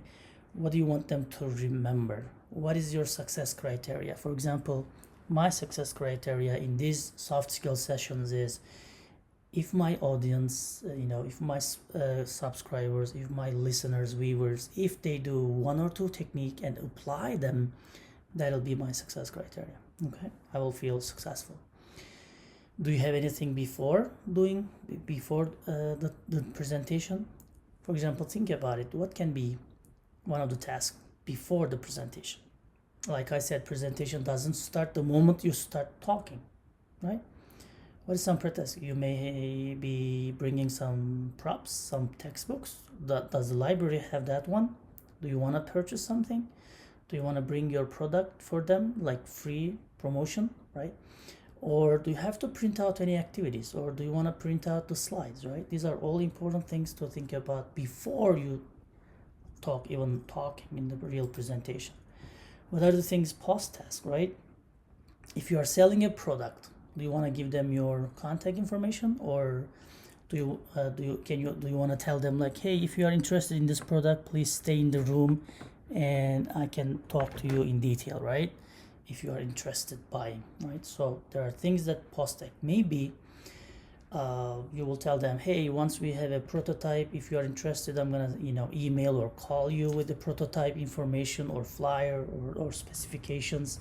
So you may tell them, hey, please stay afterwards so I can give you a call, right? I can get your email or phone number.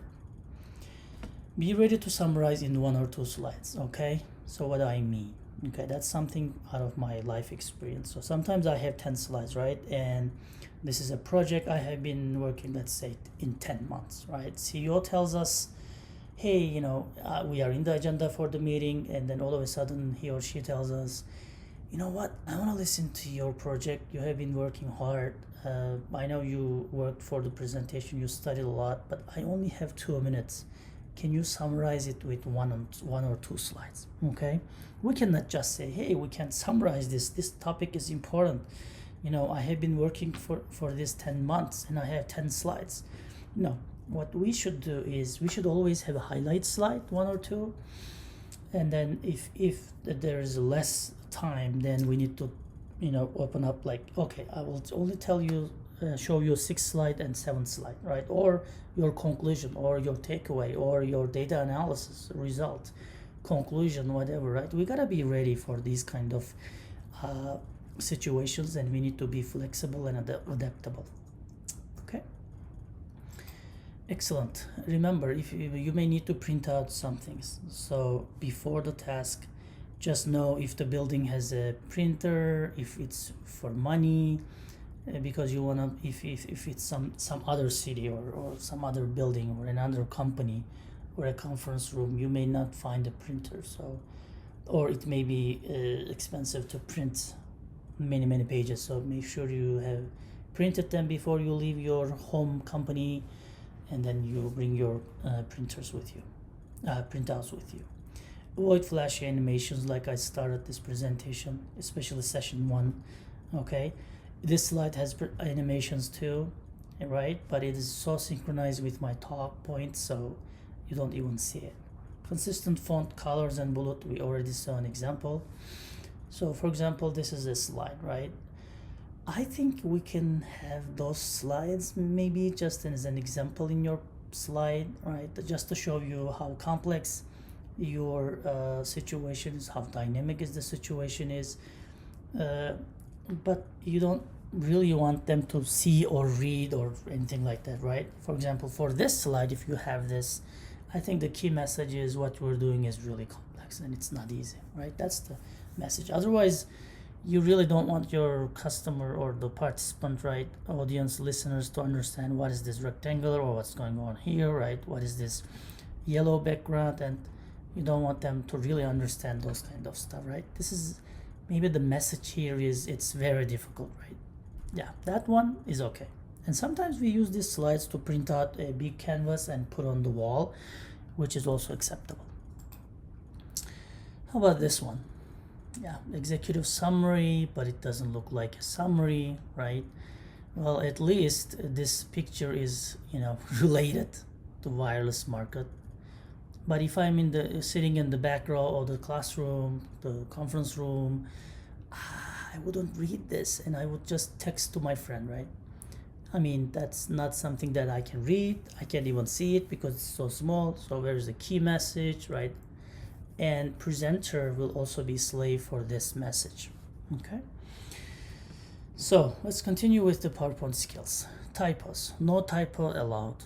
Oh, okay, I have a typo here, right? That's deliberate. So okay, maybe one or no more. Okay, just one typo in the whole presentation, not every slide. One typo in the entire presentation is okay, but no more.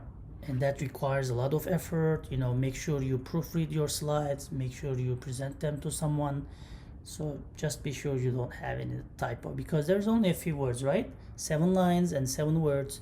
So you gotta look at it again, look at it again, and look at it again. Use bullets properly and consistently. Effective version control, slides and software. How many times you had a PowerPoint and it didn't open, right? We have still, especially if it's an archived PowerPoint, like it has been used in your company, like 5 years, 6 years, then slides, the software updates, but your PowerPoint doesn't update. So maybe in the new conference room, new meeting room, new company, you don't have that. Maybe they updated the software, but your PowerPoint is from old software, so it doesn't really match, right? And then you can't open. It's embarrassing. Okay, that's why I say rehearse. And if you watch my previous recording about this, you will see that when you are thinking about your content and physics, you got to think about your software as well, and slides. Okay, well, you can do whatever convenient for you to control your versions and slides. I usually do, when I create it, I put a version 1, and then as I do more and edit and add more, delete some slides, then I do version 2, version 3, version 4, and I never delete the version 1. Okay, because you may always want to go back to the previous versions. Maybe you want to use some of the slides right there. Okay, don't delete them. Just after you submit, present your version 66, maybe you keep that one and then delete others.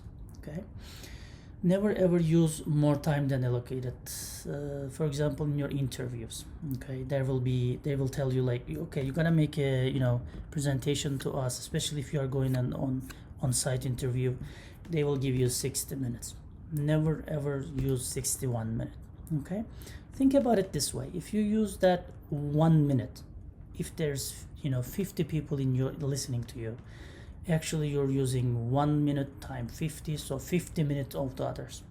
Okay, that's kind of rude. It's always good to stop before the allocated time, which is, again, I want to repeat, if it's 60 minutes, I would do 45 minutes presentation and not 15 minutes for the questions. Okay, explain acronyms when first used. Also, for example, if you're saying United States, right, US, use the United States. Well, United States is, we know it, right? But how about NATO? Do you know what is NATO in the long form, right? Always it's good to explain the first time. Rehearse everything, including the technology. Where is the screen? How does it open? Does the mic has a battery? How do I recharge it? What do I bring? Where's the LCD? How do I turn it on? Can we connect the Zoom? Is there a Zoom capability? If the audience wants to ask a question, where's the mic? Who's gonna bring the mic, right? These all go to content and physics of your presentation that I explained, right? 3 perspective: audience, study your audience; study your content, how you're gonna, what's your message, what's your content; and third one is physics, and this includes technology as well. Okay, rehearse everything. I would present my presentation to someone doesn't know the topic, like anyone, like your friend, right? Just make them listen to you, and they will look at your presentation from scratch, and they will give you sincere feedback. Okay, don't expect them to give you experts about the content and expert feedback, but they will give you, if you're repeating your key messages, how is your intonation, your voice control, you're swaying a lot, you're walking a lot, and all these things, maybe typos even, right? So don't write long sentences to read. We talked about this. Okay, now please comment below, and what do you see wrong in the slide? Well, the only thing I see right here is this background is cool, but not this one. The only thing I see good is how rivers are formed. This looks good, but even this one should be a question sentence, right? How are the rivers formed, and question mark, right? Even that is wrong, but font wise, background wise, this looks good. Pictures kind of is relevant, but why is it in the background? I can't really read anything, although they are white, right? So that is a bad example. And this one, it says community alignment, but I don't really understand anything here, right? There's arrows going up, going down, circular arrows, governments, this line arrows, so it's really confusing. Okay, let's continue with PowerPoint skills 4. Start strong. In the beginning, smile and start strong. Start with something that they will be motivated, okay?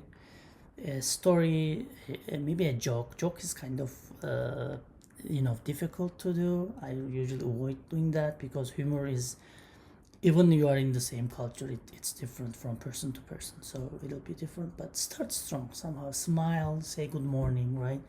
Include agenda items. People want to know what to expect in next 30 minutes, next 60 minutes, right? So always include an agenda item. For your file name, give a searchable and meaningful file name. As I said, your presentation task is not over when you stop talking, okay? You have to archive this, you have to put it in a folder in your computer, maybe a Google Drive, OneDrive, somewhere, so that next year maybe you will do the same thing, so you may pull it up and then tweak it a little bit, make it yours, and then you're, instead of starting from scratch, you can way ahead start your presentation. By the way, share with others and market your presentation, right? If Edison, when he invented the bulb, if he just kept it for himself, then we would be still in dark until someone else would invent the bulb. But share with others, be proud of your work, and this requires a lot of effort as well. So if you're proud of your work, share with others, and someone will will connect you and ask you to make that presentation, or maybe a manager will call you and ask for a presentation. Maybe somebody will contact you and say, oh, this is a great idea, can you do this for my company and stuff. So when you create something, when you put some effort in something, make sure you market it, you present it. I don't know if you do this with email, campaign, or with a share on Twitter, LinkedIn, social media. So just be proud of your work and archive it, okay? Archive it in your computer, in your company computer, and also somewhere online like Google Drive, OneDrive, whatever your company is using. RRR is what is that? Write down, comment below. Yeah, RR is reduce, reuse, recycle, okay? When you have a task, always ask around and look at the folders of your company, your personal folders, and see if you did this before, right? Like my recommendation, give searchable and meaningful file name. So for example, it's a product demonstration in in a university, let's say, or in a conference. So type this and see if your company has anything related to that, right? Reduce, reuse, recycle. So reuse it, and if it's and recycle it if you can do it, right? It's better than starting off from scratch, and this gives also documentation in the company, which is great. Use the speaker notes section. If you want to use, if you want to write text, please don't write it on the slides. Use the speaker notes section. The audience don't see it, but you can, when you're rehearsing the slides, you can easily use it. So that's a great tool that I always use. Extra slides, that's my recommendation to you. I usually have, I would like to have 10% of my slides being in extra slides. For example, if I'm presenting 10 slides, I would like to have 1 or 2 extra slides just in case for the questions, okay? It's when you're doing a presentation, because you are the expert, just think about what questions can arise, and then now you can be prepared for the maybe important questions. Maybe you have a data that you might use in case somebody asks, right? So these kind of things. check this example. Well, I like how it's related the picture and text, like it's motor car and there's a car, but other than that, almost everything is wrong in this slide, right? And this one, social business power map, it doesn't look like a map to me. I'm kind of lost in this. Okay, so use brevity is important in your slides. Remove redundancy. For example, this one is too long and redundant, but when you rewrite it, that's better. I don't see a roadmap here. Again, this slides like the governance slide I have a few minutes ago. It's good to print it big and put it on a wall, right? Yeah, that one is good. Or in this, let's say you can just emphasize something and then you continue with other slides, right? Just to give the biggest perspective. Other than that, that kind of slides doesn't interest anybody. Okay. Use active words, active voice and strong verbs. Instead of the feed through was composed, rather than that, rewrite the sentence and say the feed through contained, right? Active voice is always better instead of passive voice. That's a great YouTube video. Please go to the Don Macmillan, and Life After Death by PowerPoint. I don't want to play that here because I don't know if this is gonna be a copyright issue, but you can definitely, I'm gonna put the link below so you can watch it. It's so fun. It's short. It's so fun. Okay. What is the takeaway here in this session? Well, always think your presentations from a systems perspective. Your job doesn't start when you start talking and when you finish talking. There's a pre, post, and after. Okay, always think of your audience, content, and physics. Get it proofread by someone. Always rehearse it to someone expert and a non-expert so they can give you sincere feedback. Know how to use software. If you need a Zoom, do you know how to use Zoom or MS Office or any tool like that? So make sure you study the software too. Be positive and engaging. You are there for them, right? For example, I'm here for you. Be confident. You know the topic in the room, so it's okay. You're the expert. Be confident and always follow up. Always follow up. It's not as easy as it seems, and there's a lot of work to go. Okay, there's a lot of work to be put in these presentations, but you will be successful if you really do one or two. To start doing one or two, or maybe three, or what I recommended, because only reading, only listening doesn't help in soft skills. You gotta really apply slowly. Okay, when you apply, you'll feel more confident and you'll see the power of soft skills. Just before I let you go, please subscribe to my channel and turn on the notifications so you will be notified from my next slides. All right, next time we're gonna talk about how to present the slides that we created. I will focus on the presentation side of stuff, not in the slides, but what you need to do when presenting. Thank you so much for listening to me today. Bye-bye. Hello, welcome back to Fun Online Teaching and Learning YouTube channel. We are continuing with the soft skills series. There were previous videos about introduction to soft skills to understand them better, and then we discussed about how to create our PowerPoint slides, and now this session will be about how to present your PowerPoint slides. Just before we start, please, if you didn't subscribe yet, please subscribe and turn on your notifications so you get notified with the new videos. So I want to give a summary of if you're just starting to watch with this video. So the topics that will be covered in this series of recordings is as you see in here. So we already discussed the introduction to soft skills, which is learning to learn. We knew about ourselves. We explored ourselves with SWOT analysis. If you didn't check that video, please I highly recommend you to see that. And then we had two sessions and two sections about technical communications, basically how to create your PowerPoint slides and how to be careful about how to think about your presentation. Today in this session and the next session will be about how to effectively present your PowerPoint skills. And then you can see the rest of the topics that will be covered in this soft skills series. I highly recommend to watch these lectures and recordings because that is really needed for the modern life. Soft skills really amplify your hard skills, and also they are transferable if you want to switch jobs. And unfortunately, we don't really teach and learn about soft skills.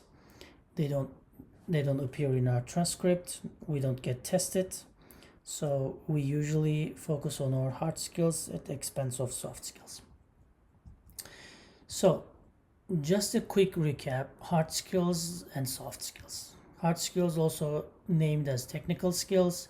Soft skills also named as human, interpersonal, transferable, people skills, lift skills. As you can see, it's basically human, people, interpersonal, all these things it's basically what makes human, soft skills. And think a moment about how are we learning about soft skills, okay? If you want to make a comment below, please comment below and join the discussion. Think about if your transcript has any hard skills. If you look at it during your university classes, high school, have you ever had a soft skills class? Does it show up in your transcript? Probably not, right? Then think about how you learn soft skills. That's the hard truth of today, okay? Although the name says soft skills, it's the hard truth. Why? Because hard skills will get you an interview, soft skills will get you a job. If you are in a moment in your life that looking for jobs or making interviews, a lot of interviews or internships or other things for some grants, then you will understand what does that mean. And hard skills will get you a job, soft skills will make you keep the job. So after you get in the company, the position, then you still need soft skills to keep the job. Actually, this is one of the best sentences that I can see. A CEO told this: you'll be hired for hard skills and will be fired for soft skills. That's a hard reality. And I want you also think about and comment below about hard skills are developed at the expense of soft skills. What does that mean? If you have one day to learn something like a hard skills, like a technical skill, or go volunteer in a hospital, right? Or be student club leader or something, then you will improve your soft skills. But people prefer to learn about hard skills because they are tested, they show up in transcript, they are considered as skills, but soft skills is not really considered as skills, right?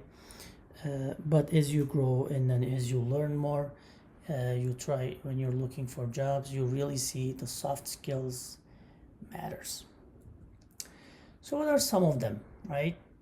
Listening, productivity, public speaking, self-awareness, presentation skills, leadership, authenticity, adaptability, creativity, critical thinking, emotional intelligence, effective communications, right? So I looked at a lot of resources, and this is the list that I put together.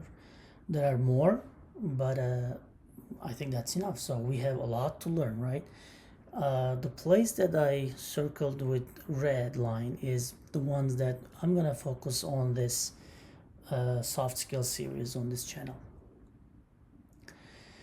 So if you watch the previous recordings, I talk about my perspective, which is systems perspective. You gotta think about your audience when you're tasked to present something, right? You gotta think about your audience, and you gotta also think about your content and how you're gonna deliver it. And also you need to think about your mechanics or logistics or physics. Where is it gonna be? What's the venue? What kind of computer do they have? Do they have a computer, right? What kind of screen they have? Because for me, the success lies in between, right here. Think about, you studied your audience, you know what's their motivation and how can you help them. You created a great presentation with all the props, printouts and everything, but you couldn't find the building, right? So that's not a good task, right? That presentation not happening, although you prepared greatly for audience and content. Because the physics, the mechanics, the logistics is not studied, you couldn't find the building, so you missed your time, right? So we discussed this in details in the previous videos. Please, I would like to refer you to go back and watch those ones. I also recommend you to think about your presentation, not only the time or the venue to present. Okay, let's say you have a presentation at 11 to 12. It's not really starting at 11 and it's not really complete at 12. Okay, there are things that you need to do pre-presentation and post-presentation, right? But also you need to have things that are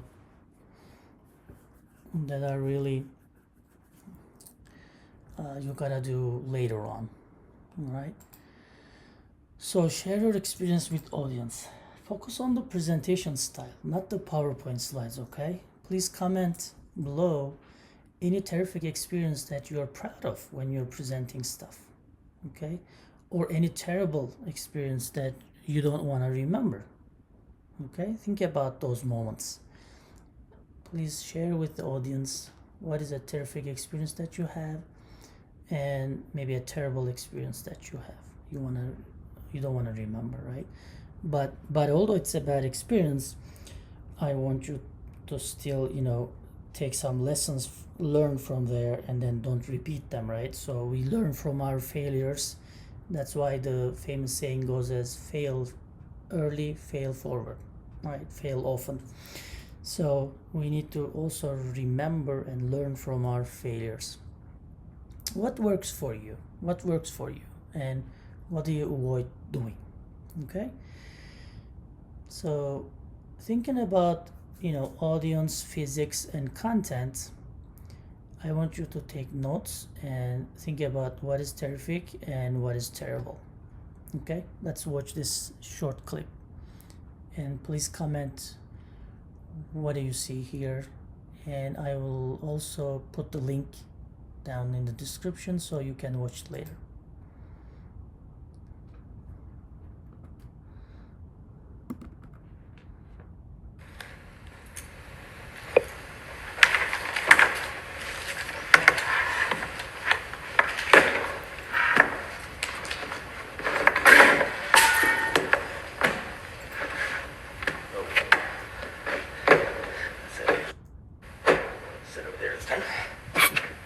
Is this mine? Is it on? Check, check, 1, 2, check. Check, over. 1, 2, 3.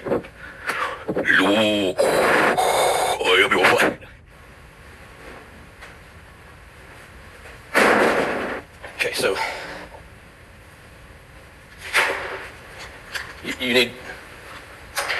Basically, I'm here from the Fun Lion Incorporated business. As you can see, the fun. Well, who's got the phone on?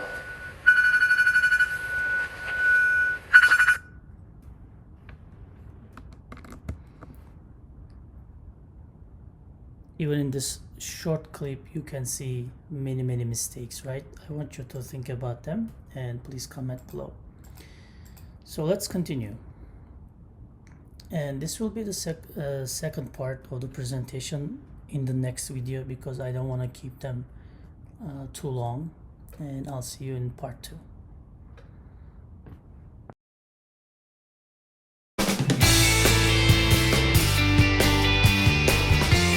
Slide as well, or if you're just repeating the old ones, right? Just changing some numbers, that's also different. So it makes a difference if you are creating almost one for each of them, right? Yeah, so these numbers are good. So it's not a lot. but it helps you practice. So use these opportunities to practice, okay? So also recognize the phases. So time periods, that's another one. So here you have the presentation, right? What do you do prior to the presentation? What do you do during the actual presentation? Like some of you said, walk in the room, say hello to audience. And what do you do right after? And what do you do sometime later, like next week or next month? Also, I want you to think about these phases. Okay, I have the presentation tomorrow, right? Or next month. What do you do before, starting from now to then? And then what do you do during the presentation? What do I do right after the presentation? What do I do sometime later after the presentation? So I'm trying to kind of like organize your thoughts and system. Okay, so if you can think of these two, like the systems perspective, your three things, audience, place, and content, and also this one, it'll increase your success. Really, you're gonna make a bigger impact. Okay. So what can we do prior to the lectures? Prior to presentations. What do you think? Do you do anything prior to presentations? Any experience? Do your homework about audience, right? Get enough sleep. Don't get stressed out, okay? Enough sleep, okay, yeah. Get enough sleep, yeah. Learn about your audience. Well, if possible, you should make it possible. Think about me. If I didn't know they were summer camp students, how can I be successful, right? It's not if possible. You got to learn who's the audience. Know your slides, check spelling, yeah, rehearse, right? Practice presentation out loud. Yeah. Who needs to know? What do you need to do? Sharing guidelines. So, is printing necessary, right? Is printing necessary? Sometimes you need to print out and you want to print out. So you want to make sure that you have the printouts, you put them in your bag and bring them to the conference room, right? Print out, because it may have your product list, it may have your contact information, right? You want to make sure that you print them out. You want to know where the location is, right? IT. You want to bring props. You may want to bring some of your products that you're selling. You want to bring some of them and let the audience touch it, see it, right? Feel it, so that they can order later, things like that. If you're going to use clickers or survey links to keep the audience, because their attention span is 10 minutes, you want to use clickers or surveys. Hey, now open up the link, read this QR code and open up the link and answer the questions, right? So this will help you bring back the audience attention, right? And you want to know if there's a hybrid presence, right? Is everybody's in the room, or there are some online as well. How about during? Well, during is another story. Okay, we're gonna mention that next time. But be positive, dress for success, show confidence. Nobody knows better than you, because you are the expert. You prepared it. You know your slides. You tailored it to audience. You know it, right? So be confident. Use body language, eye contact, right? That's why I say turn on your cams if possible. Gestures. We're gonna cover those next time, okay? So how about post? What do you do after the presentation? Let's see some thoughts. Make sure you can access the presentation. Oh yeah. What do you do after the presentation? Do you do anything, Roy? Ricky, you are making 5 presentations a week. The previous position. What were you doing after presenting? After I would ask the it's ended, like it's tomorrow now. Do you do anything? Did you do anything? Oh, I would do follow-ups, asking if there's anything needed for moving forward, or if they have any questions in regards to the presentations. Exactly. Maybe you want to share the slides later. Maybe you can get the attendance, their emails, and then you can follow up with them, right? That's good. Send a link to presentation with notes. Yeah, that can be possible. So you can follow up them if some of them are interested in your product or you want to catch up later, right? Go to the slides again and try to some. Yeah. Oh, that one is a good one too. Just send a thank you note. Thanks for having me, right? That's great. And we usually forget about this one, but just say who is the organizer, not the real audience, but the organizer, right? The committee. Send them a thank you note. Thanks for having me. I really enjoyed, right? Give a searchable and meaningful file name so that you can find it later. That sometimes we forget.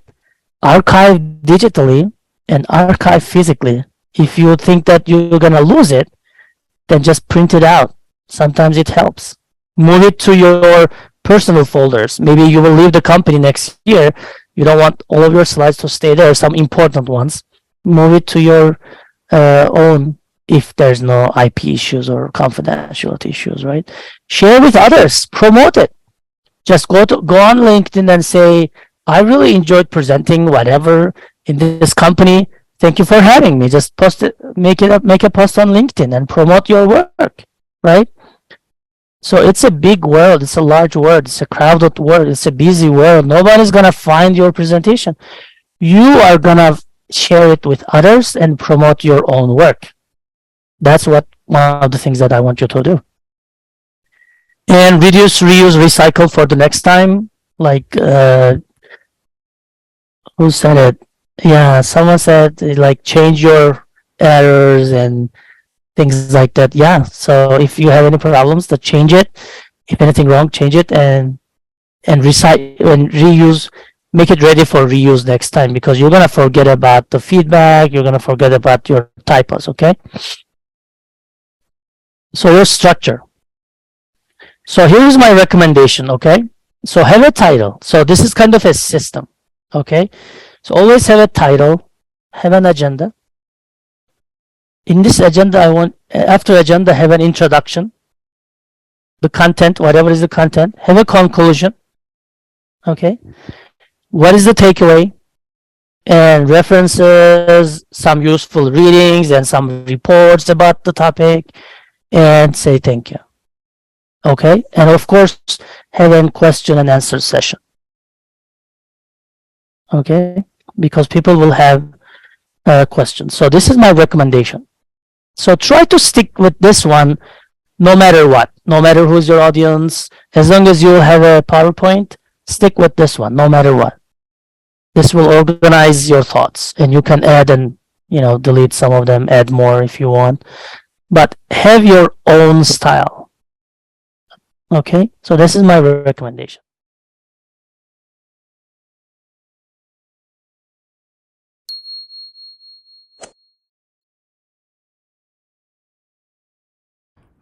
Hello everyone, welcome back to Fun Online Teaching and Learning channel.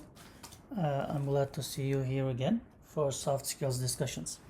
If you did not watch the introduction to soft skills, please do so, because there we made a big introduction to soft skills and why they are important and what are they. Today's session is creating presentations, because this is one of the things that we use all the time for meetings, for courses, for most of the stuff that we do in life, which is using PowerPoints. So let's start. During the recording, please feel free to contribute to the content and discuss the content below by commenting, and then also bring your own experience and own voice. Let us how we're doing, and just doing that, be mindful to different cultures, religions, backgrounds, and expertise. We are proud to have a diverse community, so let's be mindful to each other. You can find links in the description if there's any video or anything like that in any resources in the recording. You will find it in the description. One last thing before I move on, please subscribe to the channel and then turn on notifications so you can be notified for the next video. Let's deep dive. Oops. Oh my goodness, what's happening in the slide? What is happening? Oh my goodness. Oops, we're not done yet, I guess. Oh, a lot of animations. So did anything disturb you in this slide? Is that a good slide? Would you start that presentation with the slide? So I'm kind of showing off my skills that I know animations, right? But it's so much distracting. I'm not a big fan of animations. I use them, but I don't want to overuse them. I don't want to use them too much, and I'll show you why. These are the references that I used when I'm preparing the slides for you. I read textbooks and I read popular books about soft skills and hard skills, and I kind of combine them in my videos. What are we gonna see today? I want to ask you, how do you prepare yourself to your presentations? And I will talk about how do I prepare myself. I will tell you my approach, which you may want to adapt for your presentations. It's systems perspective. And also we will talk about PowerPoint techniques and with some examples and hands-on activities. Okay. So here's my question: how do you get prepared to your presentations? I'm not only talking about how to type, how to change colors in PowerPoint slides, but how do you get prepared? What's your philosophy in when you're tasked to get a presentation? Let's hear your experience, okay? Think about what worked for your presentation, what didn't work, what failed, what aspect of your presentation failed or was successful. Did you have any mitigation plans? What was the result and consequences? For example, if this is an interview and if you fail, probably you're not hired. Okay, so please comment below with your experience. But let me explain you how do I think about getting prepared to presentations. Okay, so these are examples from my presentations. So let's think about this one. So as you can see, the audience is different in all of them. Here you can see and they are adult. Here you can see they are kids, and here you don't see them really, but that's fine. The room is different, right? This is kind of a computer lab, and this is kind of a classroom type of stuff. And you can also see, like, we use different screens, right? Here there is 2 screens, here there's 1, but all the computer labs can see what is open here, and here is just a regular LCD screen. And also here I turn my back to screen, right? Here the presenter seems like almost touching the screen, LCD screen, so he's kind of explaining and trying to explain something in detail. Okay, so I want you to think about your presentations to a systems perspective and also a phased perspective, kind of time sequential perspective. Okay, so what do I mean by systems perspective? So in all the presentations, when you're tasked with a presentation, when you have to make a presentation, think about your audience. Who is your audience? Okay, are they elementary school kids? Are they engineers? Are they totally strangers? Are they potential customers? Okay, audience is important because they'll set the tone for your slides. And this is content. How you deliver the content? Will you have videos? Will you have props? Are you gonna print out something? What's gonna be in your slides? Think about that perspective, because that's gonna be very important how you prepare and deliver your presentation. And think about also logistics or physics of your presentation. Where is it? Okay, what building? Which room? Is that a computer? Is it a Mac, or is it a Dell? Is it a Microsoft? Okay, do they accept thumb drives, or do you have to connect to your laptop? How do you get there? Are you gonna go there with a cab, with a taxi, or are you gonna walk there? Is it your school? Is it nearby? Can you bike? All these things. Is it raining? Do you need an umbrella? Even that is important, right? Because for me, the success lies in between. And what I mean here is, think about a presentation. You did great, you study your audience, and you did a great content, but you couldn't find the building and the street, so you couldn't present it. That's a disaster, right? So you have to be successful in 3 of these at least. So this is even like before you're opening up your laptop and turning on your laptop and opening up the slides, right? You have to think of your audience, mechanics, logistics, physics, and the content and how you deliver the content. Okay, you don't want to miss your presentation just because you couldn't find the building. The other thing I want you to think about when you're tasked with a PowerPoint slide is recognize and prepare for the phases. Let's say this is your actual presentation day and time, right? So there are things that you need to do before in pre, what I call pre, and then there are things that you need to do after your presentation, and I call it post. And then there are things that you need to do a few weeks later, a few months later, which I label it as sometime later that you need to do. So presentations does not start when it starts in the room, and then it doesn't finish when you are done with your presentation in the room. Okay, there are pre-preparation, there are post activities that you need to do, and then there are things that you need to do sometime later. So now let's consider how this presenter gets prepared, right? So for example, from an audience perspective, you already know. From a mechanical physics perspective, look at the dress, right? It's kind of more formal, suit and tie. Here it's a t-shirt. This is kind of casual formal, right? So definitely we understood who is our audience, right? And all the preparation level also will change. Okay, so now look at this photo from physics, audience, and content perspective. So let's look at audience, right? Who is your audience, right? Are they engineers? Are they kids? Are they your potential customers? And what are their motivation, right? If somebody is just sending them there to be there, then they will not be motivated, and your job is difficult. Okay, are they total strangers? Why they are there? They will have some questions, right? You want to follow up with their questions, and that's why I said post presentation activities and sometime later activities. You need to follow up with the audience. For example, one of them wanted to buy, maybe more interested than others buying your product, so you want to send them an email, an update about your product a few weeks later, right? So are they from your company, school, class? Do they know you? Do you know them? And also think about what is in them, what is in this for them, right? This is how you can motivate them. If you study your audience, and you can find some relationship, what they are doing and what is the content of this presentation. So what is in this for them? You want to make sure that they will learn something, right? How about physics, mechanics, or logistics, right? Where is the place? What building? How do you get there, right? What is the technology in there?